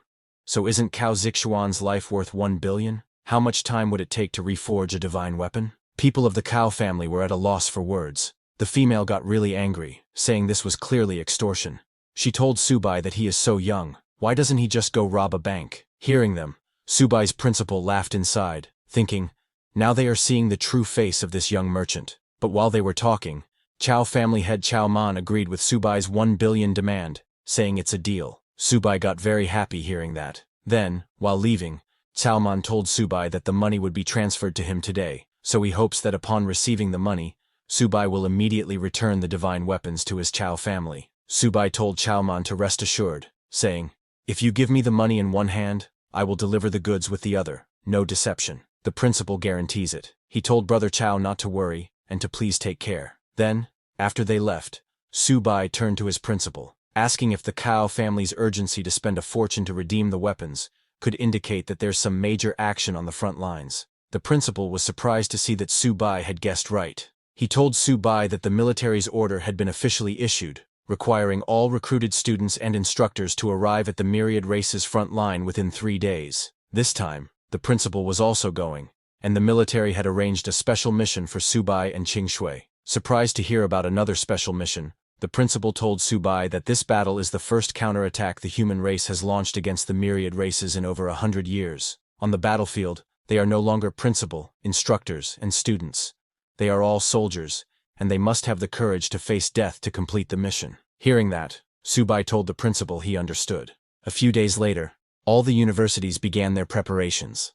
At the imperial capital Martial University, the principal took the stage to motivate his students. He told them that their university is the gathering place of the Dragon Kingdom's talents, and when the human race fights, Imperial Martial will lead the way. Hearing this, all the students became very excited and cheered that they would fight for their Dragon Kingdom and the eternal glory of their Yanhuang human race. Similarly, at Magic City Martial University, the new principal told his students that in every great battle, Magic Martial would always be at the forefront, and he wished to dedicate his life to his country. He told the students that there was no need to return alive from Human Pass. Hearing him, all the students of Magic Martial University started chanting, saying, may my name be forever etched on the monument, protecting our human race, invincible in battle. 3 days later, Subai, along with his principal and seniors, arrived at the Great Wall Guard Fortress. All the soldiers of the Great Wall Guard Fortress were working very hard, because the great battle would begin the next day. They were double-checking all the magic crystal cannons,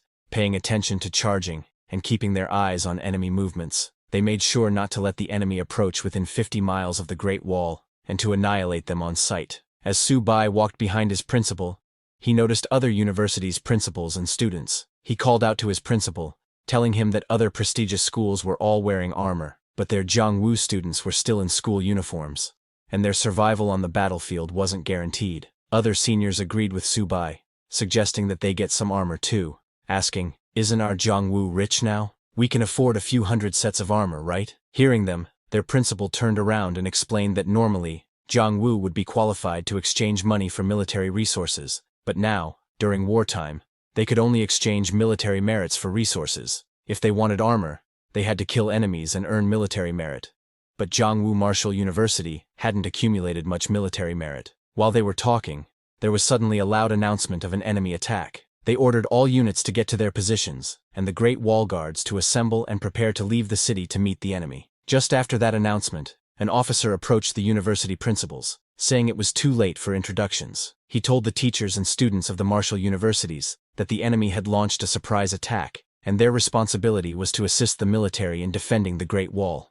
Without military orders, they should not leave the city to engage the enemy. The principals of the universities received the orders, and immediately all the principals ran towards the city wall. The principal of the Magic Martial University told his students it was an enemy attack, and asked all the warriors of Magic Martial to follow him to the city wall for support. The principal of the Imperial Capital Martial University also ran towards the city wall, asking all his students to follow him to the Great Wall. Su-bai's principal was at the front, and asked his students to follow him to the Great Wall. While going to the city wall, one of Su-bai's seniors told his principal that he was a little nervous. The principal told him not to be nervous because their only mission was to hold the Great Wall. As Su-bai and his seniors followed his principal to the staircase, they arrived at a very large room with huge windows. Through these windows, Su-bai and his seniors saw a very large cloud of dust approaching, but it was not a normal cloud. It was created by the beast tide as they charged towards the city walls. Su-bai's seniors were shocked by the numbers of the beasts, commenting that it was terrifying. In that beast tide, there were many types of beasts, including some that could even fly. Seeing the overwhelming number of fierce beasts, a senior asked if they could really kill so many fierce beasts, noting that there were tens of thousands of them, and describing the situation as a meat grinder. Su-bai's principal reassured his students that the main force fighting the myriad races this time is the military, and they only need to coordinate in battle and slowly adapt to the battlefield. While the principal was explaining this, Su-bai approached him and asked if, since the order was given that no one is to engage on their own initiative, the tamed beasts could attack. Seeing so many fierce beasts, Su-bai became very excited, and didn't want to miss such a good opportunity to level up. Su-bai's principal saw through him and told him not to act recklessly, because this is a battlefield. While they were talking, the army began setting up the magic crystal cannons. The students became very excited seeing the magic crystal cannons. The army charged the cannons with full power and shot very powerful laser blasts at the fierce beasts. Whenever the laser blasts hit, they exploded with a huge explosion, destroying everything around. The power of these magic crystal cannons was truly terrifying. After the first round, the army commander ordered the soldiers to quickly charge the magic crystal cannons and prepare for the next round of fire. Before they could attack again, Su-bai suddenly noticed the fierce beasts charging from a corner and alerted his principal. Su-bai's principal immediately ordered everyone to prepare for battle. The army commander ordered the platinum rank experts to get ready to fight the enemy. Immediately, platinum rank experts flew out of the city wall and entered the battlefield. They unleashed their aura and attacked the fierce beasts with energy blasts. Right after the platinum rank experts, the gold rank experts also moved out. The army commander asked everyone to pay attention and defend the city wall well. By now, a large number of fierce beasts had reached the city wall, so the magic crystal cannons were stopped. The army soldiers and hunters joined the battlefield. Hunters charged at the fierce beasts with full force, using their different types of power to start attacking the fierce beasts. However, the fierce beasts were also not far behind. They were also very strong, and were killing an equal number of soldiers and hunters. Seeing the battlefield, a senior of Su-bai asked his principal to let him join the battle too, saying he wanted to fight alongside the Great Wall Guards. Other seniors agreed with him, telling the principal that it's too frustrating just watching from here. But Su-bai's principal told them to stop talking nonsense, because this is a battlefield. It's not a place for them to act on impulse. Their mission is to assist in defending the Great Wall. He explained to them that the military issued this order to protect them, so letting them go into the battlefield now would be a pointless sacrifice. They will have the opportunity to kill enemies after they become qualified warriors. While the principal was explaining all this, behind him, Subai opened his bag and released his tamed beasts. Subai's senior was shocked, but it was already too late. While the platinum rank experts were fighting the fierce beasts, suddenly a laser blast was shot from the city that killed a strong fierce beast. Platinum rank experts were shocked, wondering what was going on since the magic crystal cannons were supposed to have stopped firing. Even the commander in charge of firing the magic crystal cannons was shocked, asking why the magic crystal cannons were still firing. He noticed that the power of the cannon seemed off. He asked his signalman if they didn't order the soldiers to cease fire and questioned who was firing. The signalman pointed below the city walls and told the commander, "It's over there." The one who fired that laser blast was none other than Subai's little turtle, which he had released earlier. Subai laughed and told the little turtle to keep blasting. Subai's principal was shocked to see that Subai had released his tamed beasts. Subai's seniors were also shocked to see that this method worked too, and that beast tamers could play like this. This made Subai's principal very angry, but Subai ignored them, and while pointing at a group of fierce beasts, ordered the little turtle to aim at that nest of bronze ranks and blast them. Subai fired again, and hit the target perfectly, but he hit silver rank fierce beasts instead. Seeing this, Subai got angry and shouted, "Little turtle, are you stupid? Didn't you see those are silver rank? The cannons can't blast them to death, and fighting them won't earn military merits." He ordered the little turtle to just keep blasting the bronze ranks and to be careful not to hit their own people. Subai's little cat also joined the fight and started killing the fierce beasts with its sharp claws. Subai warned the little cat to put some effort into it and not slack off, otherwise, he would feed all the beast cores to the little turtle. Hearing this, the little cat got more angry and started killing more and more beasts. Seeing this, the little turtle got competitive and increased its laser blast's power, exploding the whole battlefield with explosions. The destruction caused by the little cat and turtle shocked the hunters on the battlefield, who asked where these two tamed beasts came from. Their strength was extraordinary. A guy told others that he heard it's the tamed beast of a Jiangwu student. Everyone was shocked to hear that, saying it's impossible for a student who hasn't even graduated to actually raise such terrifying tamed beasts. With the help of platinum and gold rank hunters, great wall guards, and Subai's little cat and turtle, all the fierce beasts were killed, and the battle ended quickly. Seeing the remaining fierce beasts trying to escape, the army commander ordered that all platinum rank experts are responsible for pursuing the fierce beasts, and the gold rank experts are responsible for eliminating the remaining enemies on the battlefield. Seeing Subai's little turtle and cat's performance on the battlefield, his principal became very happy and praised Subai, saying he really can think of any trick. Then, one of Subai's seniors asked him how his two tamed beasts increased their strength so much in such a short time. Subai looked at his principal and laughed, telling that senior that it's thanks to the resource support provided by their principal. Hearing this, the principal got very angry, thinking, "Subai, you brat, why don't you mention how you alone extorted several hundred million from me?" But Subai wasn't satisfied with that, and asked his principal if he didn't think he had made another contribution this time. So how about he gives Subai some more military merit support? Hearing that,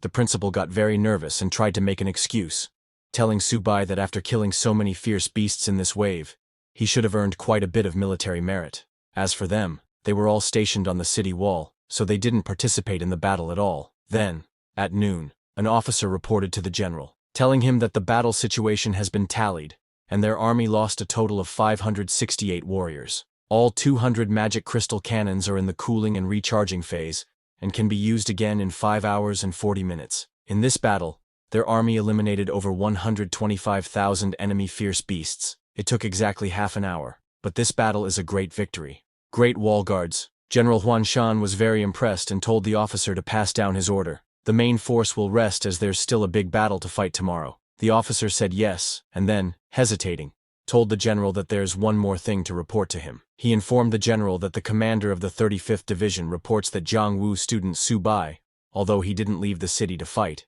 used his tamed beasts as magic crystal cannons, and eliminated many enemies in this battle. Consequently, the commander of the 35th Division wants to request military merit rewards for Subai. The general was surprised to hear that someone used tamed beasts as magic crystal cannons and said it's a bit interesting. He instructed the officer to normally reward military merits to Subai based on the number of enemies he killed. Later, at the base plaza, some guys were complaining, saying it isn't fair. They didn't even fight, so how can they get military merits? But another guy told him that if he had Subai's strength, he could do it too. While they were talking, it was suddenly announced how much military merit everyone got. All the students looked at the list and were shocked to see Subai's name on it. They could not understand why Subai, also a student like them, was able to get so many military merits. One complained, saying this must be some inside job. Cao Zixuan was also there and was very annoyed seeing the list, saying, "It's Subai again. How come you're everywhere?" When other students saw Subai's military merit numbers, they were even more shocked.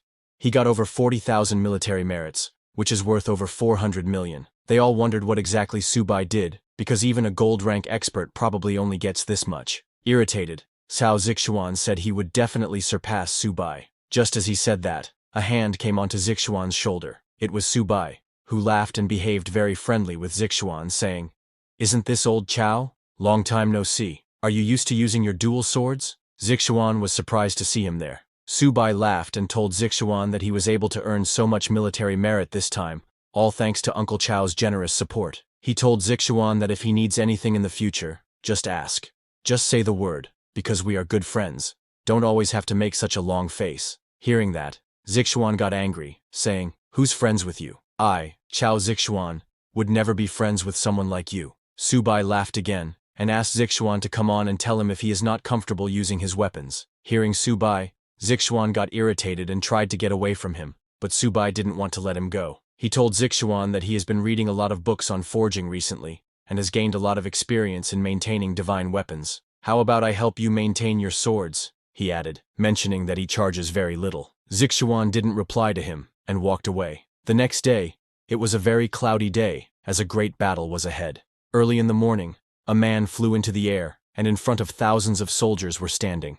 The commander reported to that man that the Great Wall Guard reserve troops have assembled. That man flying into the air was none other than Zhao Yi, honorary principal of Magic Martial University. To motivate the soldiers, Zhao Yi told them that yesterday's attack by 100,000 fierce beasts was just a probing attack. Today, they will face an even greater number of fierce beasts, but our human race never sits idly by. Today is the day of our all-out counter-offensive. Today, I want everyone to wield their swords and protect our human lands. Hearing that, all the soldiers got very excited, shouting that they will counterattack and wield their swords and protect their human lands. Seeing their excitement, Zhao Yi immediately ordered his soldiers to charge. He went into the battlefield, and all the soldiers followed him with full speed. The city walls opened, and thousands of soldiers charged at the fierce beasts coming towards the city. Subai and other students of the university were again assigned to assisting jobs.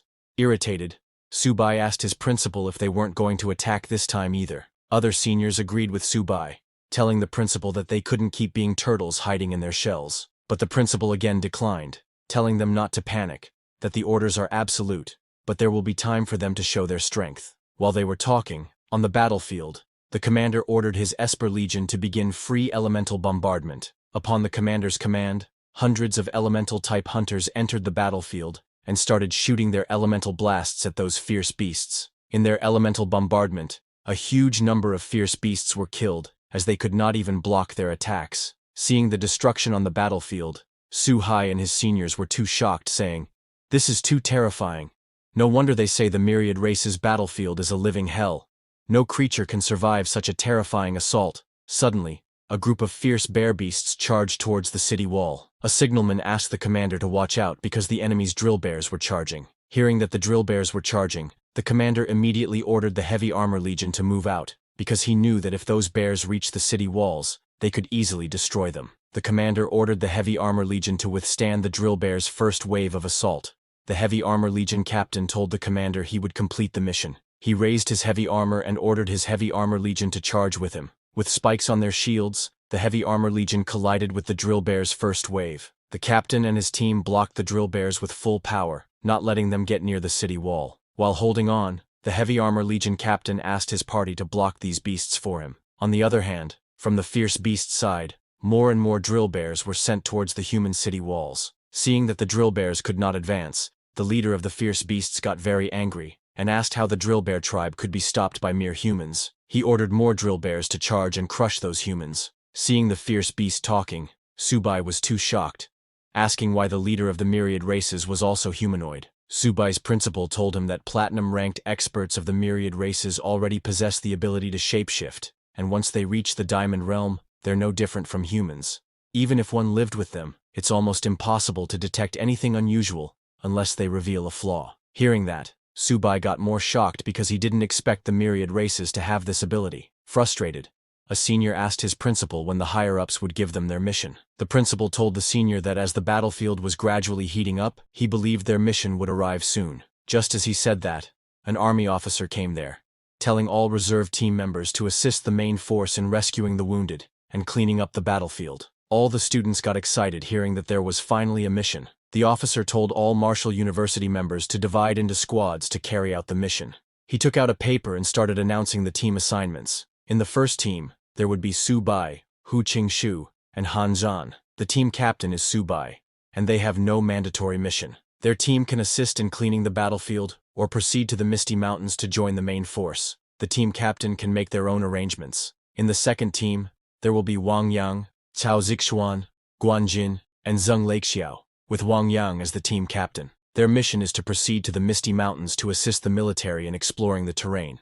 Like this, the officer divided all the students into 52 teams and gave them their missions. He ordered all teams to assemble immediately and carry out their orders.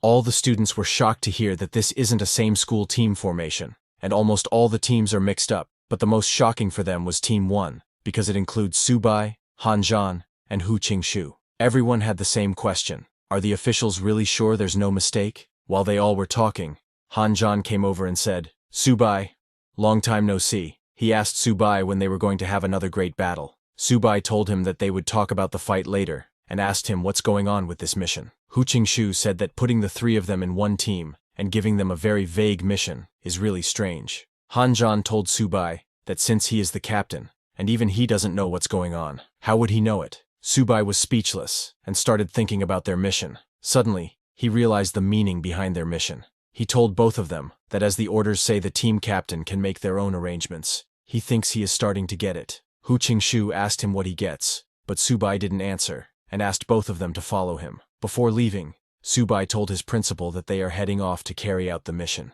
Subai's principal asked them to be careful because their lives are important. Subai then immediately jumped out of the window, telling his principal he got it, and asked Han Zhan and Hu Qingxu to follow him. Subai runs towards the battlefield, telling Han Zhan and Hu Qingxu to keep up, saying he will not wait for them if they fall behind. Han Zhan and Hu Qingxu also jumped out of the window and followed Subai. Hu Qingxu asked him what exactly their mission is, but Han Zhan laughed and told Hu Qingxu that he thinks Subai has been cooped up for so long, so he just wants to let loose. He was right because Subai was running towards the battlefield after smelling the scent of beast cores. Even Little Cat and Turtle woke up after smelling the scent of beast cores. As Subai arrived at the main battlefield, he saw dead bodies of fierce beasts and human hunters everywhere. It was truly a grim sight. Little Turtle and Cat immediately came out of Subai's bag and started running around. Among those dead bodies, there was a heavily armored Legion captain who was still shielding even after his death. This side of the battlefield completely shook Subai. Han Zhan came there and told Subai that to die on the battlefield is the highest honor for a warrior. Hearing that,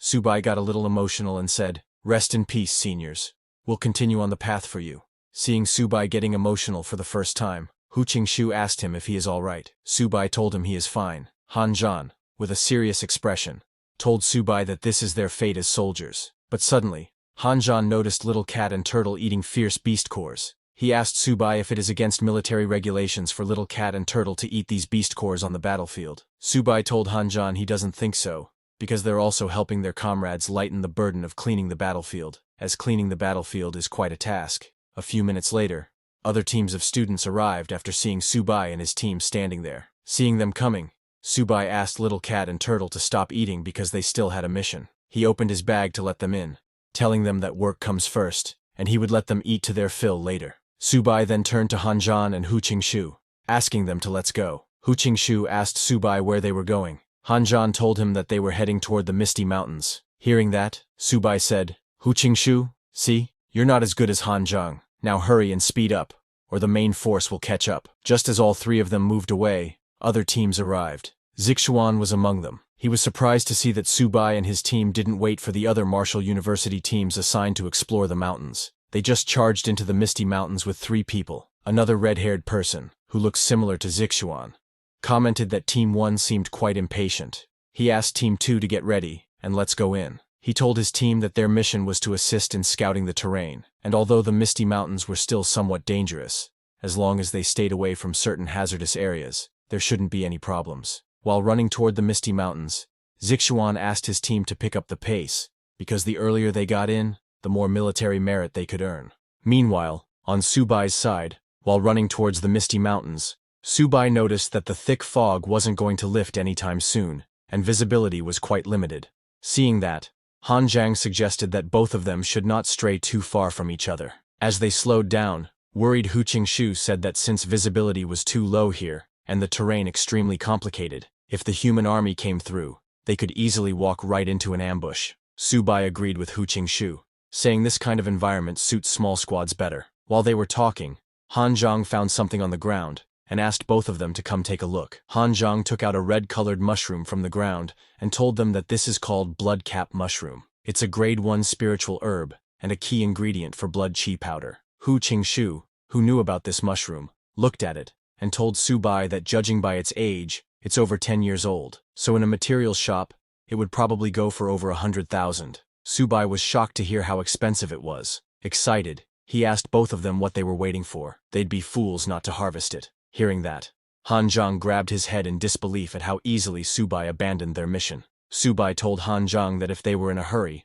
they could go on ahead because he was going to harvest some mushrooms first. He immediately summoned his little turtle and little cat to help him look for more mushrooms. Shocked, Hu Qingshu asked if they didn't still have a mission, but Subai completely ignored him and continued searching. Under a tree trunk, he found many red mushrooms. Subai's eyes lit up, and he immediately started collecting them, saying this place is full of natural treasures, so there was no way he was heading back empty-handed. He suddenly noticed the little turtle and cat eating some mushrooms and asked them, "What are you two eating? Aren't you afraid of getting poisoned?" But while Subai was collecting mushrooms, Han Zhang suddenly noticed something approaching and warned both of them to watch out, because there were some energy surges ahead, and a few savage beasts headed their way. As some shadows appeared in the fog, Han Zhang sensed that it was a gold-tier twin-headed giant lizard and 3 silver-tier wolf fiends. Hearing that it was a gold-tier beast at the initial stage, Subai smiled and told Han Zhang that he could handle it himself. He told Hu Qingshu and Han Zhang to continue scouting, but to his surprise, both Han Zhang and Hu Qingshu jumped towards the savage beasts. Han Zhang told Subai not to even think about claiming all the credit this time. Hu Qingshu agreed with him, telling Subai that even though he was the captain, he couldn't hog all the rewards. Subai was shocked to see that both of them were actually on the same page and were working together. Han Zhang used his long blade to attack the savage beasts, while Hu Qingshu used his wind blades. But the beast Han Zhang was fighting had 2 heads, and it grabbed Han Zhang's blade with one head and tried to attack with the other. In the blink of an eye, Subai came and, using his internal energy, kicked the savage beast on the head, telling Han Zhang to take a break for now and give him 5 minutes, saying he would handle this one. Seeing Subai's energy, Han Zhang was shocked because it had only been a few days, and he was already about to break through to mid-silver tier. On the other hand, Hu Qingshu, who was fighting 2 wolf-type savage beasts, told Subai to stop talking and said, "Let's see who's really got the skills to take down these fierce beasts." Hearing that, Subai got angry and shouted at both of them, telling them not to kill all the beasts and to leave some for him. But Hu Qingshu laughed, telling Subai that his speed was just a bit too slow. Meanwhile, Zixuan's team also caught up to them in the fog. Noticing the energy presence, Zixuan told his team, "There's a battle up ahead. These energy surges, warriors and ability users, plus a gold-tier savage beast." Thinking someone might be in trouble, Wang Yang asked Zixuan if they should go provide support, but as they got closer, they found the dead bodies of savage beasts all around. Seeing that, a guy from Zixuan's team commented, "This is too brutal." On the other hand, Subai and his team had already killed all the savage beasts that attacked them. Hu Qingshu told Subai, who was sitting on the corpse of one of the beasts, that he was too sly, always targeting the beast's weak spots. Han Zhang agreed with Hu Qingshu and told Subai he was ruthless. Hearing them, Subai laughed and told them they were too kind. Subai then took out the energy crystals from the savage beasts and fed them to his little turtle and cat, saying, "You two are in luck again. Eat up. Once you're full, get ready to work." While he was doing that, Zixuan's team arrived. They were shocked and couldn't understand how, just 5 minutes ago, they could feel the powerful energy fluctuations from a large group of fierce beasts. Yet now, they had all been wiped out so quickly. Zixuan was speechless. Wang Yang told his team that it completely made sense because these 3 were just on another level. Wang Yang approached Han Zhang saying, "As expected of the strongest prodigy of the Great Wall Guard army, your strength is indeed extraordinary." Hearing that, Han Zhang got annoyed and asked Wang Yang if he was mocking him. Pointing at Subai, Han Zhang told Wang Yang that most of those fierce beasts were killed by Subai and his tamed beasts, and that Hu Qingshu and he didn't even get a chance to drink any soup. Zixuan was shocked, hearing that all of them had been killed by Subai in just 5 minutes. When Subai saw Zixuan, he again started acting like a scammer, and with a smile, asked Zixuan if he had come to get Subai to maintain his divine weapons.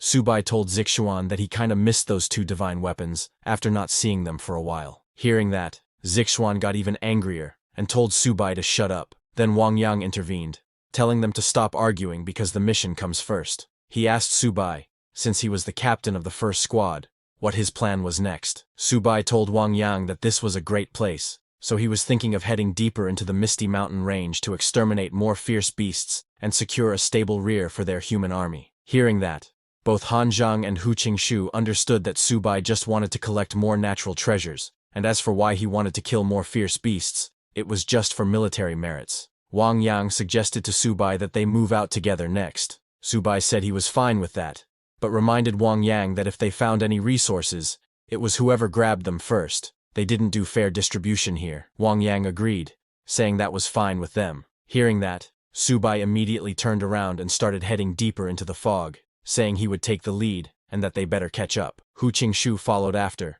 asking Subai to slow down. Han Zhang also followed, telling Subai not to even think about hogging everything. Hearing their conversation, Zixuan's team was confused, asking what they were talking about. Wang Yang told them they'd understand eventually, so to stop dawdling and catch up. As Zixuan's team followed Subai's team, they entered a forest. Going deeper, Zixuan saw that Subai and his team had stopped in the middle. Seeing them, Wang Yang was confused and asked why they had stopped. But when Wang Yang got closer to Subai, he was shocked and asked, "Why are so many gold-tier beasts showing up all of a sudden?" Zixuan saw that there were 2 savage beasts at the beginner stage, 1 at mid-tier, and even a gold tier at the high stage. These 4 savage beasts were standing in front of Subai, blocking their way. There was also a humanoid beast in a hooded robe, with long fangs. He laughed and called the savage beasts a useless bunch. That humanoid beast was mid-gold tier, and all the other savage beasts were kneeling before him. The humanoid beast scolded the others, asking how they dared let these silver-tier humans get this far. Subai was shocked seeing the humanoid fierce beast, thinking it was a platinum-tier expert. Hu Qingshu was also shocked, asking if it was really platinum tier, but Han Zhang corrected them. He told them that it wasn't a platinum tier expert, but a member of the Dizang Mystic Snake Clan, one of the 3 royal clans, and the strongest subordinate species under the 9 hells devouring heaven boa. It's a noble bloodline among the 10,000 races, capable of transforming into a human at a lower tier. Their combat power far exceeds others of the same tier. This is the hardest one to deal with here, Han Zhang warned. While he was explaining, suddenly the humanoid beast ordered the savage beasts to kill all the humans and not let a single one escape. Just as he said that, hundreds of savage beasts of different races and stages suddenly appeared and surrounded Subai and Zixuan's team. They were all shocked, wondering why there were so many fierce beasts. Han Zhang quietly turned to Wang Yang, telling him that since he was the fastest, he should go get reinforcements. Wang Yang agreed, activated his Earth-tier battle skill and Wind Spirit possession to strengthen his body, and before leaving, told Subai, Han Zhang, and Zixuan to hang in there. Wang Yang then, with lightning speed, ran toward their military base to get reinforcements. But just as he left, silver-tier gold-stage beasts chased after him at full speed to stop him. Before Wang Yang could even escape the forest, those savage beasts caught up and appeared ahead of him. Wang Yang was shocked, wondering how they could reach here before him. He couldn't believe they were actually faster than him. Now he had no choice but to try his best. On the other hand, Zixuan jumped at the monsters, shouting that he would slaughter every last one of them. Zixuan's team, along with Hu Qingshu and Han Zhang, also charged at the savage beasts with full power. While running towards the beasts, Han Zhang asked Subai if he could really handle the black serpent alone. Seeing Subai not attacking, the humanoid beast tried to provoke him, asking why he wasn't making a move. Was he scared? But Subai didn't fall for his provocation. Remembering what Han Zhang had said about this humanoid beast, Subai realized this one was not easy to deal with. He immediately summoned his little turtle and little cat, telling them it was time to get to work. Immediately, the little turtle unleashed his earth barrier and earth gravity pull skills. The little cat activated his sharp claw fury and unyielding metal spirit skills.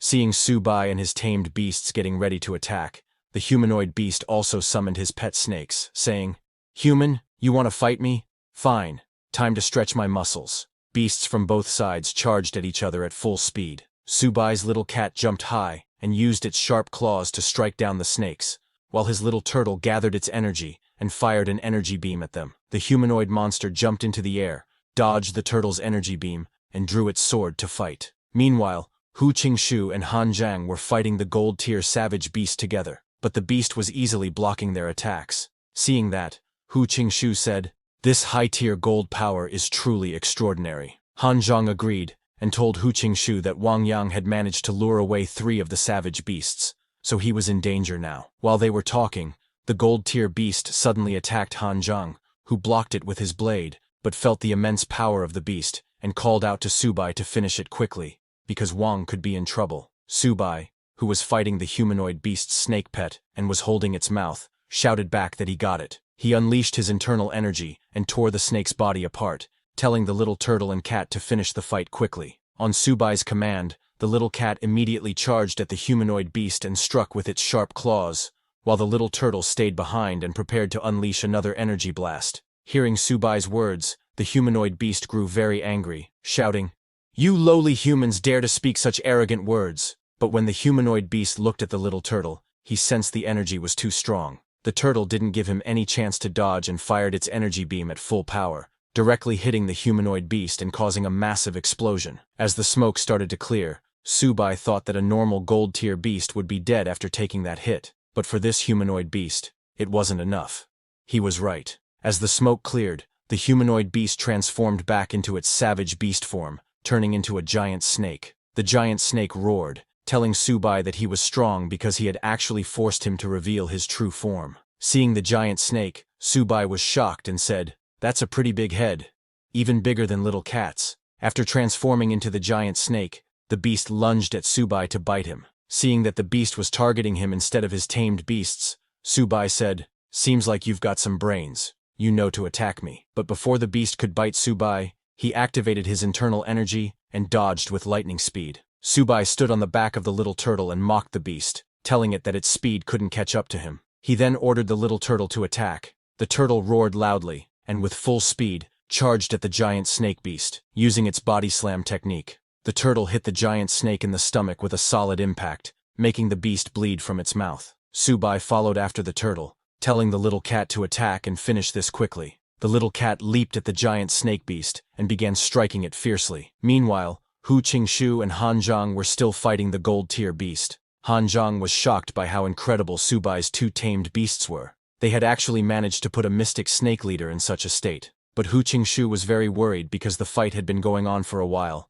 and they didn't know whether Wang Yang could hold on. Subai told them to stop messing around because they still had other missions to complete. Saying that, he jumped and kicked the giant snake beast on the head. Right after, the little turtle also leapt high into the air and attacked the giant snake beast. Seeing the little turtle, Subai asked the little cat, who was biting the giant snake beast, to move out of the way. With full speed, Subai's little turtle smashed into the giant snake beast with its heavy body, making it bleed heavily. After that attack, the giant snake beast stopped moving and fell unconscious with its tongue out. Seeing that it had stopped moving, Subai thought it was finally over. He then turned around to go save Wang Yang, but before he could leave, suddenly the giant snake beast's body started swelling, shocking everyone. Before Subai could react, the giant snake beast's body exploded in a massive blast. Han Zhang and Hu Qingxu shouted for Subai, thinking he was caught in the explosion.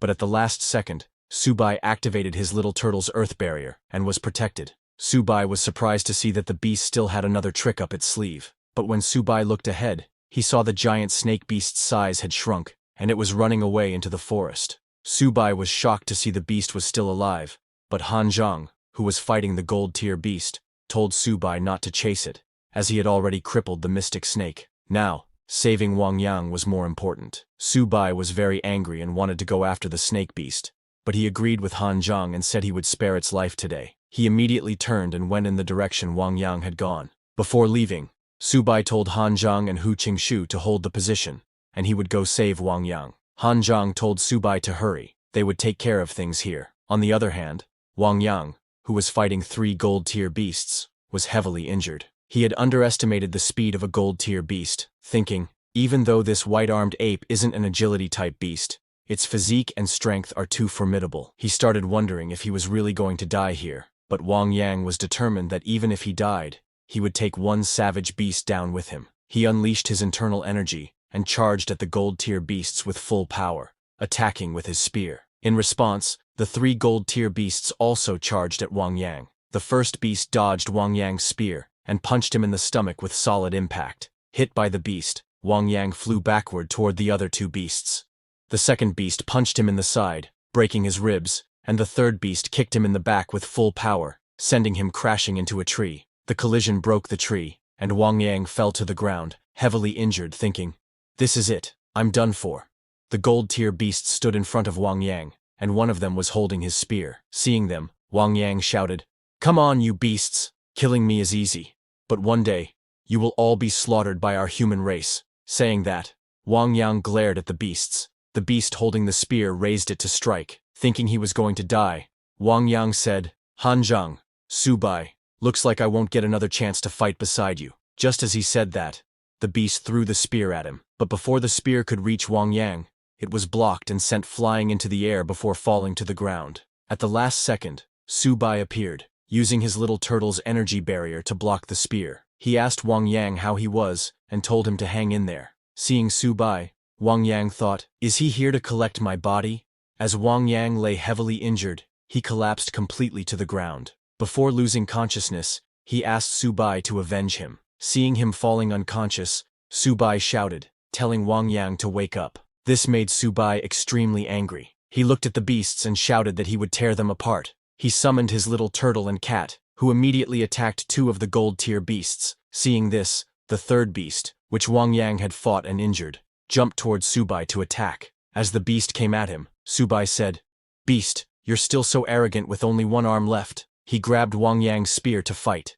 Fueled by rage, Subai channeled his internal energy and threw the spear at the gold-tier beast with full force. The spear pierced through the beast, sending it flying and crashing into a tree. Subai had used so much power that the spear not only pierced the beast, but also the tree behind it, pinning the beast to it. The gold-tier beast died instantly. Meanwhile, the little turtle and cat also killed the beasts they were fighting. After killing them, Subai turned to Wang Yang, asking him to wake up now that he had avenged him. Then suddenly, a system notification appeared, informing Subai that a high-quality target, capable of becoming a descendant of the White Tiger bloodline, had been detected, but they were currently in critical condition. The system offered Subai the option to use White Tiger essence blood to save their life, and asked if he wanted to convert them into a bloodline descendant. Subai was surprised by the notification, but there was no time to waste. He rushed to Wang Yang, trying to wake him up, telling him that he had a way to save him.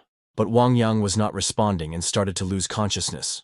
Seeing that, Subai shook him and told him again that he had a way to save him, but the price was that from now on, he would lose his freedom and be forever under his control. Subai asked Wang Yang if he was willing. Before completely losing consciousness, Wang Yang confirmed, saying he was willing. Just as Wang Yang confirmed, Subai immediately turned to Little Cat and asked it to give him 3 drops of its essence blood. Little Cat unleashed its sharp claws skill and threw 3 drops of its essence blood. As Subai got the essence blood, he ordered Little Turtle and Little Cat to protect him while he was saving Wang Yang. He then turned to Wang Yang and asked him to endure it. He first placed those 3 drops of essence blood into Wang Yang's wounds, and then infused it into Wang Yang's body, using the bloodline recast technique. As the Little Cat's essence blood infused into Wang Yang, all of Little Cat's power awakened in his body, overwhelming him with spiritual energy. There was too much energy for Wang Yang to handle, and he screamed loudly in pain. All his clothes burned from the energy his body released. After a few seconds,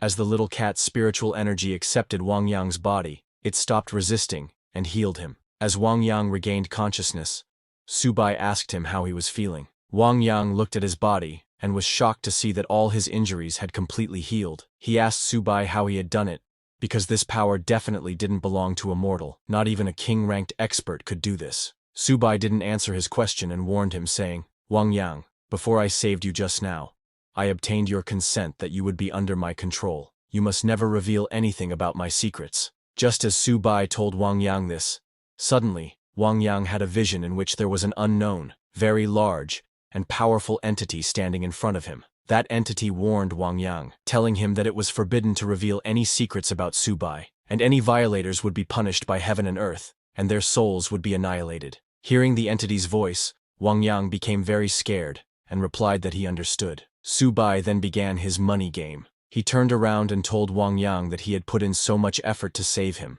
and his life was worth more than those 2 swords of Zixuan, so he couldn't be shorted on this bill. Wang Yang was shocked hearing Su Bai, but before he could say anything, suddenly the whole ground around them started shaking. Wang Yang felt something coming toward them, and immediately stood in front of Su Bai, telling him to be careful. Su Bai also looked back asking, and before both of them could even react, suddenly tens of giant snakes came out of the ground. Wang Yang was shocked and asked, "What the heck is this? Where did so many snakes pop up from?" Seeing those snakes, Su Bai said, "I shouldn't have let that wretch escape," and ordered Little Cat to get rid of these disgusting things. On Su Bai's command, Little Cat immediately jumped onto those snakes and started cutting them with its sharp claws. But as it cut the snakes, their bodies turned into liquid. Su Bai was shocked to see this and asked, "What's going on?" As those snakes died, more new snakes emerged from the ground, their numbers increasing more and more. As the snakes started to surround Su Bai and Wang Yang, Han Zheng, Xiang, and others arrived. When Han Zheng arrived, he told Su Bai that he had cleared his side. As Hu Qingshu arrived, he asked Wang Yang if he was all right. Wang Yang said he was fine, but Su Bai was a little angry with them, asking why they were only there now. Both Hu Qingshu and Han Zheng immediately attacked the snakes, telling Su Bai that it seemed these snakes couldn't be killed, but there must be someone controlling them. They asked him to quickly find the controller. Su Bai told them that it must be the giant snake beast they hadn't killed earlier. While everyone was attacking the snakes, Su Bai asked Wang Yang to lend him his gun. He looked around and found the giant snake beast hiding behind a tree and controlling the snakes. As Su Bai found the giant snake beast, he shot an energy beam at it using Wang Yang's gun. But the beast jumped and dodged the energy beam, laughing at Su Bai and the others, calling them just a bunch of insects, daring to be enemies with his 9 nether clan. When the giant snake beast came out of hiding, Hu Qingshu was shocked, seeing it, and asked, "How is this possible?" This giant snake beast turned back to its original form after being hit, but it recovered into human form in a short while. Su Bai agreed, saying, "It seems like this snake beast is truly not simple." This time, the snake beast looked different, and its aura had become very strong, but it was not alone. It was holding a human body, whose whole body had turned completely dry. It laughed, and told Su Bai and the others that the one they fought before was just his clone. Seeing the snake beast laughing, everyone became very angry, but when they saw the body it was holding, their anger grew even more, because it was Zheng Leiqiao from Zixuan Academy. Seeing his friend dead, Zixuan became furious, shouting, "You snake bastard, I'm going to kill you." Han Zheng was also shocked, and couldn't understand when it had killed Zheng Leiqiao. He immediately warned everyone to be careful, telling them that this snake beast was much stronger than before. Hearing Han Zheng's warning, Zixuan turned to Su Bai and asked him to kill the snake beast for him, saying he would give Su Bai whatever amount of money he wanted. Hearing that, Su Bai immediately told Han Zheng and Hu Qingshu to deal with the snakes, saying he would handle the snake beast. Han Zheng and Hu Qingshu agreed and charged at the snakes. Hearing that Su Bai wanted to fight him alone, the snake beast laughed, saying, "You lowly insect, how dare you speak so arrogantly?" The snake beast raised its hand and unleashed its aura into the sky, but Su Bai didn't stop. He also unleashed his energy and jumped to attack the snake beast, saying he would slaughter it and make snake soup. Su Bai buffed himself with Little Turtle's Earth Spirit Possession and Earth Barrier, and Little Cat's Sharp Golden Spirit and Fierce Golden Ghost Shadow effect. Seeing Su Bai coming, the snake beast swung its hands and struck with an energy blade. Both Su Bai's and the snake beast's attacks collided and exploded with a huge burst, creating dark smoke all around. The snake beast stood in the smoke, laughing and saying, "As expected, human, you have some tricks up your sleeve." The snake beast became very confident and called Su Bai an insect, telling him to come out. Little did it know, Su Bai used the smoke to sneak behind it without being detected. Su Bai suddenly appeared behind the snake beast, shouting, "Grandpa is here!" He then covered his fist with earth energy and swung to attack the snake beast. Su Bai hit it hard, sending the snake beast flying toward the forest. But even after being hit directly by Su Bai, the snake beast didn't fall to the ground. It turned around and smiled. Seeing that, Su Bai realized that the snake beast was much stronger than before. To finish it, Su Bai told Little Turtle and Little Cat to get into the 7-star 3 evil formation. Su Bai used it because the 7-star 3 evil formation was the ultimate mystery he could unleash by using the same origin current, which complemented each other's strengths and weaknesses between him, Little Turtle, and Little Cat. It was a formation where Subai, Little Turtle, and Little Cat would surround the snake beast from 3 directions to attack. As all 3 of them got into position, Little Turtle and Little Cat shot energy beams from their mouths. Subai gathered energy into his hands and shot it toward the snake beast, shouting, "Prepare to die, beast!" But right before their attacks hit, the snake beast started transforming, telling Subai that his move was pretty creative, but it was too weak. Saying that, the snake beast transformed into its giant snake form and created a barrier around itself to block Subai, Little Turtle, and Little Cat's energy beams. Just as the snake beast transformed, all the snakes that Hanjiang and the others were fighting started moving towards Subai. Seeing this, Hanjiang warned Subai, telling him to watch out because more snakes were coming for him. Subai was shocked hearing that, and looked behind, seeing all the little snakes coming to attack. At that moment, the giant snake's eyes lit up as it used its Earth-rank battle technique, the green snake's demise. It was a control skill, and as those little snakes surrounded Subai, their bodies suddenly shined and then exploded with a massive explosion, destroying everything where Subai was. The whole forest was filled with smoke. Everyone was shocked to see the massive explosion. Seeing such terrifying power, Wang Yang said, "It's impossible. Someone like Subai cannot be defeated." Shocked, Zixuan shouted, telling Subai that whether he was dead or not, at least say something back to them. On the other hand, Subai, who activated Little Turtle's shield skill at the last moment to block the explosion, was shocked to see how powerful that attack was. Because of the explosion, even Little Turtle's shield cracked. Suddenly, Subai, Little Turtle, and Little Cat felt a very strong pressure on their bodies and started coughing blood. But as Subai felt the pressure, he smiled because he knew what it was. The next second, a huge amount of energy filled Subai's body. Not just him, Little Turtle and Little Cat's bodies were also filled with pure energy. All 3 of them shouted as they unleashed that energy from their bodies into the surroundings. Seeing the energy coming out of their bodies, the snake beast became angry and charged at them, shouting, "You actually dare to break through right in front of me at a time like this?" It told Subai that he was seeking death and used another technique. All the little green snakes' bodies started shining again, turning into energy. The snake beast gathered all the energy and shot it like an energy beam at Subai, who was in the middle of breaking through. When the energy beam hit, it exploded with a huge explosion. This explosion was even bigger than the last one. Just the wind created by the explosion was so strong that it sent everyone flying. Seeing such a powerful attack, Han Zhang became worried for Subai, thinking he was in danger. Hu Qingshu told them that they had to find a way to save Subai, but none of them moved at all. They couldn't even resist the wind created by that explosion. But suddenly, Wang Yang saw something flying into the air and asked everyone to look quickly, asking, "What is that?"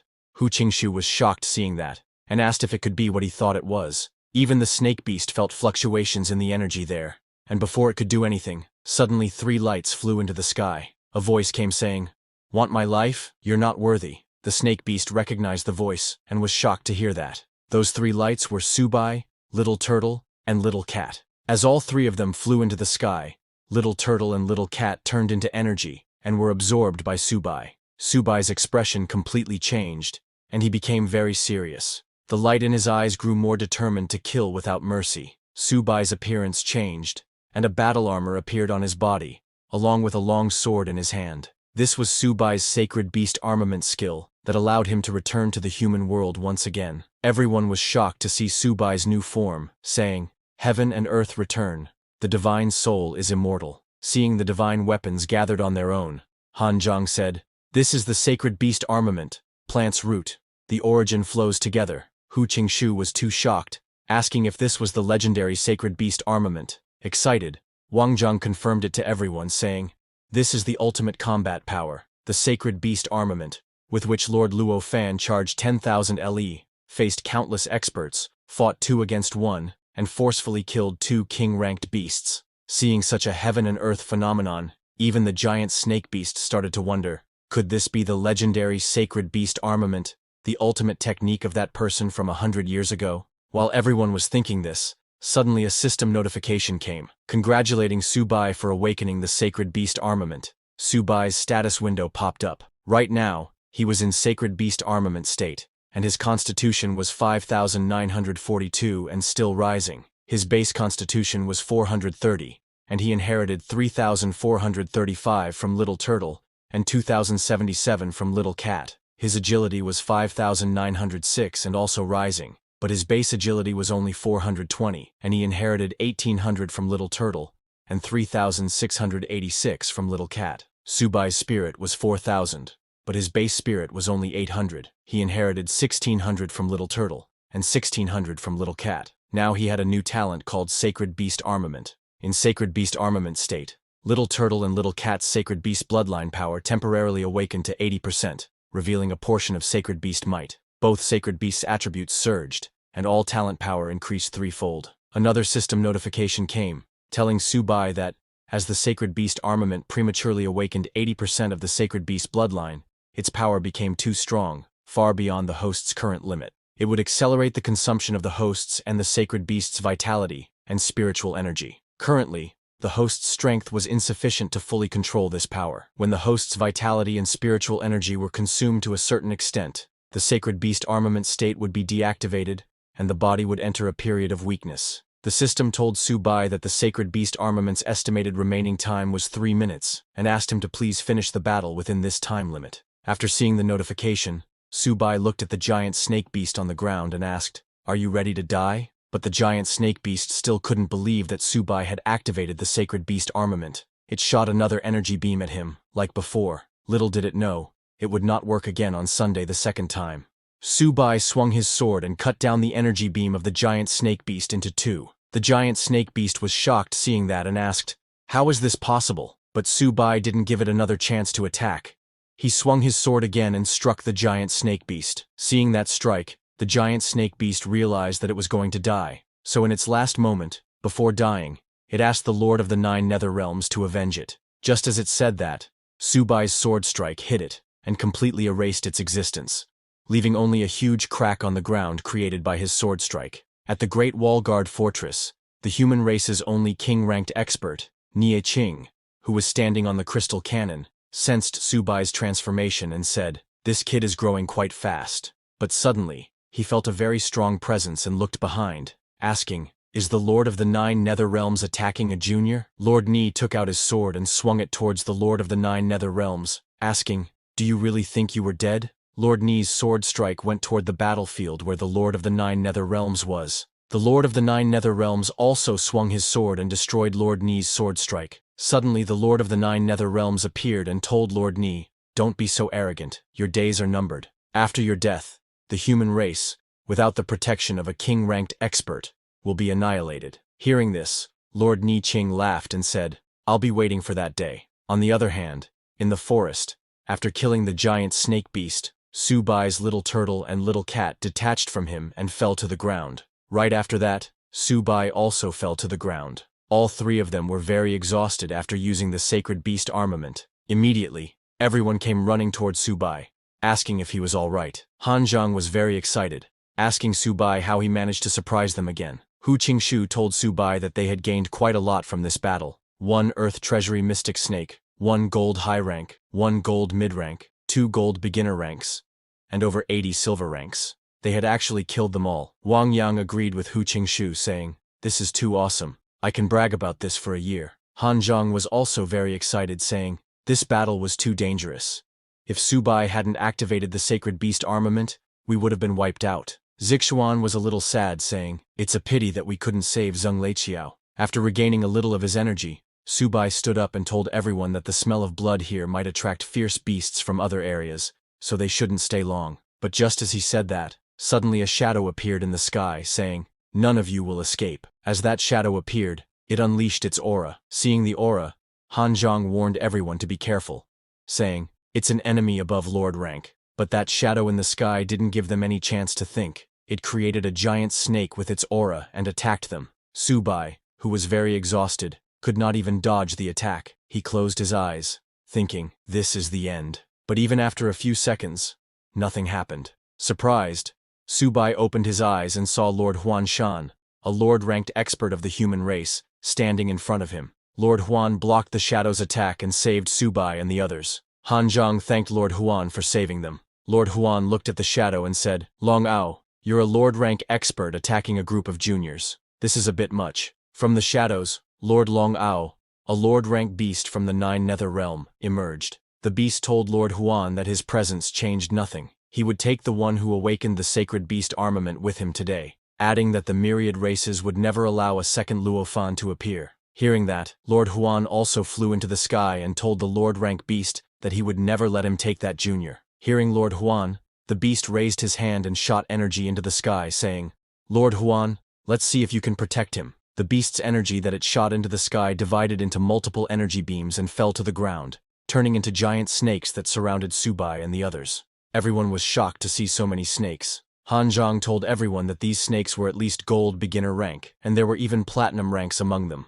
As Beast Lord released those snake beasts on Subai and the others, Lord Huan looked back to check on them. Seeing him looking back, Beast Lord grew angry and shouted, asking Lord Huan where he was looking. He released a very powerful energy beam into the sky, directing it towards Lord Huan, telling him to take it. A very powerful energy strike came towards Lord Huan, and on the other hand, those snake beasts charged at Subai and the others. Seeing the snake beasts charging, Subai asked everyone to prepare for battle. Seeing all that, Lord Huan smiled and said, "It's time to stretch my muscles a bit." Saying that, he unleashed his power. Immediately, the whole sky turned yellow and formed a tree. This was Lord Huan's parasol tree under the moon skill. Subai was amazed seeing Lord Huan's power. Han Zhang told him that this is Mr. Huan's parasol tree technique. As Lord Huan unleashed his energy, it immediately covered Beast Lord's aura, completely erasing its power. Beast Lord was shocked that Lord Huan had actually comprehended the power of a law. Beast Lord felt that this faint trace of law power that was currently eroding his vitality was actually impossible to defend against. He immediately tore apart the space itself and opened a portal to escape, saying, "Lord Huan, I'm no match for you today. You may protect the boy who awakened the sacred beast armament for now, but you can't protect him forever. The myriad clans will surely kill him. As soon as he appears outside the Great Wall, their people will send powerful experts to eliminate him." Saying that, Beast Lord entered the space portal and escaped. After he escaped, Lord Huan swung his hand and cleared out Beast Lord's aura. With just one swing of his hand, Beast Lord's powerful aura disappeared, and along with that, all the snake beasts attacking Subai and the others also disappeared. Han Zhang was amazed to see Lord Huan's power, asking, "Is this how the battle between strong opponents is supposed to be?" With each move, it feels as though the power of heaven and earth itself is at work. Its might is vast and boundless. This was Subai's first time seeing Lord rank professionals, and he wondered when he would be able to possess such strength. Seeing this, all were motivated. Lord Huan landed and told them, no matter how strong one's power is, there will always be opponents that can't be overcome. The only person you need to surpass is yourselves. Hearing Lord Huan's teaching, everyone greeted him with respect and said they would keep that in mind. Then Lord Huan landed on the ground and created a teleportation formation, saying, "All right, little ones, we should head back." Just as he said that, he activated the formation, and in the blink of an eye, everyone teleported into the human defense fortress. Subai was amazed to see that they were back in the blink of an eye, adding, "This was way too fast." Han Zhang was equally amazed to see one person activating the teleportation array with their own strength. Truly a master, Zixuan thought. I wish I had such strength. But before they could return to their rooms, suddenly Lord Ni appeared and praised Subai for his work, congratulating him on mastering the sacred beast armament. However, Subai didn't recognize Lord Ni and asked who he was, but Lord Ni didn't tell him anything and vanished, telling Lord Huan to take Subai to the meeting room. Lord Huan greeted him with respect, but Subai was shocked to see that he vanished again. He turned to Lord Huan and asked, "Who was that person just now?" Lord Huan was surprised to hear that Subai didn't recognize Lord Ni. He told Subai that the person was a hero of their human race, a king-level expert, Lord Nie Qing. Subai's jaw dropped upon hearing that it was Nie Qing. Lord Huan asked Subai to come with him, saying they could talk while walking. Both of them started walking towards the meeting room. While walking, Lord Huan told Subai that Lord Ni was from the same era as Lord Luofan. During that time, spiritual energy had just begun to recover, and martial arts had awakened. At the age of only 20, Lord Nie Qing saw the human race being defeated on the battlefield of the myriad races, and boldly proposed the idea of martial arts protecting the nation. This was met with ridicule from everyone. This made Subai curious, and he asked Lord Huan why they reacted that way. Lord Huan told him that at that time, people believed that only technology could save the human race. The idea of relying on martial arts to contend with the myriad races was considered fantasy. Only Lord Luo Fan, upon hearing Lord Nie Qing's words, became close friends with him. They made a grand vow to dedicate their lives to the rise of martial arts and the prosperity of the human race. Hearing that, Subai was amazed, saying they were truly admirable. While they were talking, both Subai and Lord Huan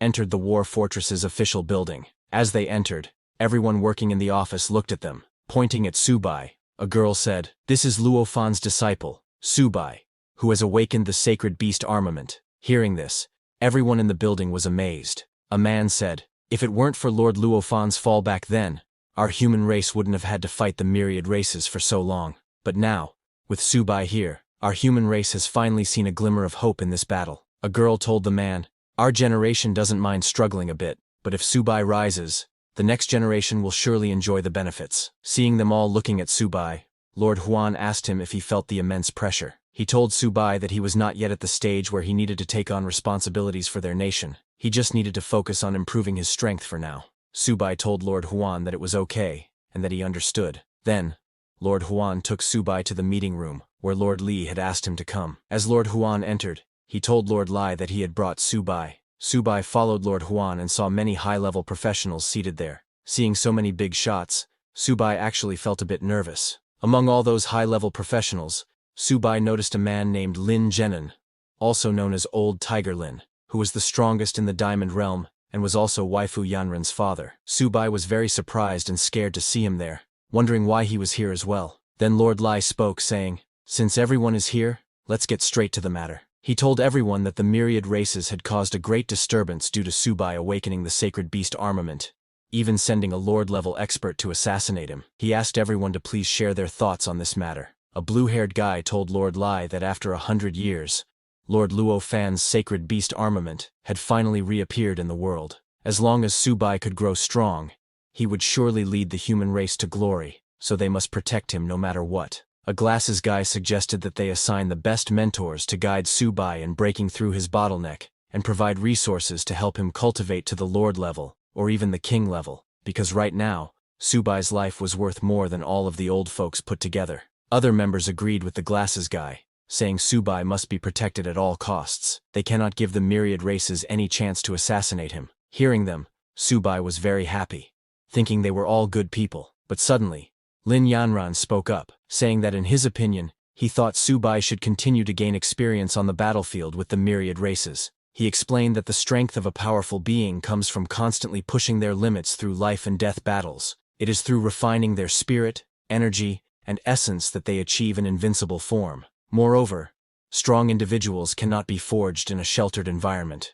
However, others didn't agree with Lin Yanran. An old man stood up and asked Lin Yanran that, given the current situation, with the myriad races in a frenzy over the sacred beast armament, if they let Subai continue to train on the battlefield of the myriad races and something happens to him, can Lin Yanran bear the responsibility for that? Others agreed with the old man, saying that Subai is the only successor of Lord Luo Fan in a century who awakened the sacred beast armament. They couldn't take this risk. But Lord Huan supported Lin Yanran's view, saying, "A majestic eagle doesn't falter in a storm, and a wolf pack doesn't fear the long night." Hearing Lord Huan support Lin Yanran, Subai was shocked. Lord Huan continued and told Lord Li that back in the day, Luo Fan almost treated the battlefield of the myriad races as his home, and he nearly perished more than 10 times. If he knew of this from beyond the grave, he would definitely support Subai continuing to fight on the battlefield. However, Subai didn't agree with Lord Huan. He thought that if he were given unlimited resources, he would be crazy to want to go to the battlefield and fight. He valued his life too much. Hearing all this, Lord Ni said, "It's settled then." He stood up and announced that a warrior should be tempered on the battlefield. The necessary precautions must be in place. They will send 3 Lord-level experts, 38 Diamond-level warriors, and 1 million soldiers to support the front lines in the Misty Mountain Range. Hearing that, Subai sighed in relief, saying that with so many people sent to protect him, he could finally relax. But suddenly, Lord Ni threw another bombshell and told everyone that they would use Subai as bait to orchestrate a massacre of the enemy's strong forces. Hearing this, all the high-level professionals agreed with Lord Lai, saying the human race would win for sure this time. But this was too shocking for Subai. He couldn't believe that they were going to use him as bait. At the same time, at the 9 Nether King's castle of the myriad races, the Lord of 9 Nether had gathered all the race elders. Inside the palace, the Lord of 9 Nether, who was seated on the throne, told everyone that the sacred beast armament had reappeared, and many present likely still remembered the terror of Luo Fan from back then. He told everyone that they absolutely could not allow another Luo Fan to rise from the human race. They must spare no cost to kill this Subai. He told his generals that reinforcements would be sent to the Misty Mountain front line, including 8 Lord-level and 42 Diamond-level experts. He added that the Grand Elder of the ancient Demon Phoenix clan and the Great Elder of the Nine-tailed Heavenly Fox clan would restrain Ni Qing. But the Grand Elder of the ancient Demon Phoenix clan spoke up and told the Lord of Nine Nether that her clan would not send a single member for this operation. The Grand Elder of the Nine-tailed Heavenly Fox clan also spoke up and told the Lord of Nine Nether that the Nine-tailed Heavenly Fox clan would not participate either. Hearing that, the Lord of Nine Nether became very angry and asked both of them if they were trying to rebel. The Lord of Nine Nether was extremely furious because the 3 great royal clans had been jointly ordered to come to the myriad races battlefield, but now, with the great enemy upon them, they dared to avoid the battle. The Great Elder of the ancient Phoenix clan asked the Lord of Nine Nether if he wanted to make a move on their 2 great races. The Grand Elder of the Nine-tailed Heavenly Fox clan asked the Lord of Nine Nether what great enemy was upon them. She stated that invading the human race was his goal, and their only purpose here was to explore the forbidden area. The Phoenix Elder agreed with the Fox Elder, saying she thought it was his Nine Nether clan that wanted to slaughter all humans. They came here for the endless resources in the forbidden area, and so they wouldn't be accompanying him. While leaving, the Fox Elder told the Lord of Nine Nether that for fighting and killing, her Celestial Fox clan would not participate either. Both of the clan elders left with their people. Hearing this, the Lord of Nine Nether became even angrier, and told them that even if they didn't participate, his Nine Nether clan would complete it independently, and he hoped they wouldn't regret it later. The elders didn't reply to him, and left. As they were leaving, the Phoenix Elder asked her subordinates, since the Great War is imminent, and both human and myriad races experts are frequently mobilizing, have you still not found Her Highness, the Holy Maiden? One subordinate told the Phoenix Elder that the Holy Maiden was naughty by nature, so they had already ordered the clan members to expand the search area. The Phoenix Elder told them to find Her Highness before the Great War at all costs. The subordinates said yes and left. On the other hand, after the human race meeting ended, Lord Ni took out a jade pendant and told Subai that this was the Sky Dome Jade. As long as Subai wore it, it could shield him from anyone's perception except his own. Not even the King of Nine Nether could detect him. He gave it to Subai and told him to wear it. With this, he wouldn't be easily targeted by the myriad races experts. That was truly a good thing. Subai immediately accepted it and thanked Lord Ni. Then, to get more things from Lord Ni, Subai said, just hiding my aura isn't enough. It'd be better to give me more equipment and materials to improve my strength. Hearing that, Lord Ni laughed, telling Subai that his principal was right. Subai was really the best at taking advantage of the situation. He then took out a box and asked Subai to look at what was inside. Subai's eyes lit up upon seeing the contents of the box. Inside, there was a diamond rank armor, 10,000-year Dragon Soul Grass, 10,000-year Ice Heart, and even a Lord rank core. Subai's jaw dropped after seeing so many valuable items. He asked Lord Ni if these were all for him. Lord Ni told him that they were indeed all his. However, giving them all to Subai at once would be like pulling up seedlings to help them grow, so he would give them to him gradually. Hearing that, Subai was very disappointed and asked, "Is this an installment payment?" He then took out the diamond rank armor and asked Lord Ni, "Shouldn't this diamond rank armor be given to me? Otherwise, if I die, you'll regret it." Hearing that, Lord Ni laughed and snatched the armor from Subai's hand, telling him that it wasn't time yet for him to have this armor. Subai was shocked and told Lord Ni that this was too ruthless. Lord Ni smiled and left Subai outside the office, telling him to hurry up and train hard. Standing outside the office, Subai started crying, thinking that just moments ago, innumerable treasures were laid before him, yet he hesitated for a second, and now he truly regretted it immensely. While he was crying, he noticed someone waiting for him outside the office. He was shocked to see that it was none other than Yanren's father, Lord Lin. Lord Lin turned and asked him to come with him for a moment, saying he had something to tell him. Hearing that, Subai thought it was about Yanren. He wanted to tell Lord Lin that he and Yanren truly didn't do anything, that both of them were very innocent, but he couldn't say that. "All right, Uncle Lin," and followed him. While walking, Lord Lin said, "Subai, I suggest keeping you on the myriad races battlefield. You won't blame me, will you?" Subai laughed and said, "Of course not," because he knew Lord Lin was doing this to cultivate him into a true expert. Hearing that, Lord Lin sighed and said, "I don't know what this girl sees in you."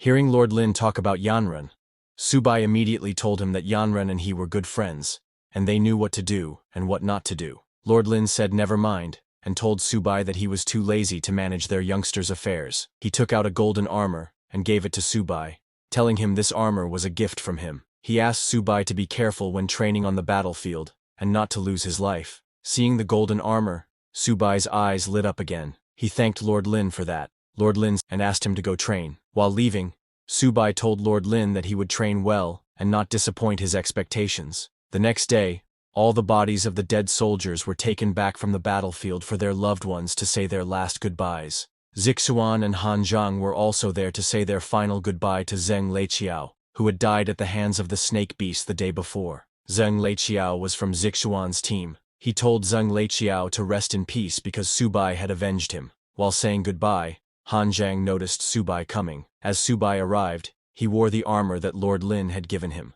Surprised, Han Zhang asked him what that equipment was. Subai covered the armor and told him not to worry about it. While they were talking, Lord Ni came on the stage and told the warriors of the human race that the myriad race's army had advanced towards their human Great Wall, and this time their number was over 1 million. Lord Ni shouted that although they were many and we were few, our human race would prevail. Hearing him, all the warriors cheered that they would prevail. Seeing that Lord Ni was also joining the battle this time, Han Zhang told Subai that, among king-rank combatants, Lord Ni Qing was certainly stronger than the King of Nine Nethers. To contain Lord Ni, the myriad races would inevitably send several stronger Lord-rank experts to join forces with the King of Nine Nethers. Hearing that, Subai grew a little worried, and asked Han Zhang what they should do. Han Zhang smiled and told him, "Naturally we use strategy, just listen to the commands." Hearing that, Subai got confused and didn't understand what Han Zhang meant. While they were talking, the army general started assigning everyone their tasks. He ordered all military academy scouting units to follow the combat units and head to the Misty Mountains to carry out reconnaissance missions. This was Subai and all the academy students' task. A few hours later, the myriad race's army arrived at the battlefield, and the war began. The human race's gold and diamond rank experts charged at the myriad race army with full power, blasting them with their elemental attacks. Subai and the others were a little far away from the main battlefield. Seeing the explosions, Han Zhang said, "It looks like the diamond rank experts from both sides have engaged." Looking around, Hu Qingshu told them to be careful because the surrounding aura was chaotic, and the enemy's numbers were considerable. Just as he said that, Subai noticed a large wave of beasts coming toward them. He told everyone to get ready because the enemy had revealed themselves. The beast tide consisted of thousands of beasts. Han Zhang recognized them and told everyone that they were tortoise-back wolves and giant horned demon deer. Seeing them, Wang Yang got excited because they were just minions. Immediately, the beasts surrounded them and charged from all directions. Seeing them coming, Wang Yang took out his spear and charged at the beasts in the back, telling Subai to leave these tortoise-back wolves to him. Seeing the beasts surrounding them, Han Zhang laughed and said, "It seems they're afraid we'll run." Zixuan took out his sword, saying his hands were already itching. Han Zhang also charged at the beasts, telling Subai that they were all minions, so he could rest. However, there was no way Subai would let go of a free meal. He told Han Zhang that although it was just a group of minions, he couldn't give all the military merits to them either. He opened his bag and ordered Little Turtle and Little Cat to come out. Immediately, Little Cat came out and started attacking the beasts with its sharp claws, killing them instantly. Little Turtle was not far behind. It used its giant body to smash the beasts, giving them no chance to react. Seeing Little Turtle and Little Cat joining the fight, Han Zhang turned to Subai, saying, "Subai, you're too ruthless. You don't even plan to leave us these few military merits?" Zixuan agreed with Han Zhang, telling Subai that he always hogged everything. On the other hand, as soon as Little Turtle and Little Cat joined the fight, their terrifying aura scared the tortoise-back wolves and giant horned demon deer. They started shaking in fear, feeling a very strong pressure coming from deep within their bloodline, and they couldn't even muster a bit of resistance. Little Turtle and Little Cat roared loudly and unleashed their aura into the battlefield. In front of them, all the tortoise-back wolves and giant horned demon deer got on their knees. Seeing that, Subai became confused, wondering why the beasts stopped and what Little Turtle and Little Cat were roaring about. Before Subai could understand anything, suddenly a system notification popped up in front of his eyes, congratulating him for awakening the Legion function. Now, he could conquer aliens and transform them into his own Legion to fight for him. The conditions for conquering were that the target must be willing to be commanded by the host. Once the host conquers the army, the host can control their life and death, and command them through mental power. The system asked Subai if the Tortoiseback Wolf clan and the Giant Horned Deer tribe surrendered to him. Did he want to accept it? Seeing the notification, Subai got very excited, asking, "What the hell is this Legion function? Recruiting all races?" Seeing that all the beasts stopped attacking and knelt right in front of Subai, everyone became very confused. Han Zhang approached Subai and asked him what was going on. Did he tame them? Subai, confused himself, told Han Zhang that it looked like he did. Subai proudly asked if it could be that they were won over by his charming personality. Hearing that, both Han Zhang and Hu Qingsu just stared at him in disbelief, thinking, how can Subai be this stupid? As Subai walked towards those beasts, they started shaking in fear. Seeing that, Subai told the beasts that since they had submitted to him, they must follow his orders. He ordered the Turtleback Wolf clan to be in charge of securing their rear, and as for the Giant Horned Demonic Deer clan, he ordered them to be responsible for guarding both flanks. Both the Turtleback Wolf clan and Giant Horned Demonic Deer clan leaders nodded and left from there. After that, Subai and his team got back to their job of scouting the Misty Mountain, but now they were very relaxed while going. Han Zhang told Subai that with beasts guarding their rear and flanks, they could speed up their forward scouting. Subai agreed with Han Zhang and asked the others to pick up the pace, but Zixuan was still not over the fact that Subai could control those fierce beasts. He asked Subai how he managed to convince the turtle wolves to do that. Before Subai could reply, suddenly Little Turtle jumped out of Subai's bag, surprising him. As soon as Little Turtle came out, it placed its ears on the ground and released its internal energy into the ground. Seeing that, Subai got confused and asked Little Turtle what it was doing. Did it find some kind of treasure? But before Little Turtle could explain anything to Subai, suddenly a huge centipede came out of the ground, sending Little Turtle flying into the air. Seeing that huge centipede, Subai was shocked. Han Zhang immediately recognized the centipede and told everyone to be careful, saying, "This is a sawtooth centipede." Hearing that, Zixuan was shocked and explained that it's also known as the Ghost of Hell. Within a few seconds, more and more centipedes appeared. Subai, who was clueless about those centipedes, turned around and asked his team if these centipedes were really that terrifying. Hu Qingsu told Subai that this beast's body is like a centipede's, able to burrow and vanish underground without a trace, but its legs are like saw blades. Nothing can withstand them. Han Zhang told Subai that wherever the sawtooth centipede passes, not a single blade of grass remains. It's a true disaster. Wang Yang told him that once its saw-toothed legs wrap around a target, those sharp many feet can instantly slice the target into countless pieces. Hearing these dangerous descriptions, Subai looked at the centipedes and asked if it really was that exaggerated, wondering why what he was seeing was so different from the stories. Subai said that because those centipedes were running around, Little Turtle was letting them play on its body without saying anything to them. In fact, it looked like those centipedes loved it. Suddenly, a system notification popped up in front of Subai saying, "The Sawtooth Centipede clan offers their allegiance. Do you accept?" Subai was shocked to see that notification and asked if this was really possible, but since it caused no harm, he tamed those centipedes too. Meanwhile, deep within the Misty Mountains, in a valley, a mid-gold tier beast reported to a high-level platinum beast elder that the human ants had already entered the Misty Mountains, and he believed humans would pass through here tomorrow. But before he could complete his words, the elder beast stopped him. She sensed the ground shaking, but before she could understand anything, suddenly some creatures hiding underground charged at them. An ape beast standing beside the elder beast stepped forward to protect her. Immediately, the elder beast ordered her full army to be on guard, but before her army could do anything, those creatures attacked the ape beast. The creatures that attacked them were none other than the centipedes that Subai had just tamed. The ape beast was too shocked by the sudden attack and asked, "What the hell is this thing?" After killing that mid-gold tier ape beast, the centipedes charged at the other ape beasts. A high gold tier ape beast recognized the centipedes as sawtooth centipedes. Hearing that, the elder beast was shocked and asked, "How can there be sawtooth centipedes here?" She ordered the ape beasts to quickly send a distress signal to the 9 Nether King, but there was no time. The centipedes attacked the ape beasts and started killing them one by one, not even giving them a chance to react. Seeing her subordinates dying like that, the beast elder became very angry and used her green snake domain skill. She placed her hand on the ground and created a purple summoning formation. As she opened that formation, many giant snakes emerged from the ground to fight the centipedes. But in front of the sawtooth centipedes, the snake beasts could not even last a second. The centipedes killed all those snakes in the blink of an eye, and then attacked the elder beast. She was shocked to see that her snake summons could not stop these centipedes even for a second. This made her even angrier, and she unleashed her internal energy, transforming into her beast form. She turned into a giant snake, which was 10 times bigger than those centipedes in size.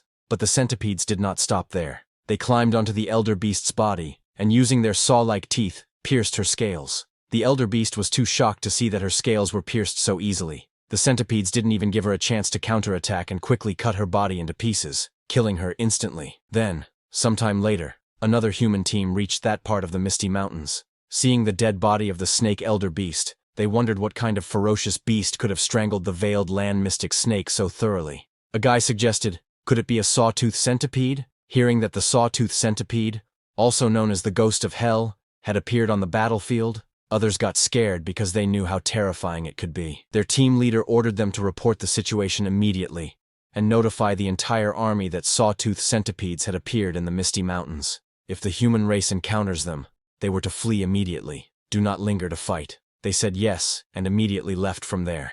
On the other hand, at Subai's side, Han Zhang and Hu Qingsu followed Subai while Wang Yang and Zixuan returned to report to the human war guard place. While going, Han Zhang said to Subai, according to the map, the entire Misty Mountains stretch just over 300 kilometers, and we have been traveling for quite a while now. So how is it that we still haven't reached Clearwater Lake? Hearing that, Subai got offended and asked Han Zhang if he was questioning the route he had planned. But after seeing the map, Hu Qingsu also realized that they were lost. Subai still could not believe it, saying, it's impossible. It must be the map's fault. Han Zhang told him that the map couldn't be wrong because it was a military map. Hearing this, Subai asked doubtfully, could it really be my mistake? Although, I really am a bit hopeless with directions.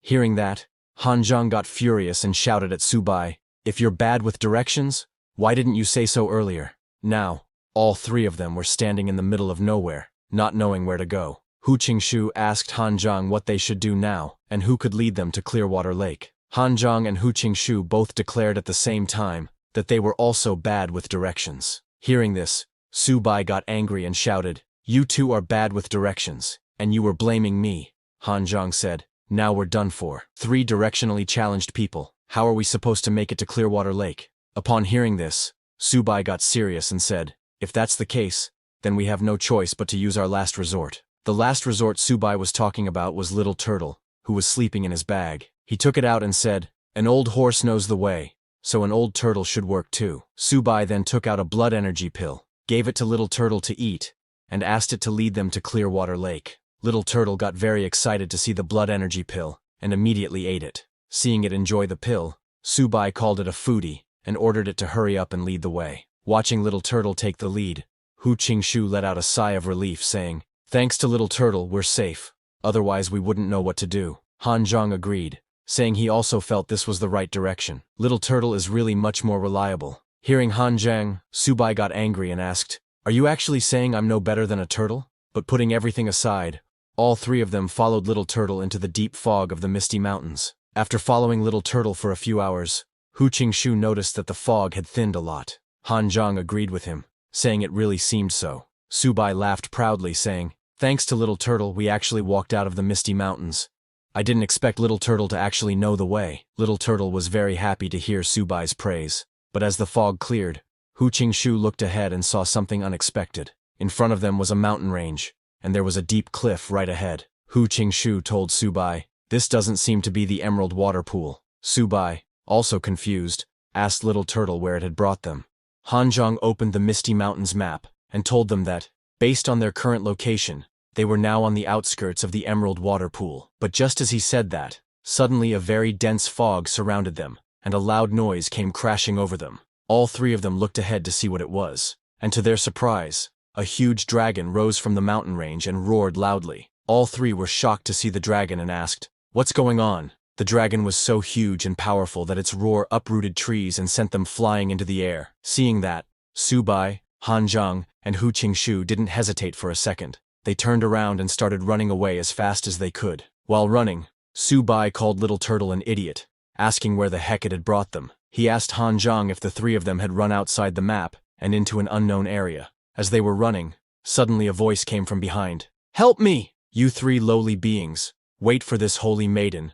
Hu Qingsu heard that voice and asked Subai if there was a sound behind them. Subai replied, "Who cares what that sound is? Just run." But as they were running away, a very loud sound of wind passing by at high speed suddenly came, and the dragon disappeared. Subai and the others were confused to see that the dragon had vanished. They stopped and asked, "What the heck was that thing? Is it actually this terrifying?" While catching his breath, Subai asked someone to tell him where in the world they were, because didn't the map say the danger level outside the emerald water pool wasn't high? Subai added that he knew this map was unreliable. Hu Qingshu admitted that this was definitely not the place marked on the map, because there's no place this dangerous on it. Han Zhang guessed, could it be that little turtle led us the wrong way again? But before they could figure anything out, someone suddenly appeared before them, and saying, "You three lowly races, how dare you not come to my aid in a time of crisis, only caring about your own lives?" It was a red-haired little girl with elf-like ears. Seeing her, Subai was shocked, and asked how a little girl could be out here. Han Zhang was also surprised, saying he had been so focused on running that he hadn't noticed her. But before they could process what was happening, a system notification suddenly popped up, congratulating Subai for discovering a demon phoenix with the phoenix bloodline. The system told Subai that the demon phoenix race is inherently arrogant and difficult to tame, and asked him to please find a way to subdue her. Subai was shocked to hear about the phoenix bloodline, and immediately opened the little girl's status window to check her details. The little girl's race was ancient demon phoenix. Her attributes were fire and life, but they were still unawakened. Her level was silver high, and she possessed a certain amount of Suzaku bloodline, but not yet enough to be tamed. Her constitution was 1538, defense 862, agility 1420, and her specialty, spirit, was 2650. Her first talent was demonic phoenix fire, which uses mental power to transform the fire element between heaven and earth into demon phoenix fire, increasing the lethality of fire by 300%. Her second talent was fire spirit possession, which consumes a certain amount of physical energy to cover the entire body with fire element energy, increasing the fire's lethality by 100% to 200%, and defense by 200%. Her third talent, which was sealed, was attached spirit, allowing her to use her immense mental power to help others unlock a second origin element. Her fourth, also sealed talent, was nirvana, granting her extremely strong vitality and recovery ability, so long as the damage was not devastating. She could transform it into her own life source through the fire element. The system told Subai that the sealed innate skills could only be unlocked after being tamed by the host, or after cultivating a pure Suzaku bloodline. Seeing those stats, Subai was impressed, and walked toward the little phoenix saying, "The phoenix I've been looking for is just a kid?" Hearing that, the little phoenix became furious and asked, "Who are you calling a kid? Be careful, or I'll roast and eat you." Hearing her way of talking, Subai thought that it hadn't been this hard when he tamed Little Turtle and Cat, and started to wonder how he should tame her this time. He tried to grab her, wondering if she would be obedient after a beating. Seeing Subai approaching, the little phoenix got a bit scared, and asked what he was trying to do. She called him presumptuous, and warned him not to come any closer. But when she saw that Subai wasn't stopping, she activated her demonic phoenix fire and shouted, "You dare to be disrespectful to this holy maiden? Today I'll definitely teach you a lesson." Seeing her use fire, Han Zhang was shocked, realizing this little girl was not easy to mess with.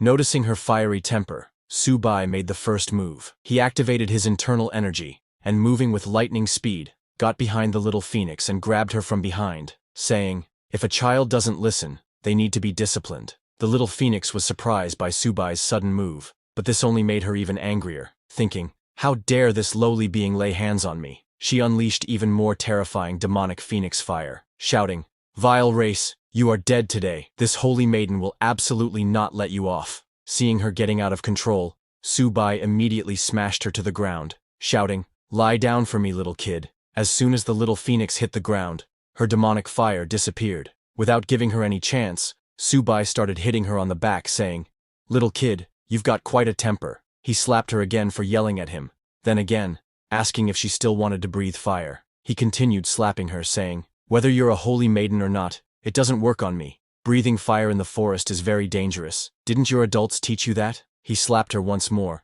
and asked if she was going to submit or not. He told her that as long as she said she submitted, he would let her go today. Seeing Subai disciplining a little lowly, Han Zhang and Hu Qingshu were shocked. Han Zhang asked Subai if it was really okay to treat a little girl like this, but Hu Qingshu didn't intervene, knowing she was a myriad race demon beast. As Subai disciplined the little phoenix, she started crying while calling him a vile race. She told him to just wait, When she grew up, she would definitely come back to settle the score with him, and she would also beat his butt until it bloomed. Seeing her still cursing him, Subai grew irritated, thinking, why is this girl's temper so stubborn? He raised his hand again, saying, you still dare to talk back? Still not begging for mercy? He told her he would let her go if she begged. But the little phoenix was extremely stubborn and refused to submit. So Subai continued beating her. Time passed, and night fell. Han Zhang and Hu Qingshu started a fire and prepared some food. Han Zhang called Subai, asking if he wanted some chicken legs. Hu Qingshu told him to replenish his stamina and then continue the beating. Hearing this, Subai stopped beating her and said, let's stop here for today. Let's eat first. But even after all that, the little phoenix still didn't submit and was even angrier. While crying, she said, human, I'm not done with you. If you have the guts, wait until my clan's great elder comes. Watch how she'll beat you up. Subai grabbed the little phoenix by the collar and dragged her to the fire, telling her that if her great elder came, he would beat her too. He told her to come quickly and eat first, but the little phoenix tried to break free, asking him to let her go. As Subai sat down with the little phoenix, Han Zhang handed him a turkey leg. Subai was surprised by the aroma, saying, this turkey smells so fragrant. Han Zhang told him, this is bronze-grade demon chicken. Hearing that, Subai finally understood. He had been wondering why it was so fragrant, and it turned out it wasn't an ordinary chicken. Seeing the chicken leg in Subai's hand, the little phoenix turned her head to the side, thinking, what kind of heavenly materials and earthly treasures has this holy maiden not eaten? A mere bronze-grade chicken is nothing. But suddenly, the smell of roasted chicken wafted into the little phoenix's nose, and she was surprised by how fragrant it was. She asked Subai what he had sprinkled on the turkey, and if food really became more fragrant after being roasted over flames. Hearing her question, Subai realized that this holy maiden had never eaten cooked food before. This was a great opportunity for him.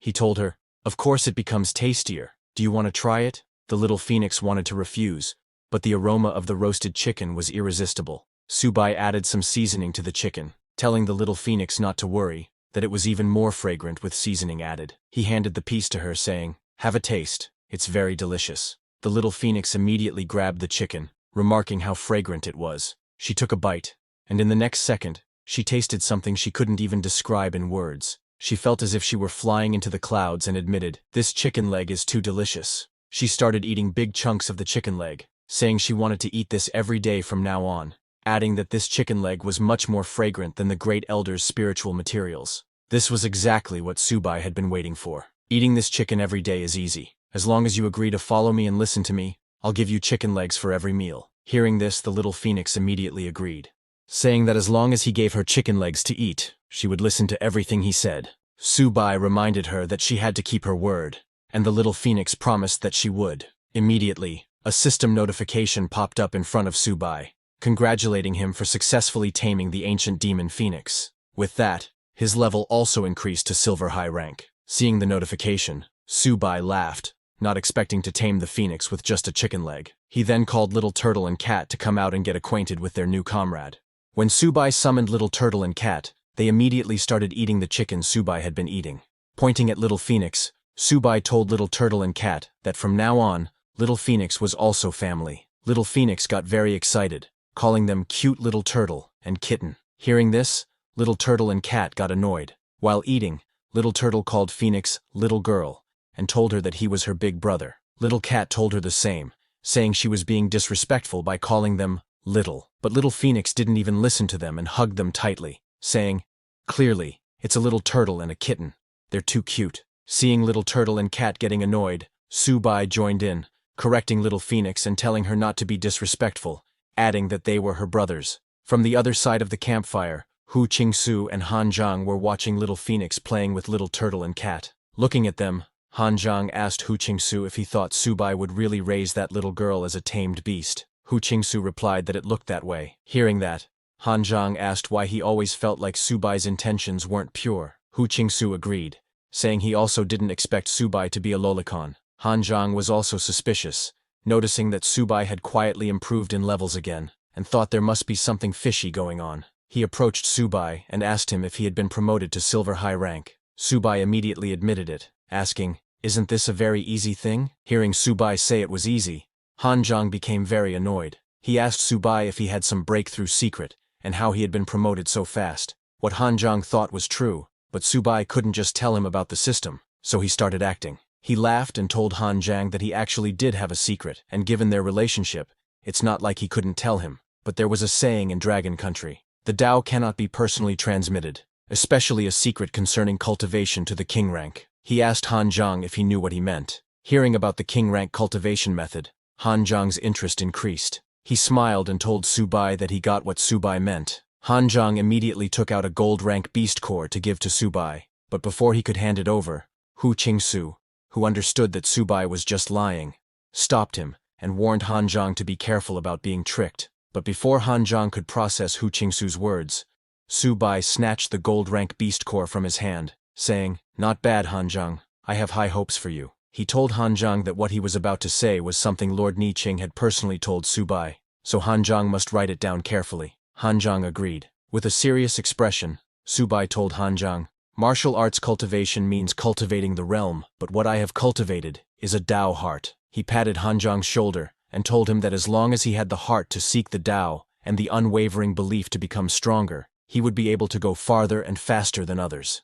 Hearing this, Han Zhang got very confused and told Su Bai that he still didn't quite understand. Su Bai then pointed at a mountain ahead and asked Han Zhang to look at it, saying, "When they only look at this mountain, it seems full of difficulties and obstacles. But if they focus on the summit, the journey from the foot to halfway up won't seem so hard. They will break through obstacles all the way and reach the top in one go." Hearing that, Han Zhang looked at the mountain and said, "I seem to understand a little, and yet I don't. You seem to have said something, and yet said nothing." Hearing Han Zhang talk like that, Hu Qingsu told him that Su Bai had tricked him out of his gold beast core. But Su Bai immediately denied it, saying what he had shared were all secrets to reaching the king rank. Suddenly, Han Zhang turned around and thanked Su Bai, saying he finally understood. Surprised, Su Bai asked him what he understood. Han Zhang told him that as long as one tells themselves every morning that they can definitely become king rank, there will be no bottlenecks. Han Zhang jumped onto a rock in excitement, saying, "I can't believe I only understood the principle of the great Tao being simple today.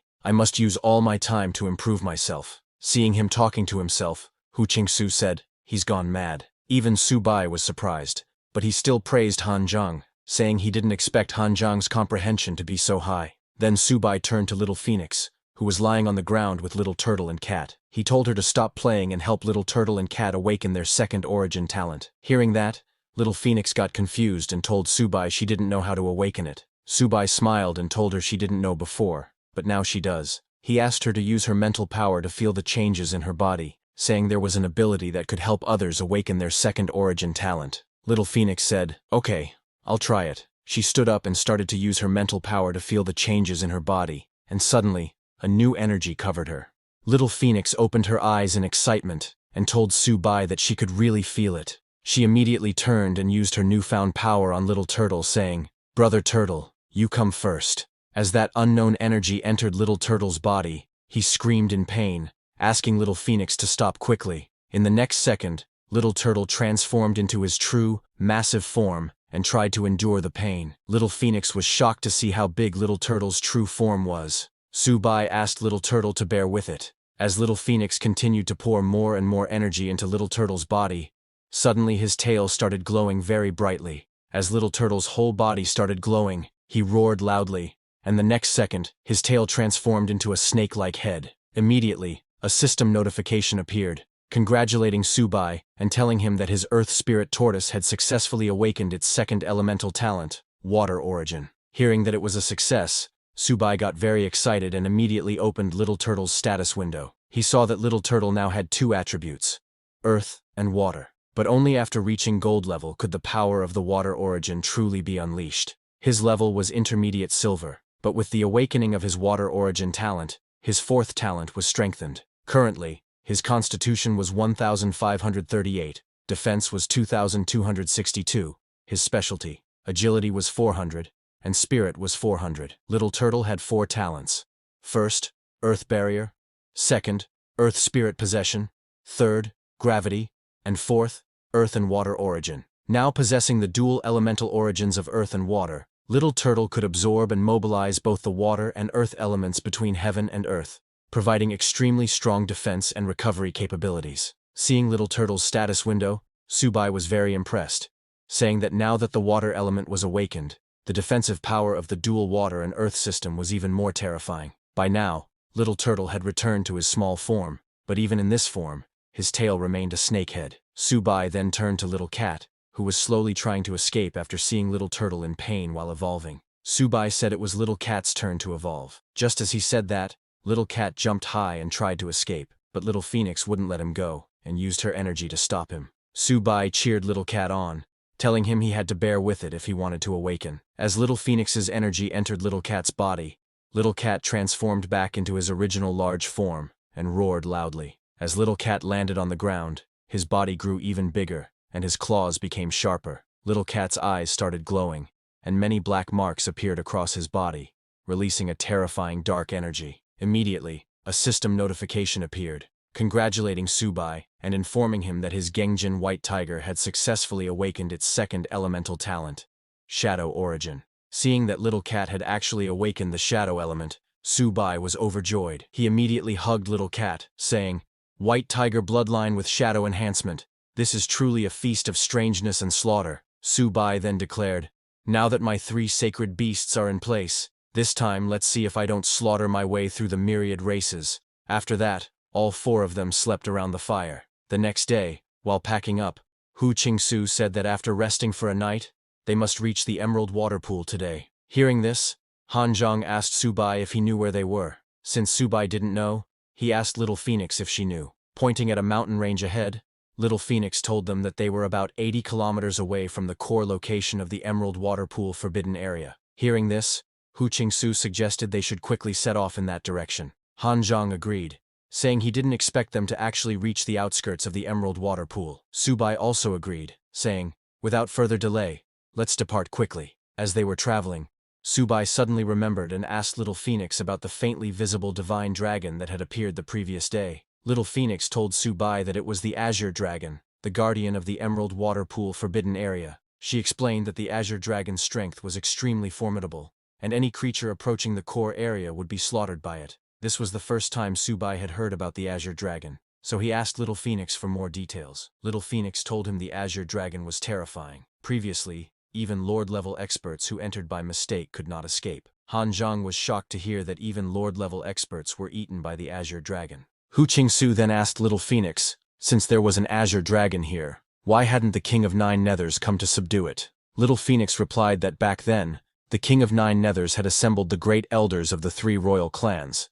but they still couldn't subdue the Azure Dragon. Hu Qingsu was shocked to learn that even the King of 9 Nethers couldn't subdue it. He asked Subai if rushing over like this wasn't too dangerous. Subai told Hu Qingsu that since they had now encountered the Azure Dragon, it was just the 4 gods and beasts. He immediately asked the system to detect the nearby Azure Dragon bloodline, declaring that today he would subdue the Azure Dragon. A system notification immediately appeared, telling Subai that an Azure Dragon bloodline had been found nearby. The bloodline was extremely pure, and its strength had reached half-king level. However, it was in a state of madness, and was extremely dangerous. The system informed Subai that his current strength was too low, and he was unable to subdue the dragon, urging him to increase his strength before exploring again. Seeing this notification, Subai was shocked.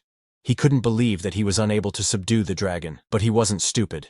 Seeing that even the system indicated the Azure Dragon was extremely dangerous, he decided it was better to evacuate quickly. He turned to Hanzhong and Hu Qingsu, suggesting that they should retreat from here first. Hearing that, Hanzhong and Hu Qingsu were shocked. They couldn't believe Subai, who always rushed to fight first, was saying this. Subai then turned to Little Phoenix, and asked if she knew the way out of the Misty Mountains. Little Phoenix told Subai that the path in the Misty Mountains changes with the weather, so she didn't know the way either. Hearing that, Subai grew a little worried, realizing it was going to be difficult. Then, Hu Qingsu suggested that since the Misty Mountains are west of the Emerald Water Pool, as long as they walked east, he was sure they could return to the Misty Mountains. Hanzhong supported Hu Qingsu's idea, saying the principle was simple, but the key problem was that they couldn't tell which direction was east. Subai suggested following the sun, but Hu Qingsu told him that the sun on the Myriad Races battlefield was the least reliable, and the mountain range interior was full of dense fog, making it impossible to see clearly. Suddenly, Little Phoenix remembered and told Subai that there was a small tribe nearby, so maybe they could ask them for directions. Hearing that, Subai's eyes brightened, and he patted Little Phoenix's head, asking why she hadn't said so earlier. Hu Qingsu praised Little Phoenix, saying she seemed to be more reliable, and asked everyone to go quickly. Little Phoenix got very happy when they praised her. She told them that this small tribe was called the Spirit Serpent Clan, and it was the nearest tribe within 1,000 li of the Emerald Water Pool. Subai agreed, and asked Little Phoenix to lead the way. He told Hu Qingsu and Han Zhang that they would go to the Spirit Serpent Clan, and both agreed. All four of them started walking toward the Spirit Serpent Clan. While they were walking, Little Phoenix told Subai that the Spirit Serpent Clan had originally been guarded by a platinum rank expert, but the expert had led all the clan's elite to join the army expedition. So currently, only some old, weak, sick, and disabled were left guarding the clan. The highest strength was now an elderly, high-rank gold elder. After passing through a forest, they arrived at the Spirit Serpent Clan. Hiding in the bushes, Little Phoenix pointed at the village ahead and told Subai that this was the Spirit Serpent Clan's tribe. Looking ahead, Subai said it really looked like a serpent's home. The reason Subai said that was because in the village, there was only one big house, and many caves in the ground where snakes normally lived. It was a snake den. Looking at the village, Han Zhang said that although the Spirit Serpent tribe was small, judging from the number of snake dens and auras, the entire tribe had about 10,000 fierce beasts. Hu Qingsu agreed, saying it was unknown how many fierce beasts were currently left behind. Hearing that, Han Zhang suggested they invade the snake den from 4 directions and lure the serpents out of the dens. As long as they divided their forces, they could defeat the serpents piece by piece. But Hu Qingsu told him it was too dangerous. They should first capture a gold-rank beast and force it to reveal the root. Hearing their plans, Subai got annoyed and said, "You two only know how to fight and kill." He smiled and reminded them not to forget that Little Phoenix was a dignified royal clan holy maiden. Seeing his cunning smile, Han Zhang and Hu Qingsu understood that he had a plan. They asked him what method he had, and Subai smiled, telling them he had his own brilliant plan. After a few minutes, Subai came out of the forest and shouted, "The envoy of the ancient royal clan has arrived. Hurry and come out to greet them." Hearing his voice, all the serpents were surprised and came out to see what was happening. Just outside the snake den, Subai, along with Han Zhang and Hu Qingsu, who were wearing black robes, acted as Little Phoenix's guards. Subai shouted again, "The holy maiden of the ancient fiend Phoenix clan has arrived. Hurry and come out to greet her." As the serpents sensed the royal clan bloodline aura of the ancient fiend Phoenix clan, they became very nervous. One serpent asked the others how an adult of such noble status could grace them with her presence. Another serpent pointed out that there were also 3 earth-profound tortoise adults behind her. While they were talking, a large serpent came out. He was the second elder of the Spirit Serpent Clan. He greeted the ancient Phoenix adult and the 3 earth-profound tortoise adults, apologizing. "4 adults have honored us with your presence. We have failed to welcome you properly." Hearing that this serpent was the Spirit Serpent Clan's second elder, Subai, with a serious expression, told him they were preparing to go support the front line. He instructed the serpent that if he had any spiritual materials or spiritual medicinal herbs, he should offer them all to him to help recover his strength. Hearing this, Han Zhang asked Subai, "Weren't we here just to ask for directions?" Hu Qingsu agreed, asking Subai why he was requesting spiritual materials.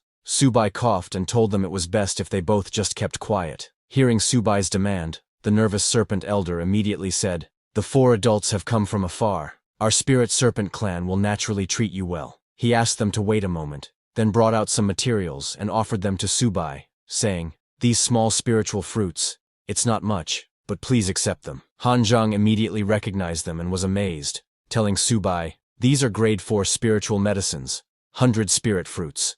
They contain ample spiritual energy." Hu Qingsu added that eating just one could allow a gold-rank expert to fully recover their blood energy in a short time. Hearing that, Subai's eyes lit up with amusement, but he controlled himself and told the Serpent Elder that his clan had performed well. He added that since the hour was late, they planned to rest there. Pointing at the building above the snake den, he told the Serpent Elder they would stay in that building, and asked the Serpent Elder to send him a copy of the nearby terrain map later. When Subai announced they would be staying overnight, Han Zhang asked him, "But it's only noon.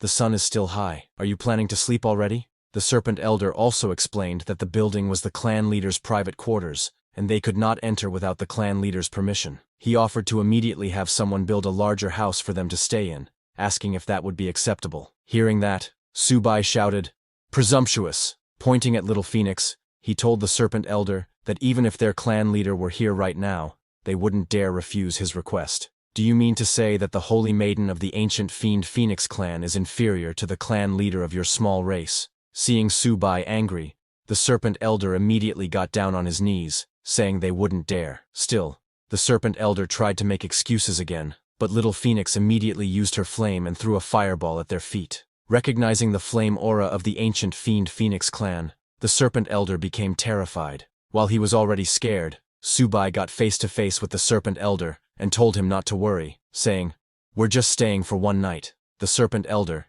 even more frightened, immediately agreed. After that, Subai, along with Han Zhang, Hu Qingsu, and Little Phoenix, walked toward the building, reminding the Serpent Elder to remember to send the map later. The Serpent Elder replied that he understood. When Subai went inside the building, he laughed, saying, "This place must be hiding a lot of treasures from the Spirit Serpent clan." Hu Qingsu told him not to get too excited yet, and to wait for the Serpent Elder to bring the map. Meanwhile, Han Zhang, dying of thirst, asked everyone to have some water first. While they were talking, the Serpent Elder also arrived at the building, holding the map in his mouth. He gave it to Subai, saying, "This is the map you wanted." As he handed over the map, the Serpent Elder looked around the house and saw no signs of disturbance. "It seems I was just overthinking.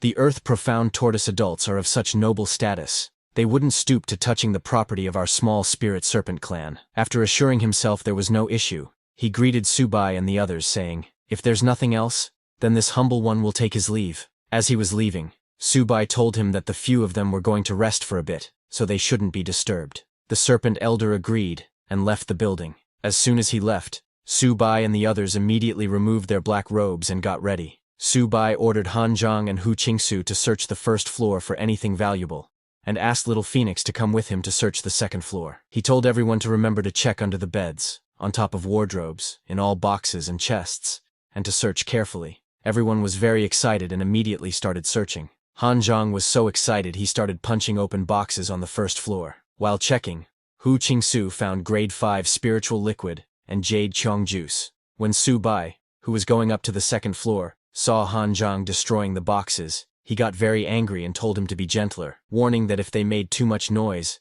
they could get into trouble if those outside heard them. Han Zhang said okay, and resumed searching more quietly. Suddenly, Little Phoenix, who was searching the second floor, came to Subai and told him she found a box of grade 4 spiritual materials, 100 spirit fruits. Hearing that, Subai was very happy and told her to keep looking, suggesting there might be some hidden compartments. Little Phoenix agreed and got back to searching. After a few hours of searching, they collected tons of rare materials, spiritual herbs, and many other treasures. Subai then asked everyone if they were ready. Han Zhang immediately replied that they were. Little Turtle also roared, saying he was ready too. Hearing that, Subai said, "What are we waiting for? Let's eat." As soon as he said that, Han Zhang, Hu Qingsu, Little Phoenix, Little Turtle and Little Cat all jumped on those spiritual herbs with Subai and started eating like crazy, not even stopping to drink water. After eating everything, they finally stopped. Han Zhang told Subai that he thought his bottleneck at the high silver stage was starting to loosen.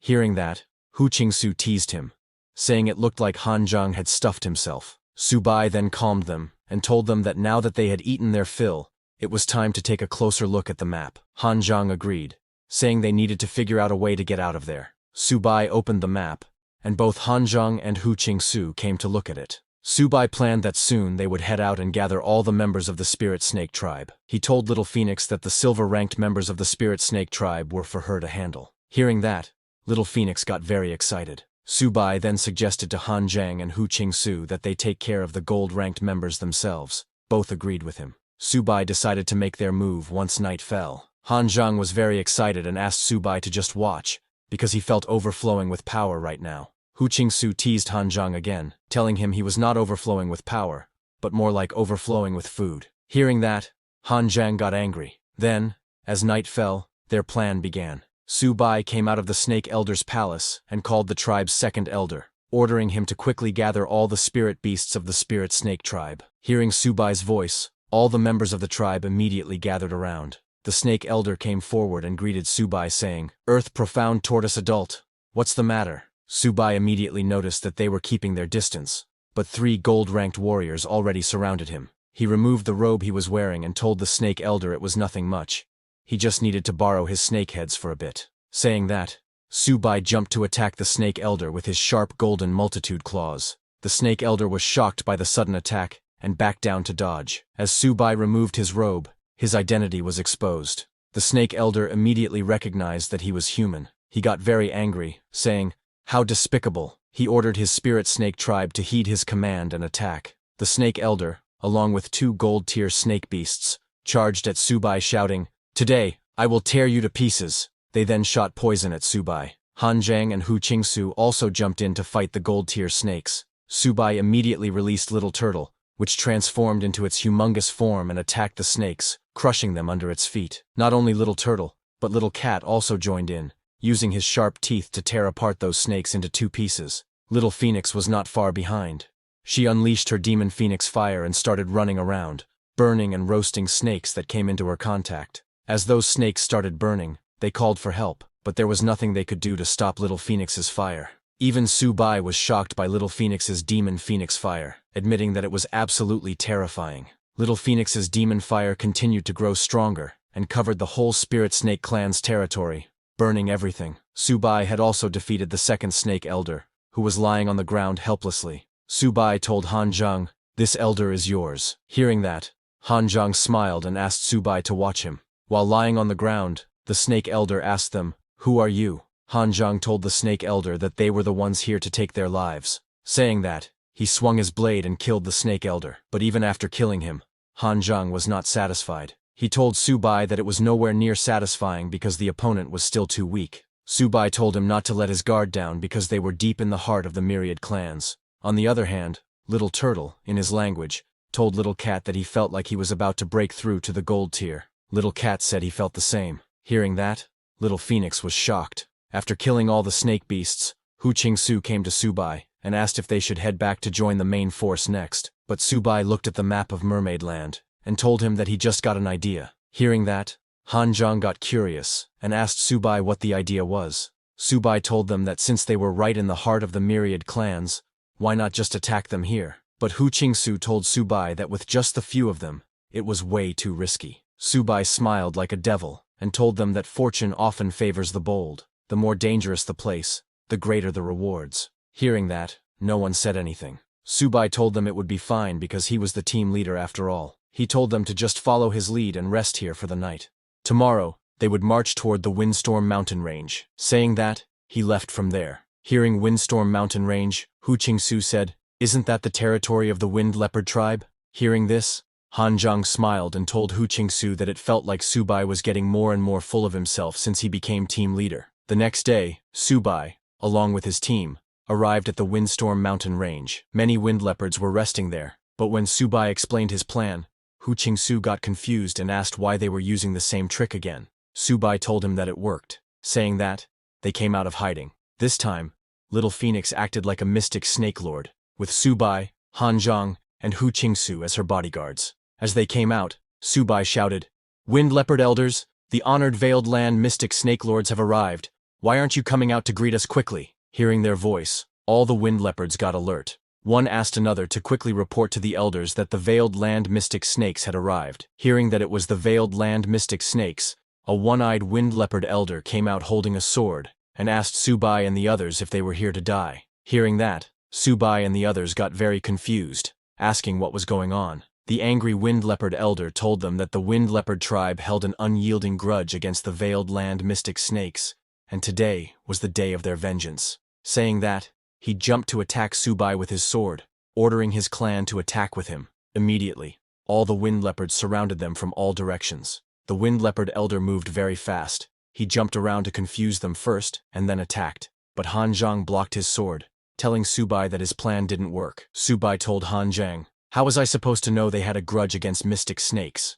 Subai then removed his robe and got ready to fight, saying if worst came to worst, they would just barge right through. He summoned Little Turtle and Little Cat, telling them it was time to get to work. Immediately, Little Turtle and Little Cat came out and transformed into their beast forms, attacking and shocking the wind leopard elder. Seeing the wind leopards jumping around, Subai said, "Little Phoenix, those leopards are really fast, so I'm counting on you." Little Phoenix said, and while they were all fighting on the ground, she flew into the sky using her internal energy. She then used her demonic phoenix fire, creating a fire phoenix in the sky and shooting fireballs at everyone. Seeing the fireballs falling, all the wind leopards started running away, but it was no use. They could not escape, and died. Subai and his party worked together, and within a few minutes, killed all the wind leopards. After killing so many, Han Zhang started to feel like he was finally going to level up. Hearing that, Subai tried to take credit, asking Han Zhang if the method he taught him was effective. Just then, 2 system notifications popped up right in front of Subai,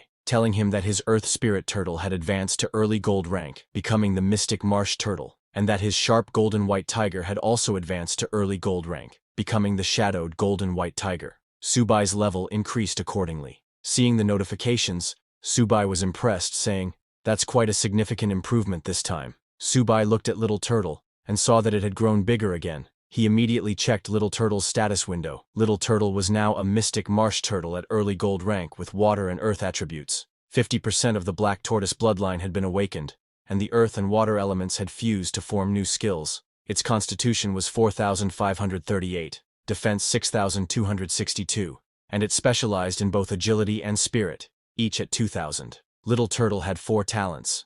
The first talent was Wall of Despair, which consumes stamina to amplify its own defense by 100% to 300%, and simultaneously weakens the enemy's attack by 20%. The second talent was Barrier of Water, which condenses the power of the water element to form a barrier over a 10-kilometer radius. Unless the enemy's strength vastly exceeds that of the Mystic Marsh Turtle, this barrier cannot be broken. The third talent was Gravitational Core, which extends the gravity effect to a 10-kilometer radius. Its fourth talent was Origin of Earth Water. Little Turtle possesses dual elemental origin powers of earth and water, able to absorb and command the primal forces of both elements from the heavens and the earth, granting immense defensive and regenerative power. Seeing that Little Turtle could now reduce the enemy's attack by 20% and trap them in a water barrier, Subai was impressed, saying Little Turtle's graded skills were totally overpowered now. Subai then checked Little Cat's status window. Little Cat was now Shadowed Golden White Tiger at early gold rank, with gold sharp and shadow attributes. 50% of the White Tiger bloodline had been awakened, and the gold and shadow elements had fused to form new skills. Its constitution was 4,250, defense 2,850, agility 6,550, and spirit 2,000. Little Cat also had 4 talents. Its first talent was Phantom Dance, which increased attack speed by 200%, and attack power by 200% while attacking. The second talent was Shadow Strike, which amplified Little Cat's speed by 200%, and when Shadow Origin was activated, it could merge with shadows, increasing speed by 400%. The third talent was Spirit of Gold. Covered in gold power, each of Little Cat's attacks dealt 200% bonus tearing and armor penetration effects, and no defense below the same rank could withstand it. The fourth talent was Origin of Gold Shadow. Little Cat possessed dual elemental origin powers of gold and shadow, able to absorb and channel the primal gold and shadow forces of the world, granting immense lethality and incredible speed. Seeing the details of Shadow Strike, which doubled the speed, Subai got very excited because that was way faster than the sharp golden ghost steps. Subai went to Little Cat and told him that from now on, he was the master of the shadows. Little Cat didn't like that title much and turned back into its small form, along with Little Turtle. By then, Han Zhang had noticed that Subai had improved again. Confused, he asked Subai why, since he clearly already had the will to seek the Tao and the faith, he still couldn't advance. Hearing that, Subai laughed and told Han Zhang that this only meant one thing: his faith was not strong enough. He then looked at Misty Mountain Mao and asked Little Phoenix where they were going next. Looking ahead, Little Phoenix told Subai that there was only one place left she hadn't been to. She pointed at the mountain range ahead and told them that this was the main city of the Veiled Land Mystic Snakes. Hearing that, Subai got excited and asked everyone to let's go there. Hu Qingsu was shocked and asked Subai if he was serious. Han Zhang asked Subai if this wasn't a bit too crazy. After all, that's truly the great city of the myriad clans. Even though the myriad clans and the human race are at war now, there must be powerful individuals guarding the main city. He asked Subai how, with just a few of them attacking the main city, this was any different from courting death. He told Subai that they absolutely should not go there because heading to the main city was way too dangerous. Han Zhang tried to warn Subai, telling him that if their human identities were exposed, they wouldn't even have a chance to escape. Hu Qingsu agreed with Han Zhang and told Subai that it was still a bit too risky for the three of them to go to the main city with their current strength. Hearing that, Subai turned around and asked Han Zhang and Hu Qingsu if they had both forgotten their faith and their will to seek the Tao. He told them that if they wanted to gain more resources to strengthen themselves, they must go to the main city. Hearing Subai's logic, both of them were speechless. Seeing their reaction, Subai tried to motivate them. He asked them to just think. When one day they reached the king-level realm, standing on top of the Great Wall, looking down at the myriad clans like mere ants, think of how much admiration they will receive, and how great a contribution they will be able to make to the human race. He told them exactly that. Besides, they would be doing this for the greater good of the human race. How glorious was that? Even if they couldn't make it back this time, they were doing something incredibly great. Hearing that, Han Zhang, who was from the military academy, got very excited and shouted, "That's right, for the greater good of humanity, I, Han Zhang, was born great and will die gloriously." This was what Subai was aiming for. He grabbed Han Zhang's hand, telling him that's the true spirit of a proud hero of humanity. Hu Qingsu was shocked to see how fired up Han Zhang got just like that, but as Han Zhang agreed, Hu Qingsu had no choice but to agree as well. Then Subai asked Little Phoenix to lead the way. Little Phoenix said, "Okay, master," and led them towards the main city of the Veiled Land Mystic Snakes. Along the way, Subai was cheering Han Zhang and Hu Qingsu, saying, "It's for the greater good of humanity." 3 days later, after walking continuously, Subai and the others were very exhausted. He asked Little Phoenix how much further the main city was. Little Phoenix, who was leading the way, told him they were almost there and arriving soon. Pointing ahead, she told Subai, "This is the main city of the Veiled Land Mystic Snakes." Subai looked ahead and saw huge buildings. Shocked, he asked Little Phoenix how this could be a main city. It looked more like a towering mountain. Seeing the city up close, Han Zhang told Subai that he suddenly regretted it a little. Subai, who himself felt a little nervous, acted tough and asked him, "What are you afraid of? We are great heroes of the human race." Hearing that, Little Phoenix smiled and told Subai that the Veiled Land Mystic Snake's main city was arguably the most magnificent of all the main cities. She told Subai that a few years back, the Grand Elder and she had come here for a visit. She then explained that each side of the main city walls has 13 gates. Generally, royal strongholds enter through the central main gate, while members of the Veiled Land Mystic Snake clan enter through the side gates flanking the main gate. As for the remaining side gates, they are reserved for certain high bloodline races. However, all of them must undergo aura verification and pay a toll to enter. Subai was surprised to hear that, and asked Little Phoenix what the toll fee was. Little Phoenix told him that basically, it's just purple crystals, and roughly speaking, 1 purple crystal is enough to buy a standard grade 3 spiritual herb. She took out a little pouch and pulled out a purple crystal, telling Subai that purple crystals aren't just used as currency. They also contain immense energy, making them useful for cultivation. She told them that cultivators at the platinum level and above use even more advanced spirit stones for their cultivation. These high-grade spirit stones don't just contain ordinary energy. They're infused with elemental forces of heaven and earth, such as gold, earth, space, and others. Hearing that, Subai's greedy mind started working. He patted Little Phoenix's head and said, "Little Phoenix, you're a dignified holy maiden. Don't tell me you've only got 1 measly purple stone in that pouch." Innocent Little Phoenix didn't understand what he meant, and told Subai that this was a spatial pouch.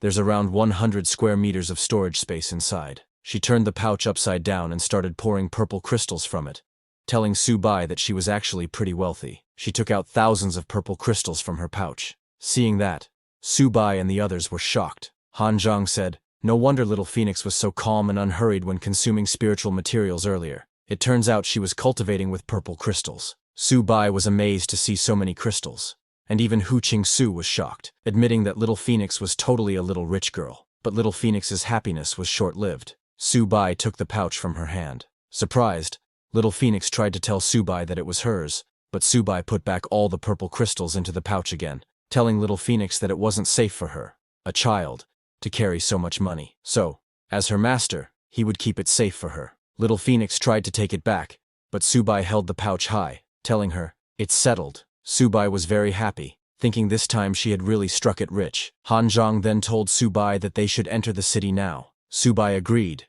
and told them that he would once again bestow upon them the breath of a Veiled Land Mystic Snake. This aura lasts for 7 days, so if they enter through the side gate, they can save on some toll fees. Everyone agreed. Then, while wearing their hope again, all of them headed towards the main city. Along the way, all the low-level beasts knelt down in front of them and greeted them. Seeing that, Subai laughed and proudly told them that this method never fails. Looking at their reactions, no one even suspected them. Then Subai and his team went to the main city's gate, where the spirit guards greeted them with respect, and immediately opened the city gate, welcoming them, thinking they were 4 esteemed veiled land mystic snakes. Easily, all 4 of them entered the main city. As they went inside, Hu Qingsu was shocked by the impressive lineup. Han Zhang asked Subai if they were going directly to the main city. Subai said, of course. But as they arrived at the main city's city square, Subai was shocked to see fierce beasts all over the place there. Surprised, Han Zhang said,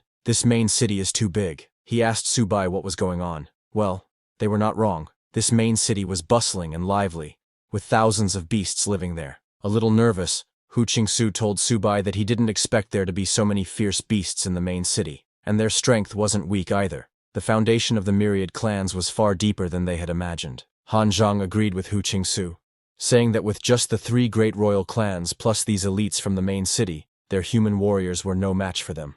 Little Phoenix told them that, in fact, the 3 great royal clans possess extremely high control over lower bloodlines. This time, the King of the 9 Hells has raised an army of 10 million, but 9 million of them are just cannon fodder. The true elites are probably only the clans of the 9 Hells royal family and the veiled land mystic snake tribe. Hearing her, Subai finally understood how it was. Han Zhang said, it's no wonder Lord Huanshan doesn't take this army of 10 million seriously, so that's the real reason. While looking around, Subai told them that he didn't expect the main city of the myriad clans to be so lively, and suggested that they go for a stroll. Just as Subai said that, he got a message. After leveling up, Little Turtle and Little Cat now resided in the system space, and this message came for Little Turtle. He told Subai that he found something good about 10 kilometers in the southwest direction. Hearing that, Subai got excited. He turned to Han Zhang and Hu Qingsu, asking them to look at this royal city, suggesting that if the 3 of them stick together, their efficiency would be way too low. So how about they split up and act separately? Hu Qingsu told Subai that would work,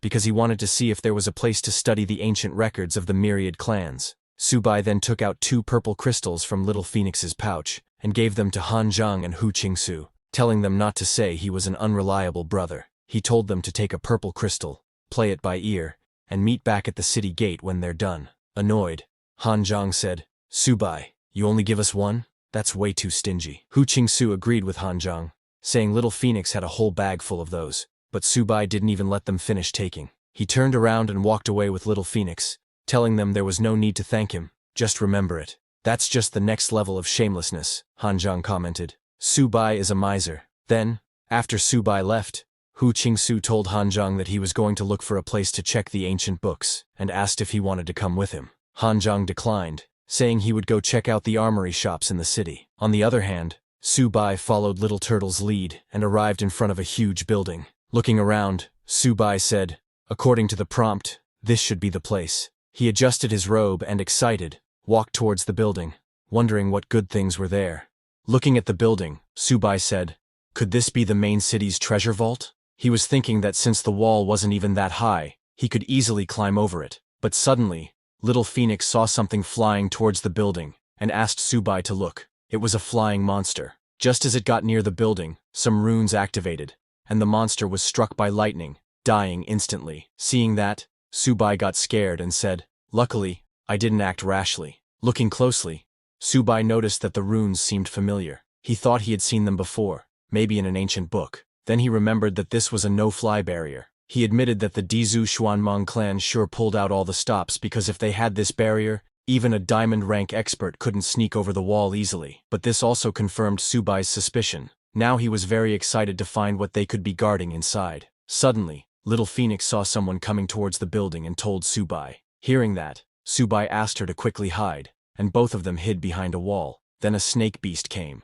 The guards guarding the building greeted him and asked if he was there to inspect again. The snake beast asked if there was anything abnormal. The guards said no, and told him everything was normal. Hearing their conversation, Subai suddenly got an idea. He asked Little Phoenix to wait for him there. Little Phoenix said, okay, understanding that Subai was going to do something. Subai decided to test Little Cat's new ability. Just as he used it, he became invisible. Little Phoenix was surprised to see that he really became invisible. Then, as the snake beast went inside the building, he asked the guard to shut the door after he went in. Little did he know that invisible Subai was already following him from behind. Just as they went inside and the door closed, Subai hit the back of the snake beast's neck and made him unconscious. Seeing the snake beast, Subai smiled and said, "This shadow attack is pretty handy." Subai then went inside to see what treasures they were hiding in the building. Just as he entered, he saw many boxes filled with purple crystals. Seeing that the place was loaded with purple crystals, Subai got excited, saying, "It's a jackpot.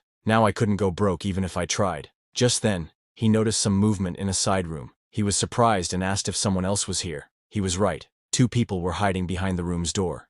Subai wondered if it could be someone from the Dizu Xuanmang clan and shouted, "Who's there? Show yourself." When the people hiding behind the door heard Subai's voice, they recognized it and came out from hiding. It was none other than Han Zhang and Hu Qingsu who were hiding there. All 3 of them were shocked to see each other there because one of them went shopping, one went to read, and one went to the weapons shop. But somehow all 3 ended up in this building. Subai pointed his finger at them and asked, "Weren't both of you always acting righteous? So what's with the stealth gear now?" Subai realized that both of them were even more talented than him. He asked them how they got in without alerting the guards. Han Zhang laughed nervously, and while pointing to that room, told Subai that there was a tunnel there, and when he was just wandering, somehow he ended up inside. Subai said, "Enough chatter," and told them to grab what they could and just don't make noise. While going in different directions, he asked them not to follow him. Hearing that, Hu Qingsu said, "Come on, Subai, don't be so stingy." Then, a few minutes later, both of them had packed their bags full. Han Zhang told Subai that he had enough and couldn't carry more. Hu Qingsu said the same.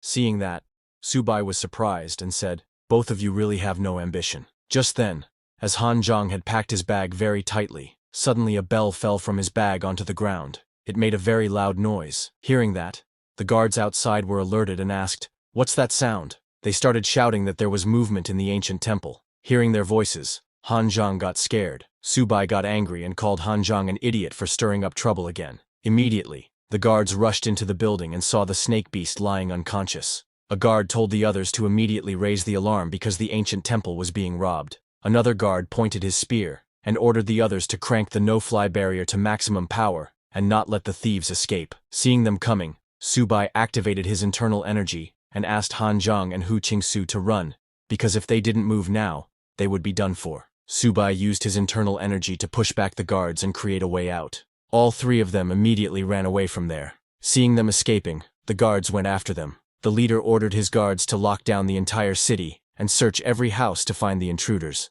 While they were searching the whole city, Subai and the others were hiding on the roof of a building next to the ancient temple. Little Phoenix was a little worried and told Subai that the entire city guard was mobilized. Han Zhang told Subai that he thought they had caused a huge mess this time. Subai told him there was no doubt about it. Hu Qingsu was worried because the whole city was under lockdown and there was no backup coming for them. But suddenly, Subai got an idea. Don't they know the saying that the most dangerous place is the safest hiding spot? Han Zhang got confused hearing that and asked Subai what that meant. Subai didn't say anything and just smiled. Then, a few minutes later, Little Phoenix went in front of the guards and while pointing in a different direction shouted, "Human presence!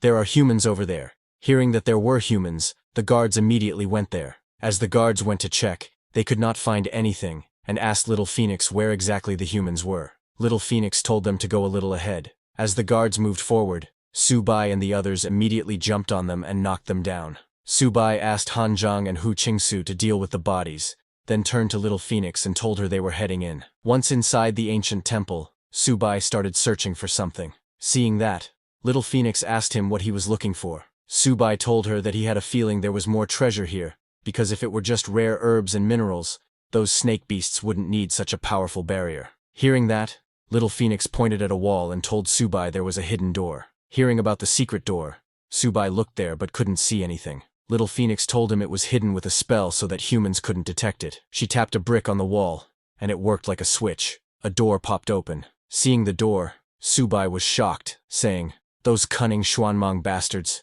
No wonder we didn't notice it earlier." Little Phoenix told him that there was a powerful energy below. Hearing that, Subai decided, "Let's go take a look." He went down the stairs, and when he reached the end, what he saw completely shocked him. There was a tree below that ancient temple with some faces on it, and all around the tree were corpses of snake beasts, releasing a bloody energy that was being absorbed by the faces on the tree. Little Phoenix was also surprised to see that tree and asked, "Could it be the Thousand-Wish Tree?"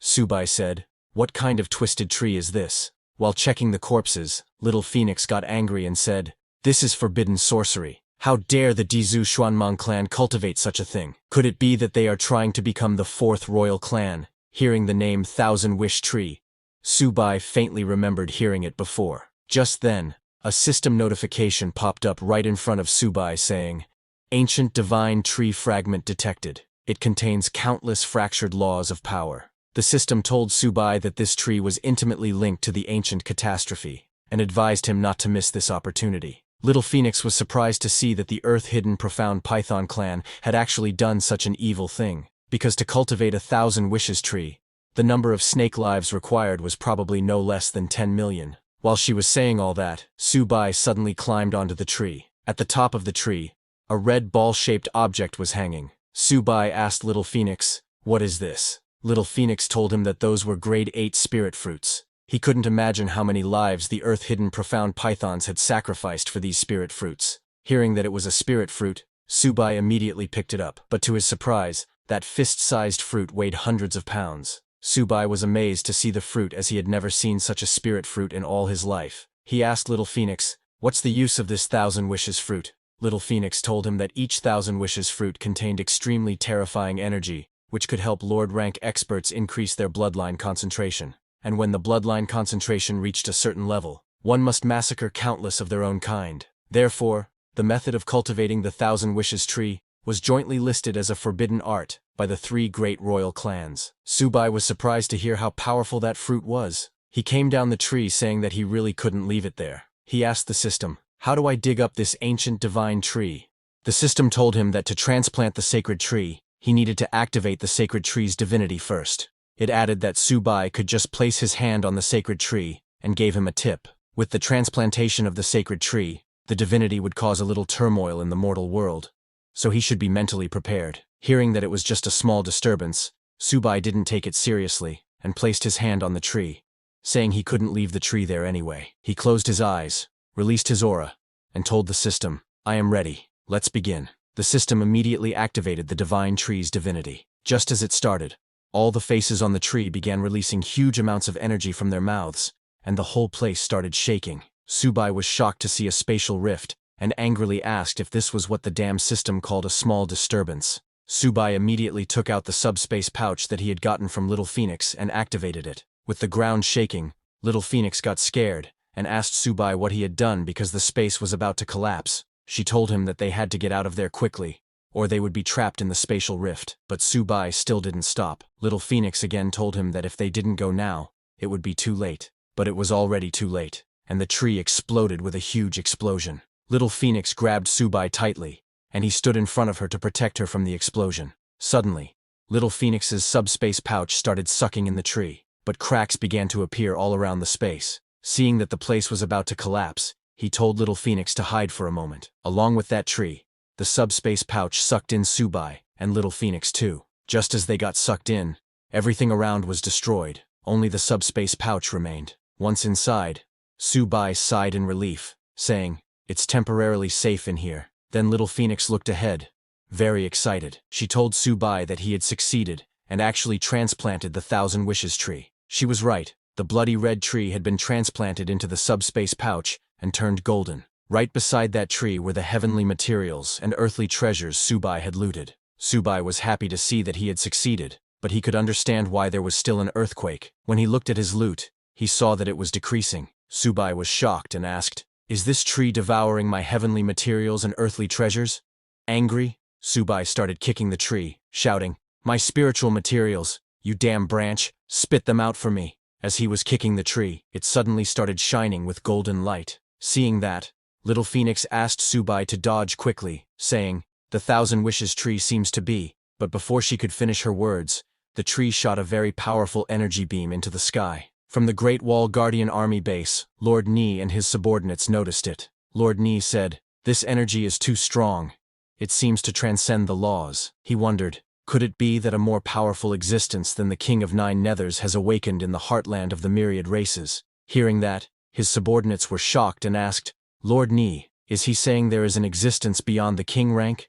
Lord Ni immediately ordered his subordinates to contact the reconnaissance troops and find out what was going on. On the other hand, at the Nine-Tailed Heavenly Fox Royal City, Seeing that golden light, the Heavenly Fox Elder asked if this was deity-level power. Her subordinate asked, "How is this possible? Hasn't the Forbidden Land not been breached yet? How can there be divinity leaking out?" The Elder herself didn't know why such a terrifying power appeared in the earth-hidden profound Python's main city. She asked her subordinate to send someone to investigate. At Nine Nether's royal city, the Lord of the Nine Nethers felt that terrifying energy and was shocked. What's going on? Why would such a terrifying aura appear in the earth-hidden profound Python's main city? He asked his subordinate what was happening. The scared subordinate told the Lord of Nine Nethers that he truly did not know but would go to the main city to inquire about what happened. At the Emerald Waterpool Forbidden Land, the Asura dragon also woke up after sensing that golden energy. At Sword Mound Forbidden Land, after sensing that energy, all the swords placed in that mountain became active. Fallen Heavenly River Forbidden Land also activated. Not just those places, 100,000 mountains. Forbidden Land, Underwater Ivory Mountain Forbidden Land, and many other places all around the earth were activated. An unknown voice said, "The gods are immortal and indestructible. It won't be long before they reappear in the human world." At the Myriad Races battlefield, as that golden light appeared, the whole ground started shaking. Hearing that voice, everyone was shocked and asked, "What's going on? Is this an earthquake?" Seeing that light coming from the direction of the earth-hidden profound Python's main city, the city's lord, Long Ao, got scared, realizing that it was the Thousand Wishes tree. He knew that if the three royal clans found out he used a forbidden art to cultivate the Thousand Wishes tree, he would be finished. So he immediately flew towards the earth-hidden profound Python city, while ordering the clan to fully retreat. Hearing their lord telling them to retreat, all the beasts of the clan immediately turned around and started running. Before the other beasts could understand what was happening, the human army charged at them shouting, "Kill all the myriad races." Seeing them coming, the beasts panicked, asking how they were supposed to deal with this when the earth-hidden profound pythons had fled. Other races also decided to quickly retreat. They ordered all their beasts to retreat too, and all the beasts of the myriad races started running away. Seeing that the myriad races were in chaos, the human army chased after them, saying they would kill them all. While running, the beasts of the myriad were very angry, asking how those bastards from the earth-hidden profound python clan could just up and run. Meanwhile, at the earth-hidden profound python main city, Subai came out of the subspace pouch and was shocked to see his surroundings, asking what had happened and if he had caused all of this. The whole ancient temple along with many nearby buildings were completely destroyed. Seeing that, Subai thought, "Isn't this a bit too tragic?" But before he could understand anything, suddenly some high-level beast came there shouting, "Damnable thief! How dare you touch my clan's sacred tree?" Seeing them, Subai got scared, realizing he was done for. The ninth elder of the snake beasts, a platinum rank, ordered her men to capture Subai. Seeing those beasts coming, Subai realized that if he didn't run now, his life was forfeit. So he used Shadow Step to run away from there. Seeing him running, the ninth elder got very angry and asked, "Human, do you still think you can run?" She took out her sword and struck at Subai. Subai was using his Shadow Step and was invincible, but the ninth elder's sword strike came directly at him, shocking him completely. Subai, who was in the air, used his turtle's shield skill to block the ninth elder's strike. However, even after blocking the attack, he was sent flying. He managed to stop himself mid-air and muttered, as expected of a platinum rank. The ninth elder charged at him again, shouting, "You destroyed the sacred tree of my clan.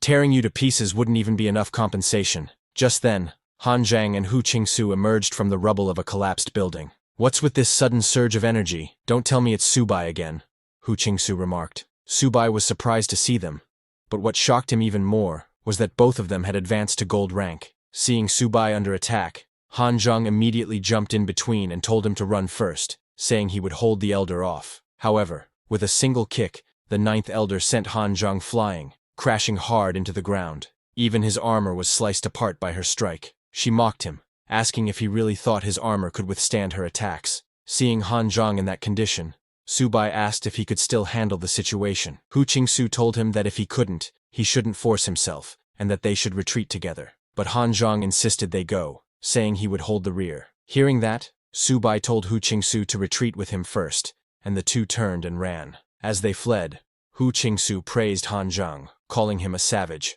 After they left, Han Zhang faced the ninth elder and told her to watch his blade technique. He swung his blade with full force, sending a barrage of strikes at her. The ninth elder easily dodged them, scoffing, "Such trivial tricks. Do you really think this can harm me?" Little did she know that Han Zhang wasn't actually aiming to hit her. While she was distracted dodging his attacks, he used the opportunity to escape as well. Seeing this, the ninth elder grew furious. Han Zhang soon caught up to Su Bai and Hu Qingsu, who were still running, and asked if they were really just fleeing. He told them to wait for him. While running, Su Bai tossed him a spirit fruit and told him to eat it quickly to restore his energy. Watching them run, the ninth elder roared in rage, declaring that none of them would escape today. But after eating the spirit fruit, Su Bai, Han Zhang, and Hu Qingsu had fully restored their energy and used their full power to escape. They ran so fast that even the ninth elder, despite being a diamond rank expert and flying, could not catch them. She was stunned, wondering if this was really the speed a gold rank should have. 3 hours later, the ninth elder had completely lost their trail. She cursed them,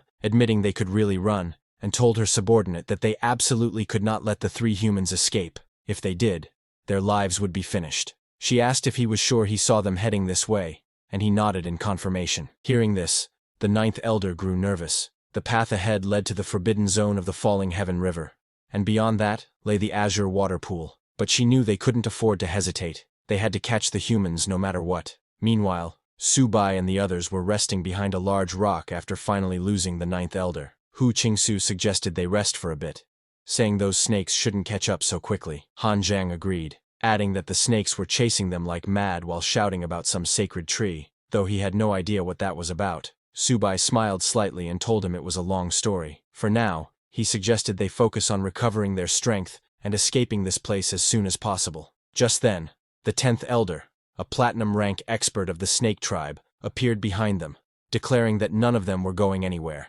He called them a bunch of useless trash and mocked the 9th elder, saying she couldn't even capture 3 humans, and now he had to come personally. Su Bai and the others were shocked to see the snake beast. Han Zhang immediately drew his blade, telling Su Bai and Hu Qingsu to go first. Hearing this, the 10th elder grew angry, unleashed his energy, and transformed into a huge snake beast. He ordered them to hand over their clan's sacred tree, promising to let them die quickly. Even after seeing this, Han Zhang did not back down. The 10th elder struck with his tail, destroying the ground and sending Han Zhang flying. Seeing that, Su Bai immediately jumped in, questioning if the 10th elder still had the nerve to call that wish tree a sacred tree. He told the 10th elder he would take care of that evil thing himself. The 10th elder became furious and snarled, "Let's see how long you can hold out." Han Zhang stood up again, ate another spirit fruit, and told Su Bai to take Hu Qingsu and leave, insisting that he would handle this. Su Bai was shocked and tried to say something, but before he could, Han Zhang shouted that he wasn't joking. He told Su Bai to go, saying leaving one behind was better than all of them dying here. Humanity's victory mattered the most. Hearing this, both Su Bai and Hu Qingsu realized that Han Zhang was serious. He was ready to die to save them. Han Zhang raised his blade, unleashed his power, and ordered them to leave. Su Bai and Hu Qingsu turned and fled, telling Han Zhang they would wait for him ahead. But the 10th elder wasn't going to let them go. He lunged at them, asking if they still intended to run, and opened his massive mouth to bite them. Suddenly, Han Zhang leapt in, striking the 10th elder's head and pushing him back, saying, "Your opponent is me." This enraged the 10th elder, who lashed out with his tail, sending Han Zhang crashing to the ground with a solid impact. As Han Zhang lay there, the 10th elder went after Su Bai and Hu Qingsu, calling Han Zhang a lowly human who was overestimating himself. He said Han Zhang's life wasn't worth more than an insect's, but as the 10th elder was moving away, a voice came from behind. "I'm not done yet." The 10th elder turned in surprise. It was Han Zhang, who had stood up again. "Your opponent is me!" Han Zhang shouted, grabbing the 10th elder's tail to stop him from leaving. The 10th elder called him an ignorant human, then raised his tail, Han Zhang still clinging to it, and slammed him to the ground with full force. The impact was so powerful that Han Zhang coughed up blood, and his eyes rolled white for a moment. The 10th elder turned to him and roared, "I don't have time to waste on you!" His eyes glowed red, and suddenly, several snakes appeared around Han Zhang, who was struggling to stand. Before he could react, the snakes charged at him with full force, giving him no chance to respond. Sometime later, after running for hours, Su Bai and Hu Qingsu finally stopped. Before them was a huge pool. Su Bai immediately recognized it as the Azure Water Pool, the home of the Azure Dragon. Both became extremely nervous. Su Bai wondered aloud why it was so quiet. Could it be that the Azure Dragon wasn't home? Meanwhile, Hu Qingsu looked back and told him that Han Zhang still hadn't caught up to them, then asked, "What should we do?" On the outskirts of the forbidden area, the 9th elder was walking with her subordinates. While they moved, One subordinate remarked that it was very strange. Normally, any living being stepping into the Bishwitan Forbidden Zone would be immediately attacked. So why was it so quiet this time? He suggested to the ninth elder that since their clan's sacred tree was still in the humans' hands, and they absolutely could not let them escape, why not give it a try? The ninth elder agreed, saying that if there was danger, they would remain near the outskirts and could retreat in time. With that, she stepped into the Bishwitan Forbidden Zone's barrier with her subordinates. However, the moment they entered, the space inside changed completely. Lightning struck, and the Azure Dragon stood right before them. Seeing this, everyone was terrified. The ninth elder told her subordinates that it was the Azure Dragon and ordered them to retreat immediately. At her command, they all ran away from the area. Meanwhile, inside the Bishwitan Zone, Subai was sitting near the Azure water pool, feeding some spirit crystals to Little Phoenix, Little Turtle, and Little Cat, telling them to eat up and grow stronger. Seeing this, Hu Qingsu was surprised and asked Subai how he could eat so calmly when the snake beasts could catch up to them at any moment. Subai asked Hu Qingsu if he hadn't realized it yet. This was their forbidden zone, and the snake beasts wouldn't dare to enter. Otherwise, the two elders would have already chased them here. Subai knew they couldn't stay for long, and needed to decide where to go next. Hu Qingsu suggested that since the snake beasts wouldn't dare to come in, they should return to the Misty Mountains and regroup with the main force. But Subai disagreed, saying they had stirred up such a mess in snake territory that the beasts would definitely redeploy troops,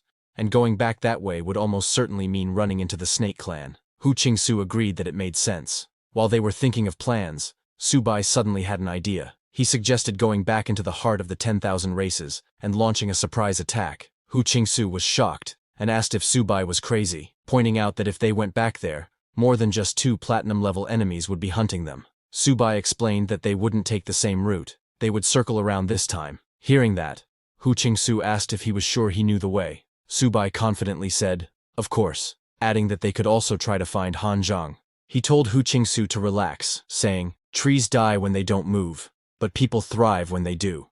So trust me." Hu Qingsu was speechless and didn't know how to respond. Subai then turned to Little Phoenix, Little Turtle, and Little Cat, calling them gluttons and telling them to stop eating and get moving. As they traveled, Subai told Hu Qingsu, who was following behind, that after the last few battles, he had realized something. When Hu Qingsu asked what it was, Subai said that when facing platinum-level or higher opponents, fighting wasn't even an option. It was better to focus all their energy on increasing their own speed while slowing the enemies. That way, they'd actually have a chance to escape. Hu Qingsu agreed, saying it was true. After all, there was a massive power gap between gold and platinum levels. But suddenly, Subai stopped him, warning him to be careful because there was movement ahead. In the forest, they saw some people walking, and one of them was kicking another, telling him to hurry up. Subai and Hu Qingsu hid in the bushes and took a look. To their surprise, it was Han Zhang, captured by some cat beasts. Seeing Han Zhang, Hu Qingsu tried to rush out to help, but Subai stopped him, telling him not to charge in just yet. Meanwhile, the cat beasts pushed Han Zhang, who was resisting, and told him that no one was coming to rescue him. Seeing this, Subai told Hu Qingsu that if they rushed in recklessly, Han Zhang could be put in even greater danger. They needed a flawless plan. Hearing that, Hu Qingsu asked Subai what he was planning. Subai smiled and said, "A clever move wins the day." Han Zhang, on the other hand, wasn't cooperating and even struck back at the cat beasts. One of the cat beasts took out a whip and lashed at him, saying, "You still have a sharp tongue? I'll beat you to death." But just as that cat beast was about to attack again, a voice called out, telling him to stop. Subai and Hu Qingsu had put on their black hoodies again and disguised themselves as snake beast envoys. They approached and asked the cat beasts what they were doing there. Seeing them, the cat beasts immediately greeted them respectfully and explained that they were acting under the 10th Elder's orders to escort this human back to their territory. When Han Zhang heard Subai's voice, he immediately recognized him and tried to call his name. But before he could say it, Subai struck him on the head and shouted, "Shut up, you damned human!" Hearing this, Han Zhang understood that Subai had a plan. Subai then turned to the cat beasts and asked if they were the escort team. He explained that they had also been ordered by the 10th Elder to oversee the prisoner's escort and to gather military supplies from the cat clan. At the mention of military supplies, the cat beasts were stunned. One of them said that the supplies had already been delivered, but Subai replied that with the front line failing, of course they needed another round of supplies. He stepped closer, looking the cat beast in the eye, and asked if he was questioning the orders of their clan. The cat beast became frightened, and quickly said, "Of course not. It's an honor to serve." Hearing that, Subai ordered him to lead the way. The cat beast obeyed immediately, saying, "Yes, envoy," and led them to the cat tribe. Upon reaching the Nether Cat clan's territory, Subai pointed at Han Zhang and told the cat beast that he would interrogate this human prisoner personally. He then ordered him to go summon his clan elder. The cat beast immediately told his subordinates to notify the Grand Elder that an envoy from the Xuan Python clan had arrived for military supplies. Moments later, the cat clan's Grand Elder came out to greet Subai, apologizing that he hadn't been informed of their visit in advance and asking for forgiveness. Subai acted tough and replied, "Enough talk." He told the cat elder that they were there to collect supplies and gather spiritual materials. The cat elder was shocked and said that the last batch had been handed over just 10 days ago. Why were they asking again? Subai told him that the front line was desperate and they had suffered huge losses. More materials were needed to sustain the fight. Acting angry, he added, "After years of war, which tribe among the 10,000 races isn't hanging by a thread?" When the 9 Nether King gave the order, our Dizhao Xuanmong clan sent everyone, from the Peak Lord Patriarch down to barely qualified bronze levels, into battle bravely. And now your cat clan can't even offer a few supplies? Are you unwilling? Hearing this, the cat elder became frightened and blamed himself, saying,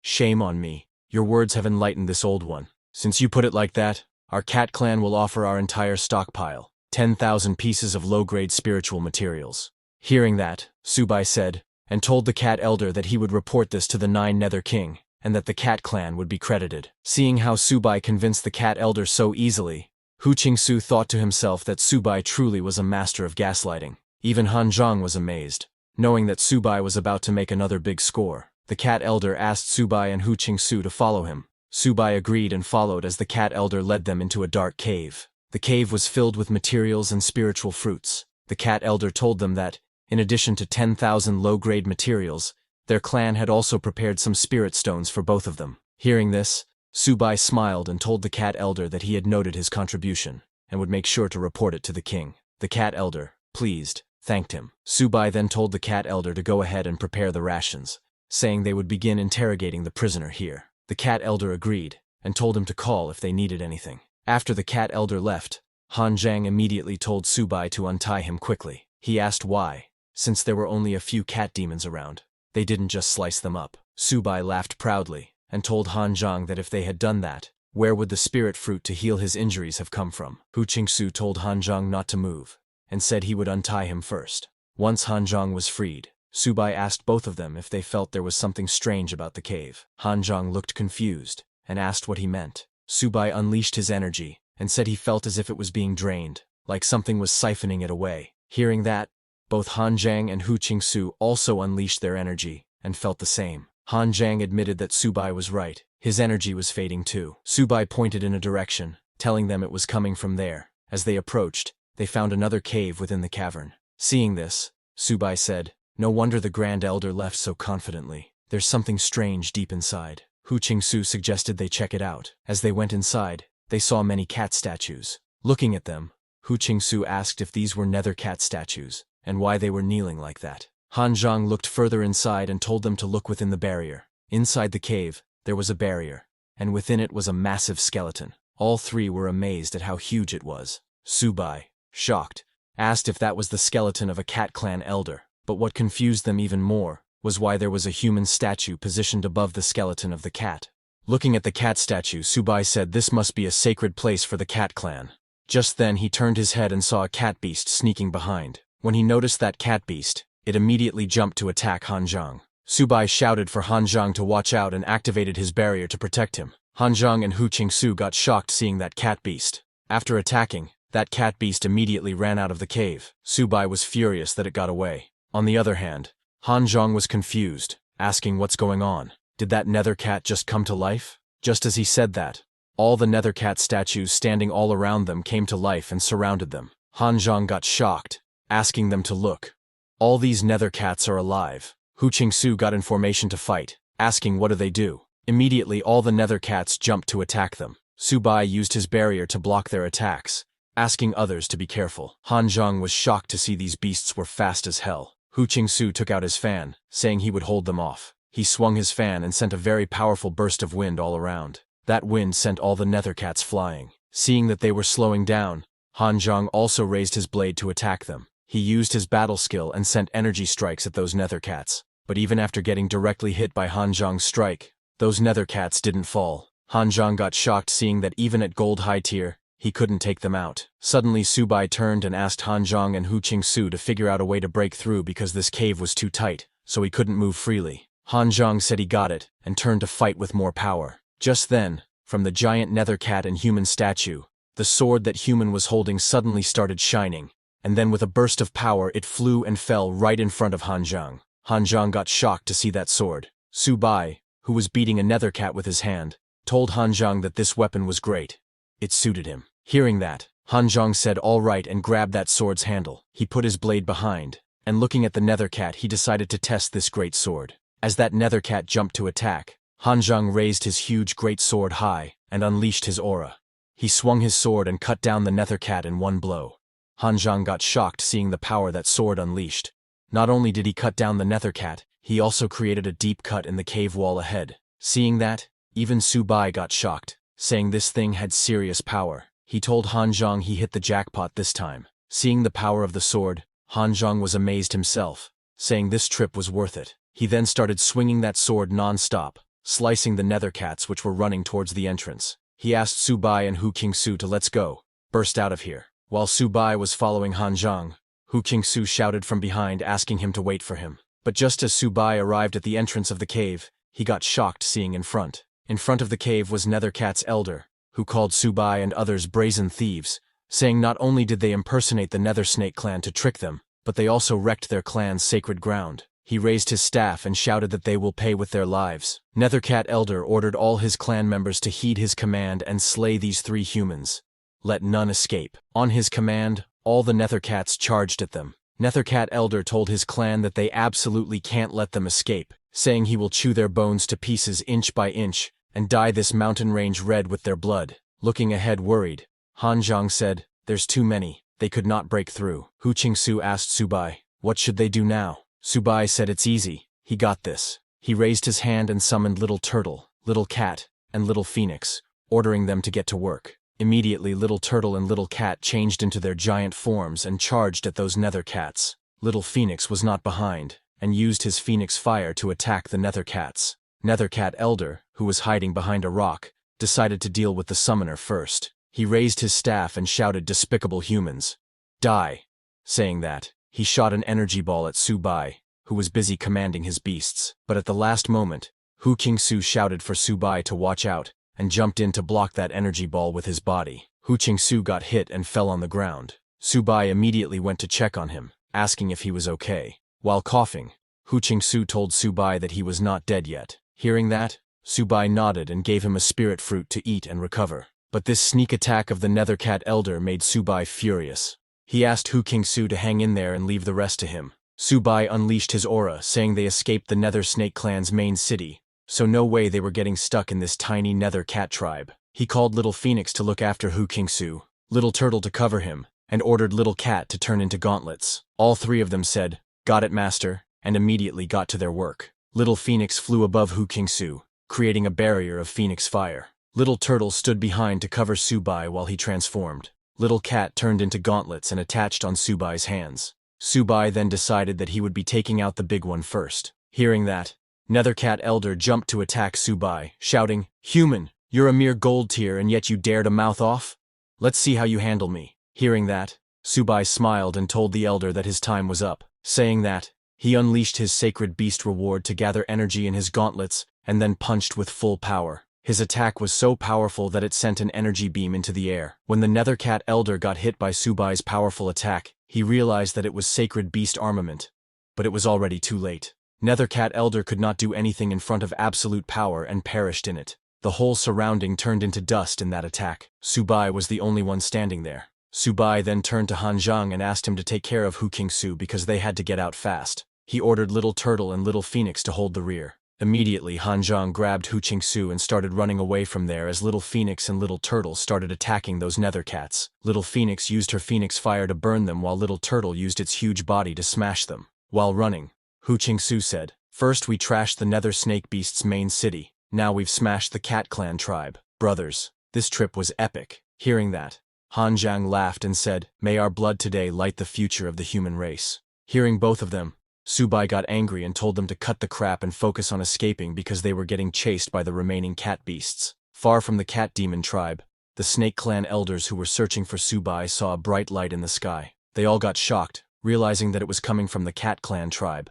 The Snake Clan elders asked their people to follow them. On the other hand, at the Nether tribe king's place, while the Nether king was working, he suddenly felt Subai's sacred beast armament. He was shocked, realizing that it was the sacred beast armament, and wondered could this be a conspiracy of the human race. He immediately conveyed his orders to dispatch 2 diamond-rank warriors to the Demon Cat Mountains to slay Subai at once. Meanwhile, in the human front line, a soldier reported to Lord Nieching that ahead, 2 diamond-rank experts had been detected moving quickly towards the Nether Cat Clan's direction.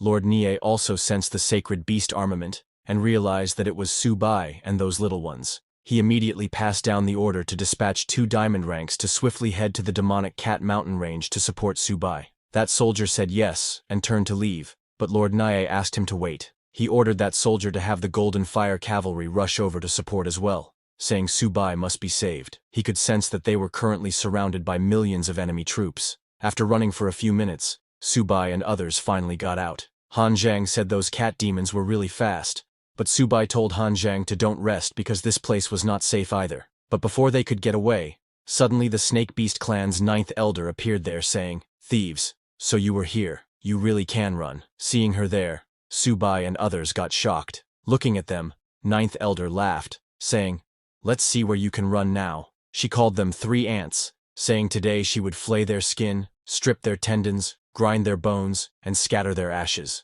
Just as she said that, suddenly both Han Zhang and Hu Qingsu got hit by something from behind. This completely shocked Subai. It was the 10th elder of the Nether Snake Clan. He laughed at them saying, "Just a mere gold, and yet you didn't die in one strike. Seems like you can do more than just run away." Both Han Zhang and Hu Qingsu fell on the ground as Subai went to check on them. 9th elder ordered 10th elder to release poison fog to seal off their escape route, saying, if they let 3 ants escape from their hands, wouldn't they be a laughingstock if word got out? On her command, 10th elder immediately released the poison all around Subai and others. Meanwhile, Subai asked Han Zhang and Hu Qingsu how they were.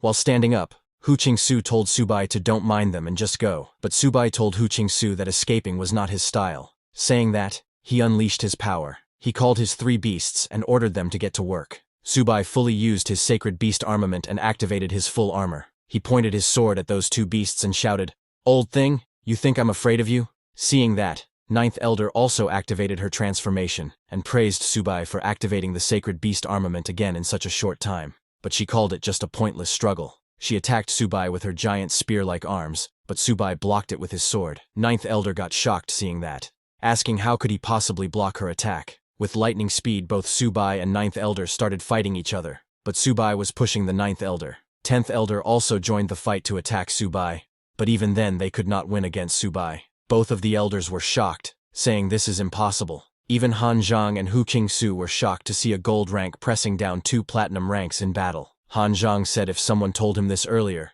he would have thought they were insane. Subai then moved with lightning speed and struck. His attack was so fast and strong that along with those Snake Clan elders, he also cut down the whole forest in front with a single strike. This was the power of gang metal. Nothing is unbreakable, nothing unpierceable. Subai's attack left a deep cut on 10th elder's neck, and 9th elder's both arms were cut down. Seeing that, 10th elder said, "Truly worthy of being the sacred beast armament, the strongest innate skill." 9th elder agreed, saying they absolutely must not let Subai grow stronger at any cost. Saying that, 10th elder released poison around them. Subai got confused seeing that, asking what are they doing now? Meanwhile, after getting covered by the poison, both 9th and 10th elders started merging together, and then another beast emerged from the poison saying, "Human, I admit you are strong, but as just a mid-level gold, your body hasn't even been tempered to the extreme." 9th and 10th elders' combined form looked really terrifying. It stood in front of Subai saying, "Today you are destined to die." But Subai wasn't scared of them. He looked directly in their eyes and asked if anyone had told them that they were a bit ugly. This made the elders angry, and they started making an energy ball saying, "Human, let's see how long you can stay arrogant." They shot an energy beam at Subai, planning to kill him.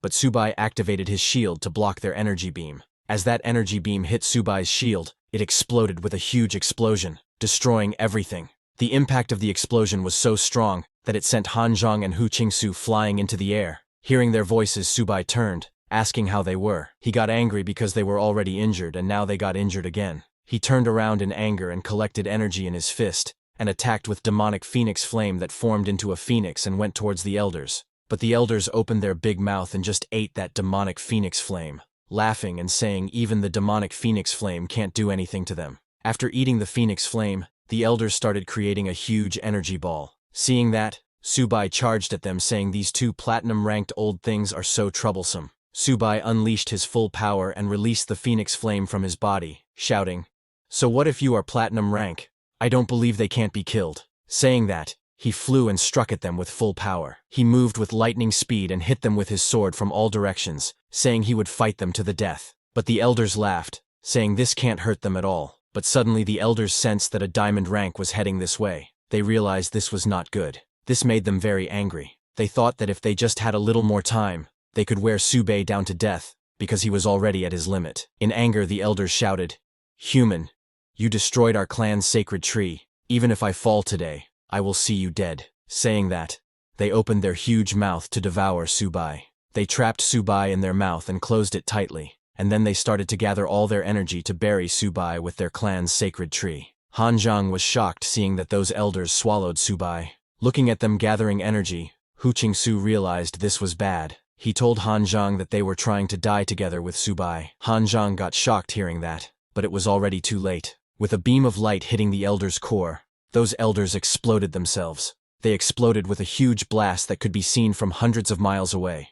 It created an explosive mushroom cloud in the air. When the explosion stopped and the smoke started to clear, they saw a barrier in the middle of the crater created by the explosion. Han Zhang immediately recognized that this was General Lin.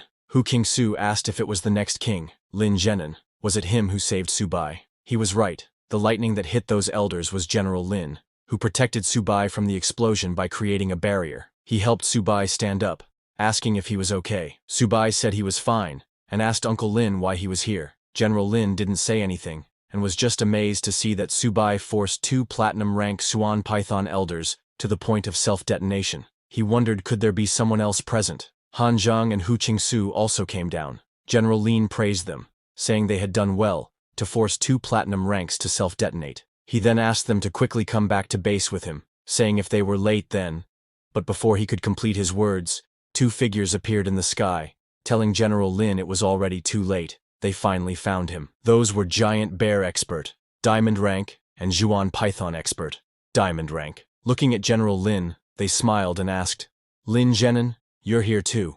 That's all for today, everyone. Before we wrap up, I want to let you know that we've recently launched a membership program here, where you can enjoy perks like early access to videos and soon, exclusive content just for members. You'll also receive custom badges and emojis to enhance your interactions. If you're interested, consider joining our membership to enjoy these benefits. Check out the link in the description to join.